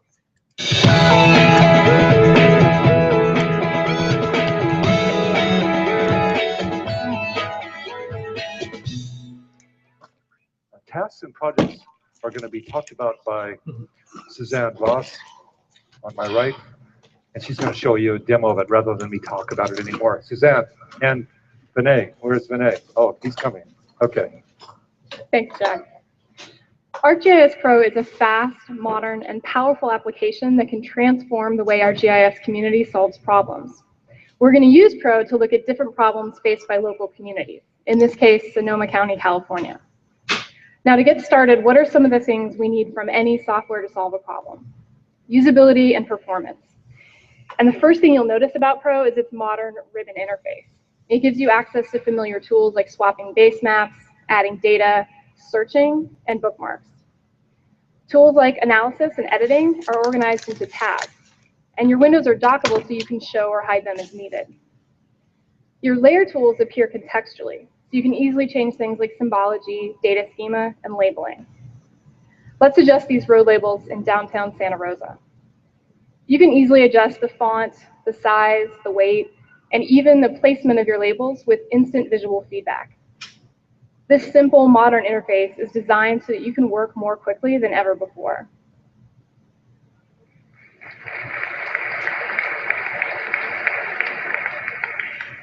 And speaking of speed, Pro gives you the performance you've been asking for. It's a powerful app with a great display. You can see how quickly all these different layers are drawing on the fly. And this brand new display engine also supports 3D environments. You can work with multiple maps in your projects, whether 2D or 3D, global or local. Let's take a tour of Sonoma County wine country. Pro takes advantage of your GPU so you can rapidly roam and explore your maps. The application also helps you be more productive because it doesn't make you wait. The UI stays responsive even if a map is drawing because it's a 64-bit multi-threaded application. And you can also operate in 2D and 3D at the same time, either monitoring different areas So cool. or linking your maps to get multiple perspectives of your study area.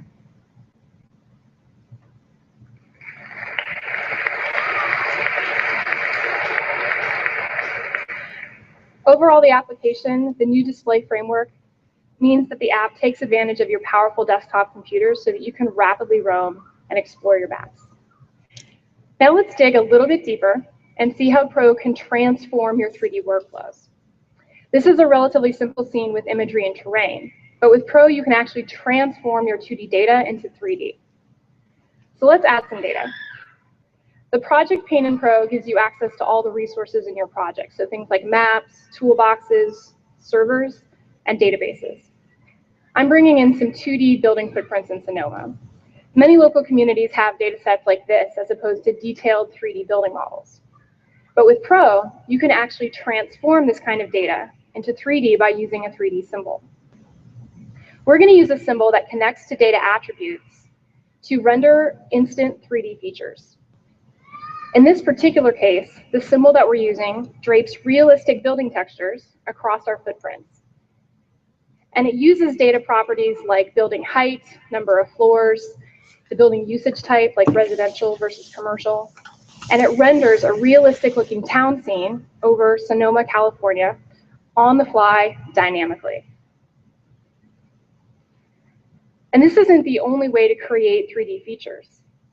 With preset layers, you get a gallery of pre-authored common types of layers that help you make great looking scenes. Let's add some trees to Sonoma. We're going to bring in some 2D tree data, and preset layers also render features based on data properties. So in this case, things like the type of tree, the tree height, the crown width, and so forth. In the future, we'll be providing this type of layer as well as streets, buildings, water, ground, and other preset layers so that you can easily get started making your scenes. This is an entirely new approach to 3D authoring, and there's endless opportunities for bringing 3D design into your workflows. And Pro supports 2D, 3D editing. Let's say we have a newly constructed building. You can edit and digitize features in either mode. So in this case, I'm going to capture this building over top of imagery. The editing tools are organized into their own tab, and you don't have to start an edit session. You can simply begin creating features off the templates that are already in your map. And as you create features, they'll render automatically in each of your concurrent views. So in this case, this new building will render in the 3D view according to the properties of that symbol. And as you adjust attributes, your features will update automatically. So here I'm putting in the accurate height of the building, about 15 feet. And the 3D symbol will re-render that building and display it at its accurate height. This is real-time 3D QA/QC.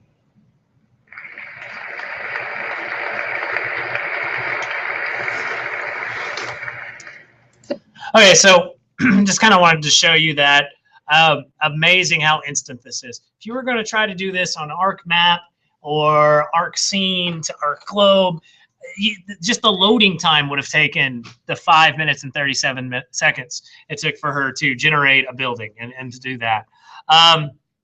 And she goes on for another 12 minutes talking about what's going on and how you can use ArcMap. The kind of the things you need to know as if you are an East facilitator or if you are a teacher is that Arc Pro, it's 64-bit, meaning it will run faster on your computer. You don't have to wait for that little spinning globe to take a very long time. Also, if you notice, it's got a very similar Microsoft Office ribbon up top. So you have Project, Map, Insert, Analysis, Edit View.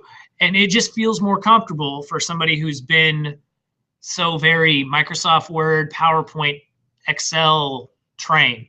You know, you've got your book, you still have your bookmarks. I don't know if you guys saw that. You still have your bookmarks. You still have your add data button. You still have your essentials that we talked about in hours 2 and 3.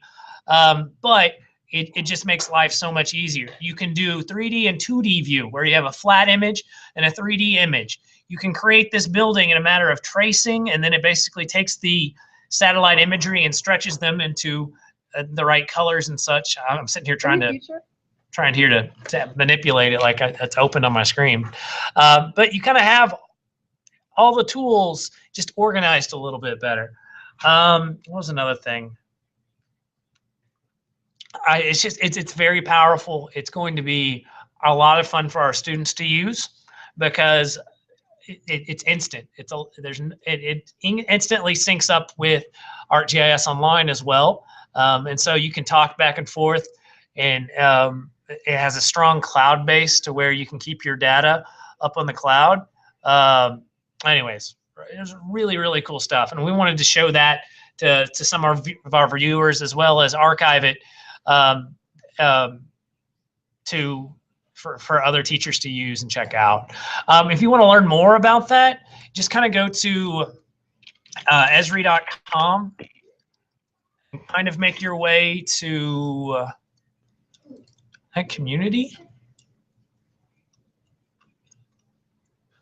Shoot, you could probably just go to ArcGIS Pro.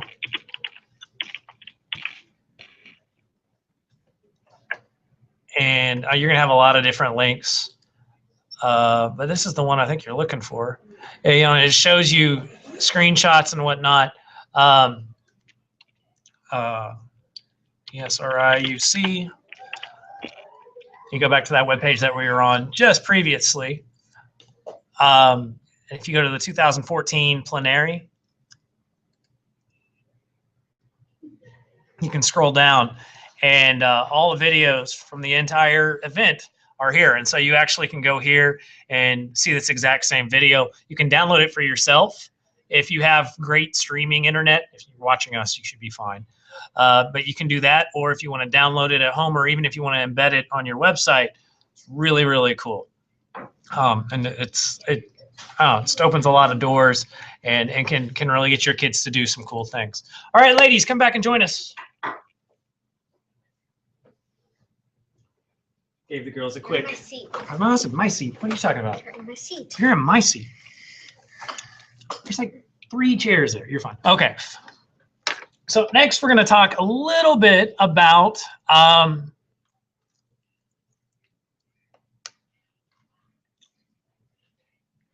make sure we covered everything. Arc Pro, as our user conference. We're not going to show our full video, but if you would like to watch it, Go to our YouTube page. you can go to our YouTube page, Sonora East, and you can see the entire YouTube video here. But it's a longer one. It's about 16 minutes, and so if you want to watch that, watch it on your own. You don't have to watch it with us, but you can kind of see. Charlie comes out, Jack comes out, Charlie talks. We come up and we do our thing, and I've seen it a million times. I guess that's why I'm trying to rush through it. But you know, you get to see the girls in action, and it's a really good presentation. I was very proud of them. They nailed it. And there's actually a really cool thing at the very. Should we show them at least the ending? Yeah. Okay. So You gotta turn it up though. Oh, okay, fine. Online, all of it. Is there anything else you guys want to do? Well, Jack, you know, the ladies are starting to get a little comfortable with the stage, and we have this big crowd, so I think they have one more thing they want to show you. Okay. 1, 2, 3. Oh, man. So they did this all week. And your mic fell. Drop some mic. Yeah, Kylie dropped the mic legitimately. So anyways, they wanted to make sure that they got to show that off in a little bit. And so then we hit the pool. Like we were in the pool an hour later, I think. Yeah. No, we stuck around for a little bit to watch, but we were actually towards the end. Because we went to the map room for about. Oh, that's true. Never mind. And then we stayed there to talk to some other people for another 30 minutes. Holy cow, yeah. And then it was supposed to rain, but it didn't, so we just went to the pool. Yeah. So anyways, if you guys want to watch more of that, you can see it from our website. We may take that down actually, just because it is Esri's. We wanted to show it for the live stream. But you can see it if you go to the Esri UC and then go down to plenary, and it's all there. We're going to show you some new links. This is what teachers are really going to be interested in. Is we're going to talk a little bit about Connect Ed. We're going to talk a little bit about Geo Mentors, and we're going to talk about different jobs. Now, this is going to be big for the teachers and the administrators because you may want this software in your classroom. It's free. There's no hidden junk. It's all provided by the White House and Esri. And so you don't have to worry about getting weird emails or spam or anything like that. So anyways, we're going to go ahead and go to Connect Ed. And it's not just mapping. There are a lot of different things that are going on with Connect Ed. And, you know, it got a lot of press around March, April last year. And it's starting to hit the ground now. It's starting to hit the ground running. And so at a glance, you can get a pretty good summary here about Connect Ed. Early childhood learning, we're really focused on education for K through 12 students, but you've also got higher ed and things like that. And so this is actually going to show you the stuff you can get.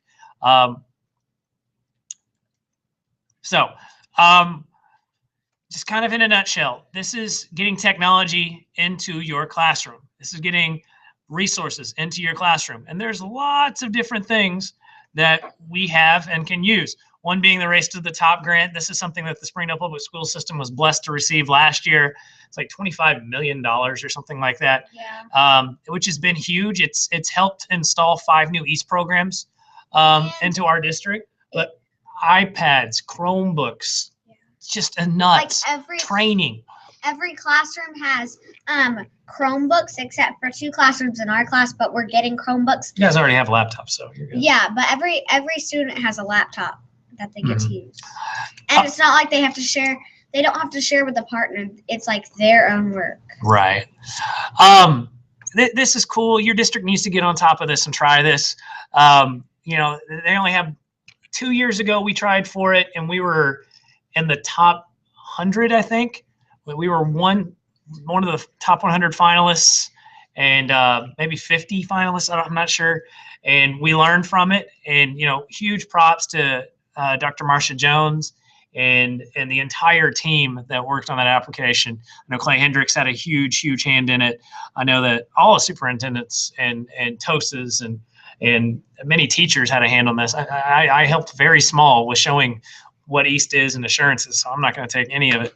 But it was just amazing that this opportunity. Yeah, and it's very quick. You've got to put some stuff together quick. And now it's like a full-time job for people to keep together on the grant and everything like that, the monitoring and making sure money is spent correctly. Anyways, redesigning and reforming No Child Left Behind. You can read more about that. The design though is to make life better, but we're really going to focus on the Connect Ed initiative. And so there's information for schools, which administrators should look into, information for teachers, which I'm going to be interested in, and you guys, and then information for students, because this is stuff that can help you all over the place. First off, this is for schools, teachers, students, schools.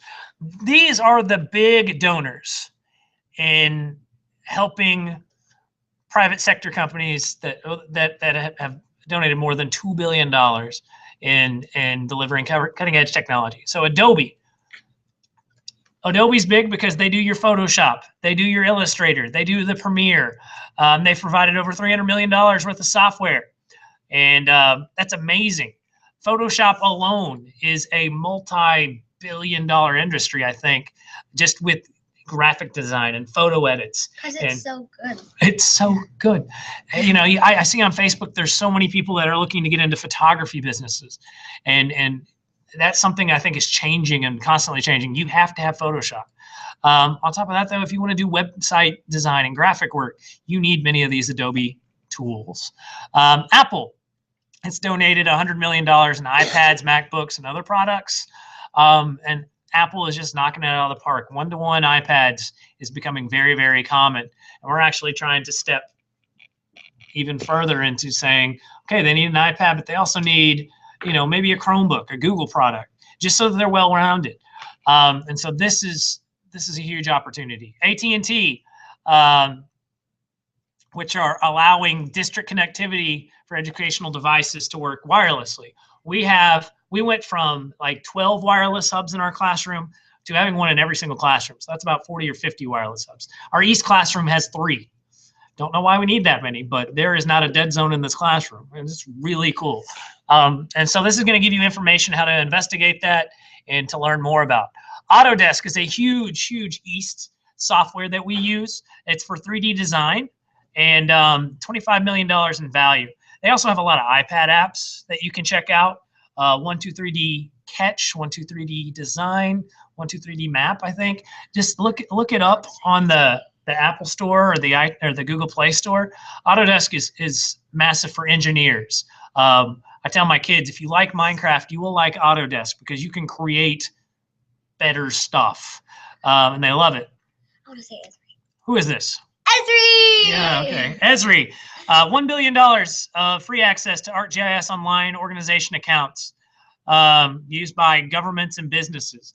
And we're going to talk more about those businesses in a little bit later. Kids, if you're trying to figure out what you want to be when you grow up, don't worry about what you want to be. Just make sure that you know a little bit of GIS because it fits into every single industry, every single one. Microsoft, of course, is making a lot of their tools affordable and making the price of Windows operating systems a little more affordable as well. O'Reilly Media, which creates a lot of books online, Safari books online, $100 million in education. Prezi, which we use quite a bit with when we do presentations. You know, sometimes we use Microsoft PowerPoint, but we like Prezi too because it's a little more animated. But $100 million in Ed Pro licensing for high schools and all educators across the country. Sprint is also helping with providing wireless service for low-income high school students. We've heard stories about in our district, kids have been hanging out in the school parking lot to go ahead and do their homework because on their Google Chromebook that they are able to check out, they still have connectivity in the close neighborhoods of the school, but also in the parking lot. And so they'll just hang out in their car and, you know, they'll do their homework or maybe search YouTube. But the fact that they have that access, they are able to do some research and check some things out. And then Verizon, we've hit all of our big cell phone people. But it's going to also match the $100 million in cash and many different types of commitments. Very cool. Principals, look that stuff up. For teachers, same information. Same information. So anyway, for students, hey, same information. Do you want this at your home computer? Do you want this in your classroom computer? You know, it's just, it's kind of up for you. And I love this because it gives just a better summary of what you can get at home. Esri will provide for you, students, to have this at home. And, you know, you saw a lot of what it can do here today. So the Connect Ed initiative, though, it's through the White House. Now, what we're going to do is go to connected.gov. ConnectEd.esri.com. I thought it was connected initiative. Oh. So online mapping and analysis for all schools. And so we're going to explore this just a little bit so that you guys can get a little more familiar of bringing this to your classroom. Again, East classrooms. I know we may have a couple of East classrooms watching in. If you aren't doing it online, you're not doing it correctly, because this is just better for your clients, that if they can open up your map on a cell phone, it makes your life so much easier. Instead It of helps them a lot too. It helps them a lot too. Absolutely. There's things that you can do on a tablet or a phone that is just groundbreaking. It did not expect it to happen this quickly. So you're going to have teacher stories, little testimonies if you need to help get the ball rolling, maybe with administration or whatever. Hey, look at these kids. Student videos. These were the guys that presented last year at Roosevelt High School, Washington Lee High School 2 years ago, and 3 years ago at Clark Magnet High School. We're the first elementary school to actually present at the conference in about 8 or 10 years. No, there were some middle school kids. There were some middle school kids, East middle school kids a few years back. Yeah, but they weren't. They weren't in elementary. You guys like to milk that for much as it's worth. But yeah. There's a difference between middle and elementary. There is. Let's see. I haven't watched this video. Yeah, let's watch a quick 1 minute video to kind of help paint the picture again. So this is meant for teachers. So it's this cool stuff. So have fun. Have fun. GIS stands for Geographic Information System. Using computer hardware, software, and a ton of raw data, we can explore the fundamental principle of geography, that location is important in people's lives. Using GIS, we can view, understand, question, visualize, and interpret data in visual ways that reveal relationships and patterns, which allows us to make better decisions. For example, a meteorologist might study the paths of hurricanes to predict where and when they might occur in the future. A city planner can choose the best location for a new park or hospital, ensuring that they are built in the place where they're needed the most. GIS is essential to understanding what has happened, what is happening, and what will happen in geographic space. Geographic understanding brings wisdom, and with wisdom, we can make better decisions to create a brighter future. I like that. That makes me happy. It's a very happy song. Cool. You can click the Discover More screen, and it talks a little bit more about the steps you need to do and how to explore and create maps and things like that. This is a PDF that you guys can download or print, but again, you just go to connected.esri.com, and again, you've got tons of resources. This is what does not require login. So this is already there for you. Do it on an iPad, do it on a computer. Check it out. We're not going to walk through it with you today. That's something that you could do with, this is a lesson plan. That's what I see. There's something that you could totally do with your kids. So. Totally. Yeah. So anyways, we're going to move away from this. Let's talk about jobs. Seniors, juniors. I don't know who we're talking to, but you need to be thinking about, okay, how am I going to be able to, we'll talk about GeoMentors first. I'm so sorry. Let's go to GeoMentors. You need to be able to partner up with people that know what they're doing.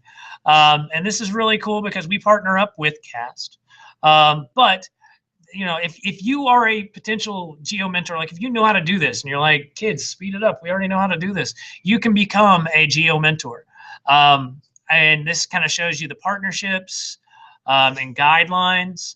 I want to find a GeoMentor. What should I do? So put your dot on the educator map. Okay, so we're going to open that one up. And you can talk to adults with various projects. This is a story map. They've created a story map to hook you up with GeoMentors. Look at Arkansas. Are you serious? Look at Arkansas. Look at it. Oh, we have a map of that.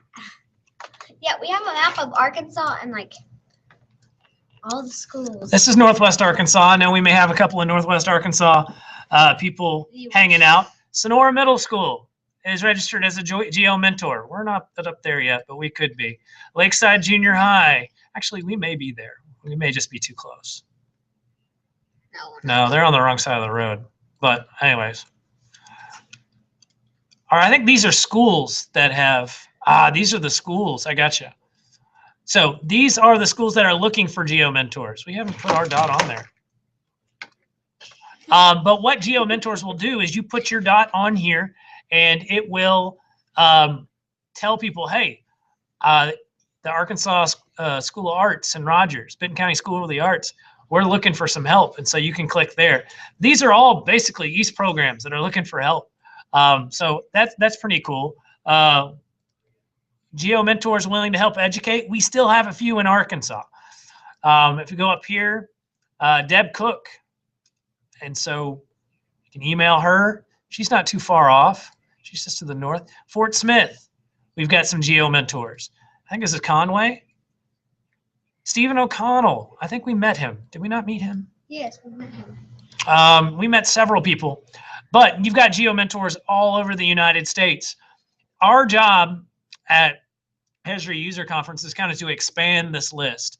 And you know, there are more. We've talked to people from Fayetteville City. We talked to people in Bentonville that worked at Walmart that potentially could be Geo mentors. We want to spread this out. So, oh wow. Many states and districts have broad license for, okay, yeah. These are the states that have broad licenses for Esri already before ConnectEd. And so Arkansas has a license. The people that own that are the East Initiative. And so if you're interested in becoming an East school, we showed you the links earlier in the day in hour 1 about how to do that. This webpage is not available. Anyways, cool stuff there. Let's talk about jobs. I was teasing. I want to get back to jobs. We'll talk about T3G last because that's really cool for. Oh, that's not what I want.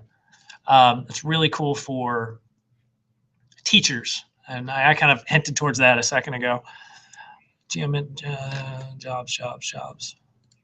We'll just go to Esri. Okay, so what industries have GIS? You've got government industries, businesses, you've got local utilities and communications, natural resources, and then a ton more. And we're going to show you some examples of how the federal government uses GIS. And so you've got civilian science and global affairs. Just tons of different opportunities. People wanting to go into governmental office or serve in different ways. Architecture, absolutely. You know, you saw 3D buildings and city planning, and you know, you need to know like I said, the past, the present, and the future of this space and how it's changing. Insurance. I'm just gonna open a couple of these. Retail, real estate, I imagine would be a big one. Pipelining, we're going to show that, how it's used in Springdale, Arkansas. They've just started using this in Springdale, Arkansas, and we're actually partnering up with the Springdale Water Department to show them how to use GIS in a little more efficient way. So agriculture, absolutely. Education, we love. Transportation. And so with insurance, you can kind of open up some different story maps and things. If you're wanting to be an insurance salesman, you need to know where the most car accidents happen, where the different policies are. You need to know who has insurance and who doesn't, so you know where to put your office, so that if you're going to sell insurance, where's a good location. This is retail, and retail and marketing is huge with building strategies. Lots of videos. Starbucks was, you know, aside from the guy needing an undershirt, they had an amazing presentation at UC that showed that they put up 12 Starbucks a week or something like that in China, just in China. It's really good. Yeah, and it tastes really good, says Ricky. But you know, how do you plan that? How do you make that happen? And so it has to have a plan. You have to have an idea of what you're doing. Real estate, I don't see how you couldn't do this, and how I could see how a story map published on your real estate website of this property is for sale, and here is a 3D virtual tour, and here are, I don't know, where the bathrooms are located. Here is where the kitchen is located. You know, you can map that all out. Then you can show where the electrical lines are. Are they underground or above ground electrical? How's the plumbing? Where does it flow through? Every little detail and nuance that an agent needs to know, but also a buyer needs to know. Pipelining, which we're going to talk about momentarily. Agriculture. Arkansas is an agricultural state.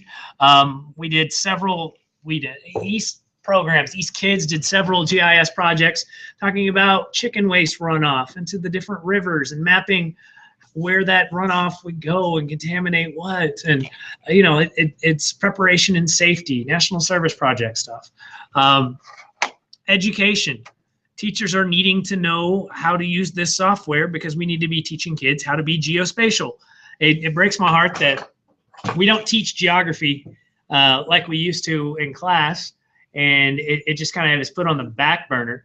And so this is a way that teaching geography and education in a different way can kind of have kids become more familiar with the 50 nifty United States, or the 7 continents, or the oceans and rivers and lakes that surround our country.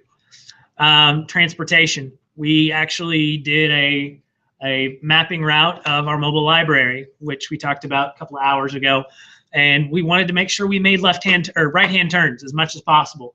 Stole that one from UPS. They try to make maps and routes. Everything's a right-hand turn, so you don't get stuck at a light. In our route, that was a 4-hour route, we only made like 2 left-hand turns, and they all had the assistance of a light. And so that really helps speed things up, especially when this mobile library rolls out midday and sometimes comes in late at the 5 o'clock hour. You know, you kind of had a deadline of when you wanted to be at stop 1 through 10, and it definitely helped. There are careers in that, and our kids, our 10-year-old kids, our 7-year-old kids are already using this software. There is no way that says a middle school kid, a junior high, or a high school kid cannot use this too. You know, we've got kids that are wanting to be weathermen, and the first thing I have them do is mess with story maps and figure out weather patterns. And so that's something that kids can explore with and play around with. So we've got about 30 minutes left, and we're probably going to go ahead and show our final little clip for the day. Before we do that, though, I do want to do one last giveaway. Girls, do you want to be in charge of that one? Yes. Okay. Oh, just something really fun. This is a GIS map that Springdale Water Department is using.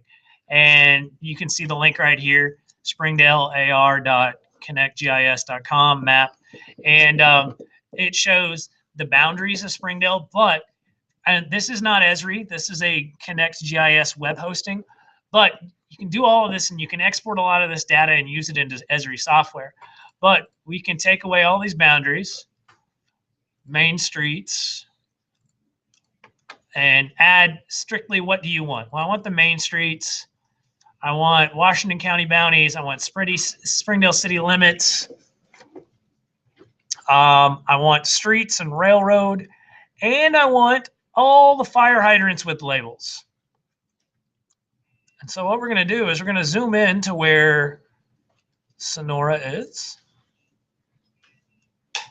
They don't have the drag and drop, but you can see every single fire hydrant and every single ID. And this is data that we're actually going to be trying to acquire from Springdale Water Source. There's Vaughn Road. And so this is our school right here. And we have 2 fire hydrants on site. We actually have a couple more. That needs to be updated. So that's kind of going to be our East project for a couple of kids. Is we have all these fire hydrants here, all these fire hydrants here, but then we're going to get some additional data, because right now, if I were to click on that, it gives me the FID or fire hydrant ID number, and that's about it. And so we're wanting to get more And this is info. And this is online, so it's really easy for fire stations to look at it because that's really important too. Right. We're going to actually make a web app for them so that the Nob Hill Fire Department can open up this up on their iPhone or whatever, and they know all the details. This has been an East project that many, many, many schools have done. We're just trying to put our own little spin on it because we have a lot of the data already created. We do need to upgrade some stuff because I know there's fire hydrants here because we saw them when we created our disc golf course because we couldn't drill into them. And so we're going to go around and update and just kind of figure out what's going on. I know that one's, we have a disc goal right here. So that's pretty cool. Anyway, I'm rambling now. So we're going to go ahead and show this last video from Esri UC. You can see the girls presenting, and you can watch the girls present and see what they did this year. And our last prize is what we're going to do. You're going to have to tweet us. Hold on. We're going to have a Twitter prize. What are they going to tweet us? They need to, there's no trivia. They have to tweet us the word Geronimo. Geronimo, and it has to be spelled correctly, and you have to follow us on Twitter. Yeah. We have two bags left. So the two people that tweet us the word Geronimo, you just have to tweet us. You don't have to DM us, but just tweet us the word Geronimo, and we'll send you a grab bag. We got 2 more grab bags left, and then we're done. Cool. So if you want one. If you want one, do it.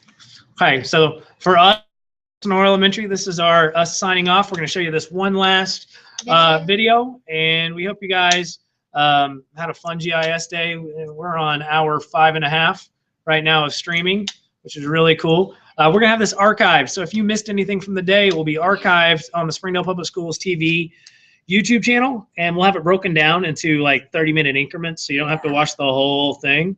I know my voice is getting tired, and mine is too. This crazy thing, I had to go to the doctor yesterday afternoon, and I got a steroid shot in my booty. I am hungry all day. Steroids, man. I feel better. My energy's up. Got a sinus infection. Anyways. You can tell you're energized. Yeah, you guys need to know all that. But man, I've been eating all day long. You guys are like, okay, we got a video so where they can go eat an apple or something. Anyways, I don't know why I told you guys that. That's just weird. I'm a weird dude. So you guys have fun, enjoy, and let's watch this video. Enjoy the rest of your year. Absolutely. So Maybe once they're here. yeah, it's like, oh, he's talking about that.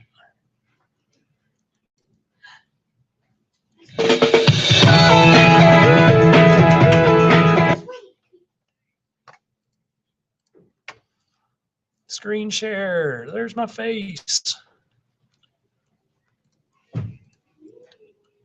Thanks for joining us, guys. We appreciate it. Thanks for joining.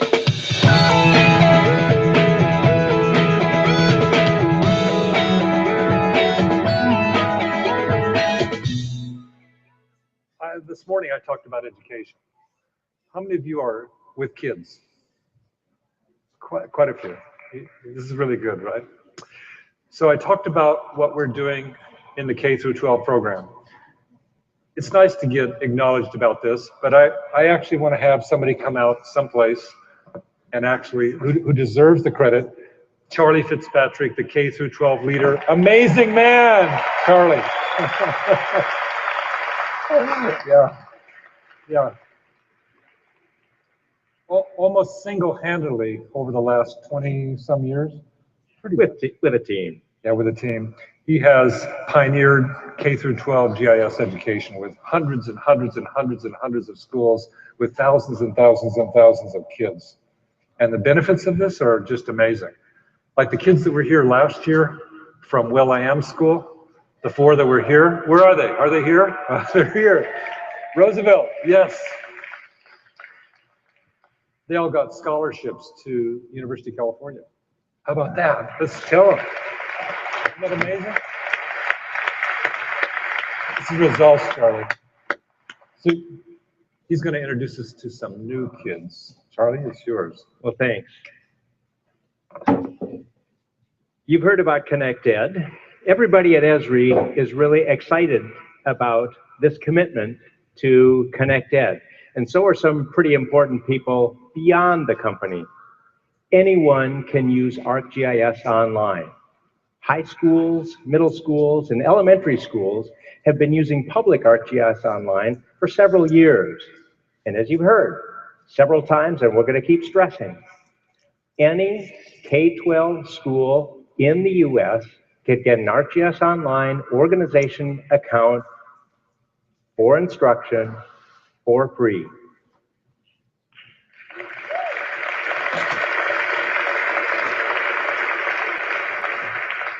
With that account, they can have individual student logins, they can analyze and publish data just like you guys are doing, and they can share that content either just within their own organization or out with the wider world. Second, think about a soccer ball. It's pretty simple, pretty basic, pretty straightforward, but even it takes a little bit getting used to, and a good coach helps. Same with ArcGIS Online, and this is where you come in.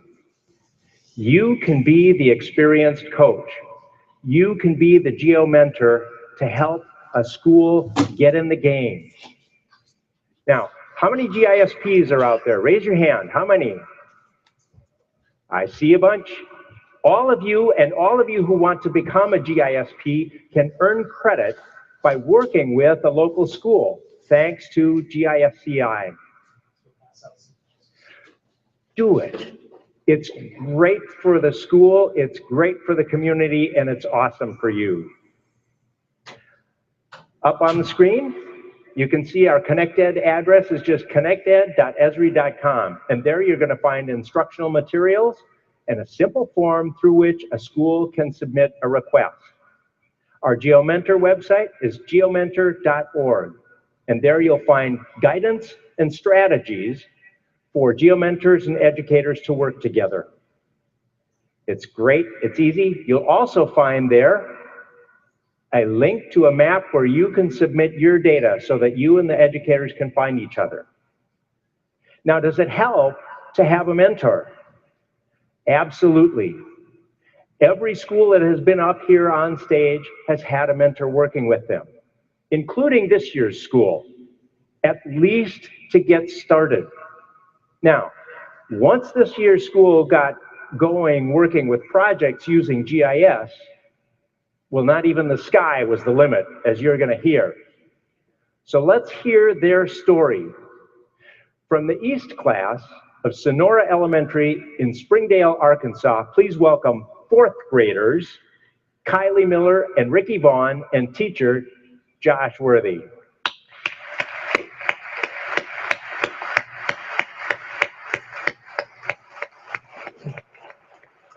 Thanks, Charlie. These two ladies are part of our environmental and spatial technology program back at our kindergarten through 5th grade school. ArcGIS is just one of the many tools these kids get to use each and every day. We have kids as young as 7 years old using ArcMap, ArcGlobe. They're building story maps with ArcGIS Online, and they're solving big, big problems. Now these kids, it's really cool to watch them go because they're pressing buttons, they're analyzing data, they're adding base maps, but more importantly, they're designing their future. Okay. So we're going to feature 3 different types of story maps, and you're going to see some of the people that we've partnered up with. We've partnered up with Walmart Home Offices out of Bentonville, Arkansas. We've received grant funds from the NASA program. We've also worked with the local secondary tech school, and we've also just completed a GIS project for our school district. It's been pretty amazing. So let's hand it over to the real stars, and they're going to show you what they've done this year. Take it away, ladies.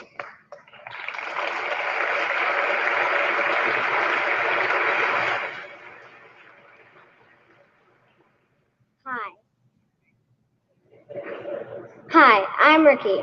We've been able to work on some pretty large maps with Esri software. Today we're going to show you a 3-part story map. Camp Alliance is a nonprofit organization that helps kids and families of active military soldiers. Our goal was to identify 500 Walmart store locations in relation to military population. Today we're going to show you how we solved this problem using ArcMap, and it will show in our story map. In the purple, you can see the population of veterans in each county of the U.S. The darker purple means there's a larger veteran population, and the lighter purple means there's a smaller population.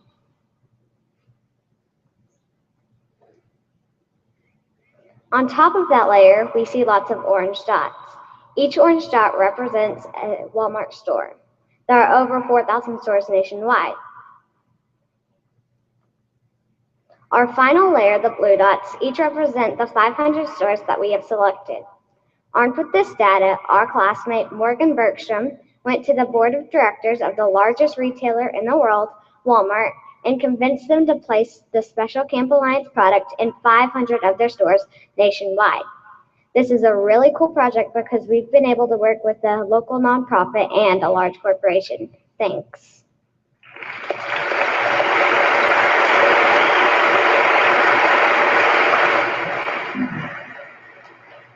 Thanks, Ricky.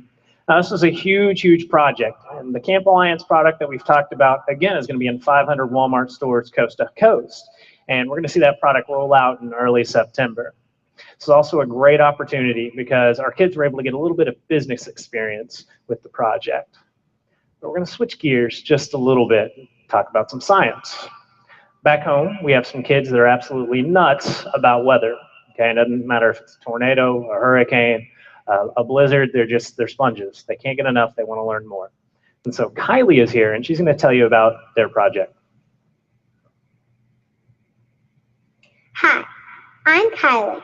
Let's scale down a little bit and look at a project involving just a couple of states. We wanted to launch a weather balloon at our school, see how high it could go, and then try and find it.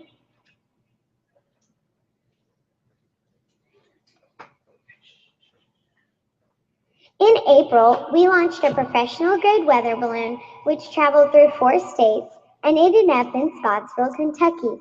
It got caught up in a very active jet stream which blew over 100 miles per hour.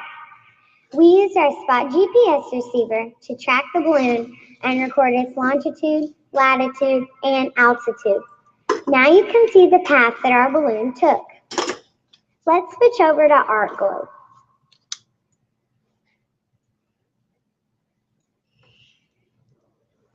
We can even see a 3D animation of our balloon's journey.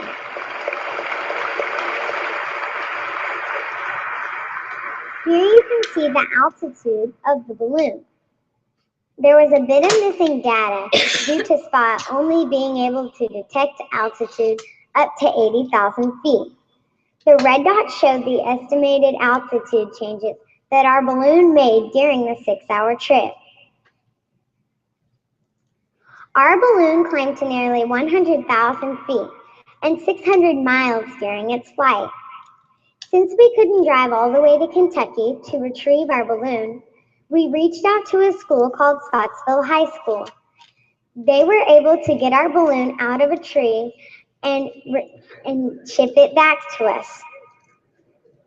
We were able to retrieve our balloon and see the temperature change during the trip. This was a pretty awesome project to work on. Thanks.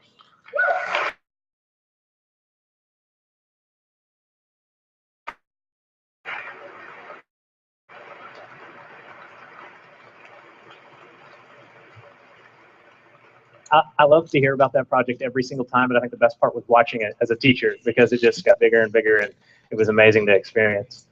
I kind of wish we had partnered up with NOAA, who were out here just a second ago. They may have been able to help us, not send a balloon 600 miles out of reach, but also we may or may not have broke 1 or 2 minor aviation laws, but we're not going to talk about that.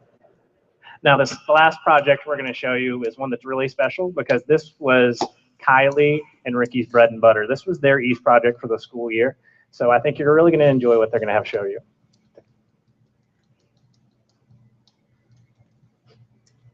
We've been able to use this software even on the local scale.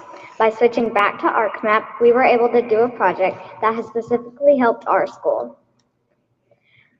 Literacy test scores are really important in schools these days, so we partnered up with our principal to create a library on wheels that would run during the summer months so that low-income students would be able to have a book in their hand all summer long.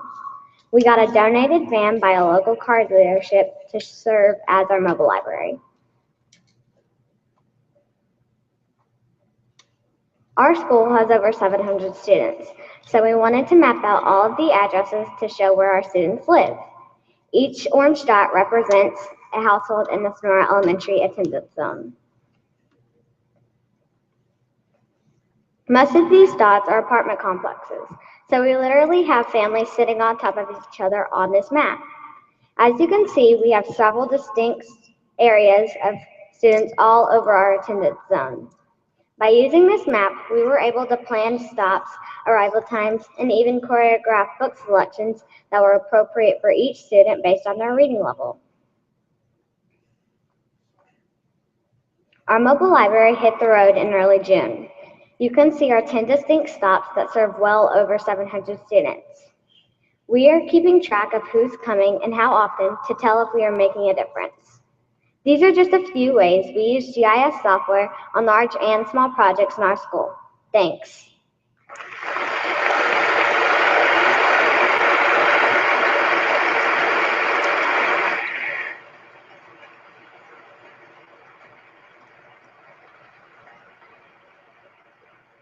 The possibilities of what kids can do are absolutely endless. Now, we had a little bit of help, and thankfully we were able to partner up with some local GIS professionals, specifically the guys from the Center for Advanced Spatial Technology out of the University of Arkansas. Cool thing about hooking up with these professionals is they can show you the tips and tricks of the software, but you still are able to see the problem through the kids' eyes. When that happens, STEM education happens very easily and quickly. And I want to challenge every single GIS professional in this room that when you go home from conference this week, you form a relationship with a school in your area. Even if it's just for one afternoon, get in the classroom and show the kids how this can work and how it can affect their community. You're going to see very quickly big things can happen in a short period of time. So for Sonora Elementary and the East crew we have up here today, we just want to thank you for the opportunity to share our story. Thanks, guys. Great. Great. Amazing, huh? Amazing. It's amazing. Josh, thank you. Girls. Amazing. It's great.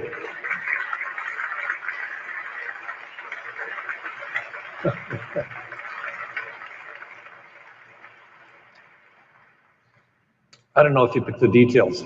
They learned ArcMap, they learned ArcGlobe, they learned online, all of it. Is there anything else you guys want to do?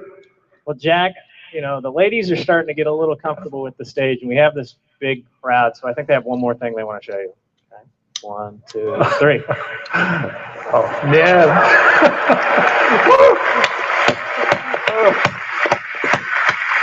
That's okay. You guys, oh, let's get a photo. I should get down like this, something like that. Thank you, girls. Don't forget. Okay, see you. Thank you, Josh. Thank you, girls. What an afternoon. See you later. These girls are going to be around. They have their resumes ready for you later this evening. No question.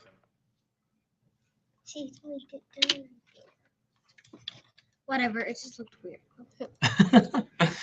It just looked weird. What looked weird? When I had to get down. Oh, when you were kneeling? He told me to get down right So the photographer or Jack? Jack. Oh, right on. He said, Hi! Hi guys! Okay, so we just really want to thank you for watching our GIS day today.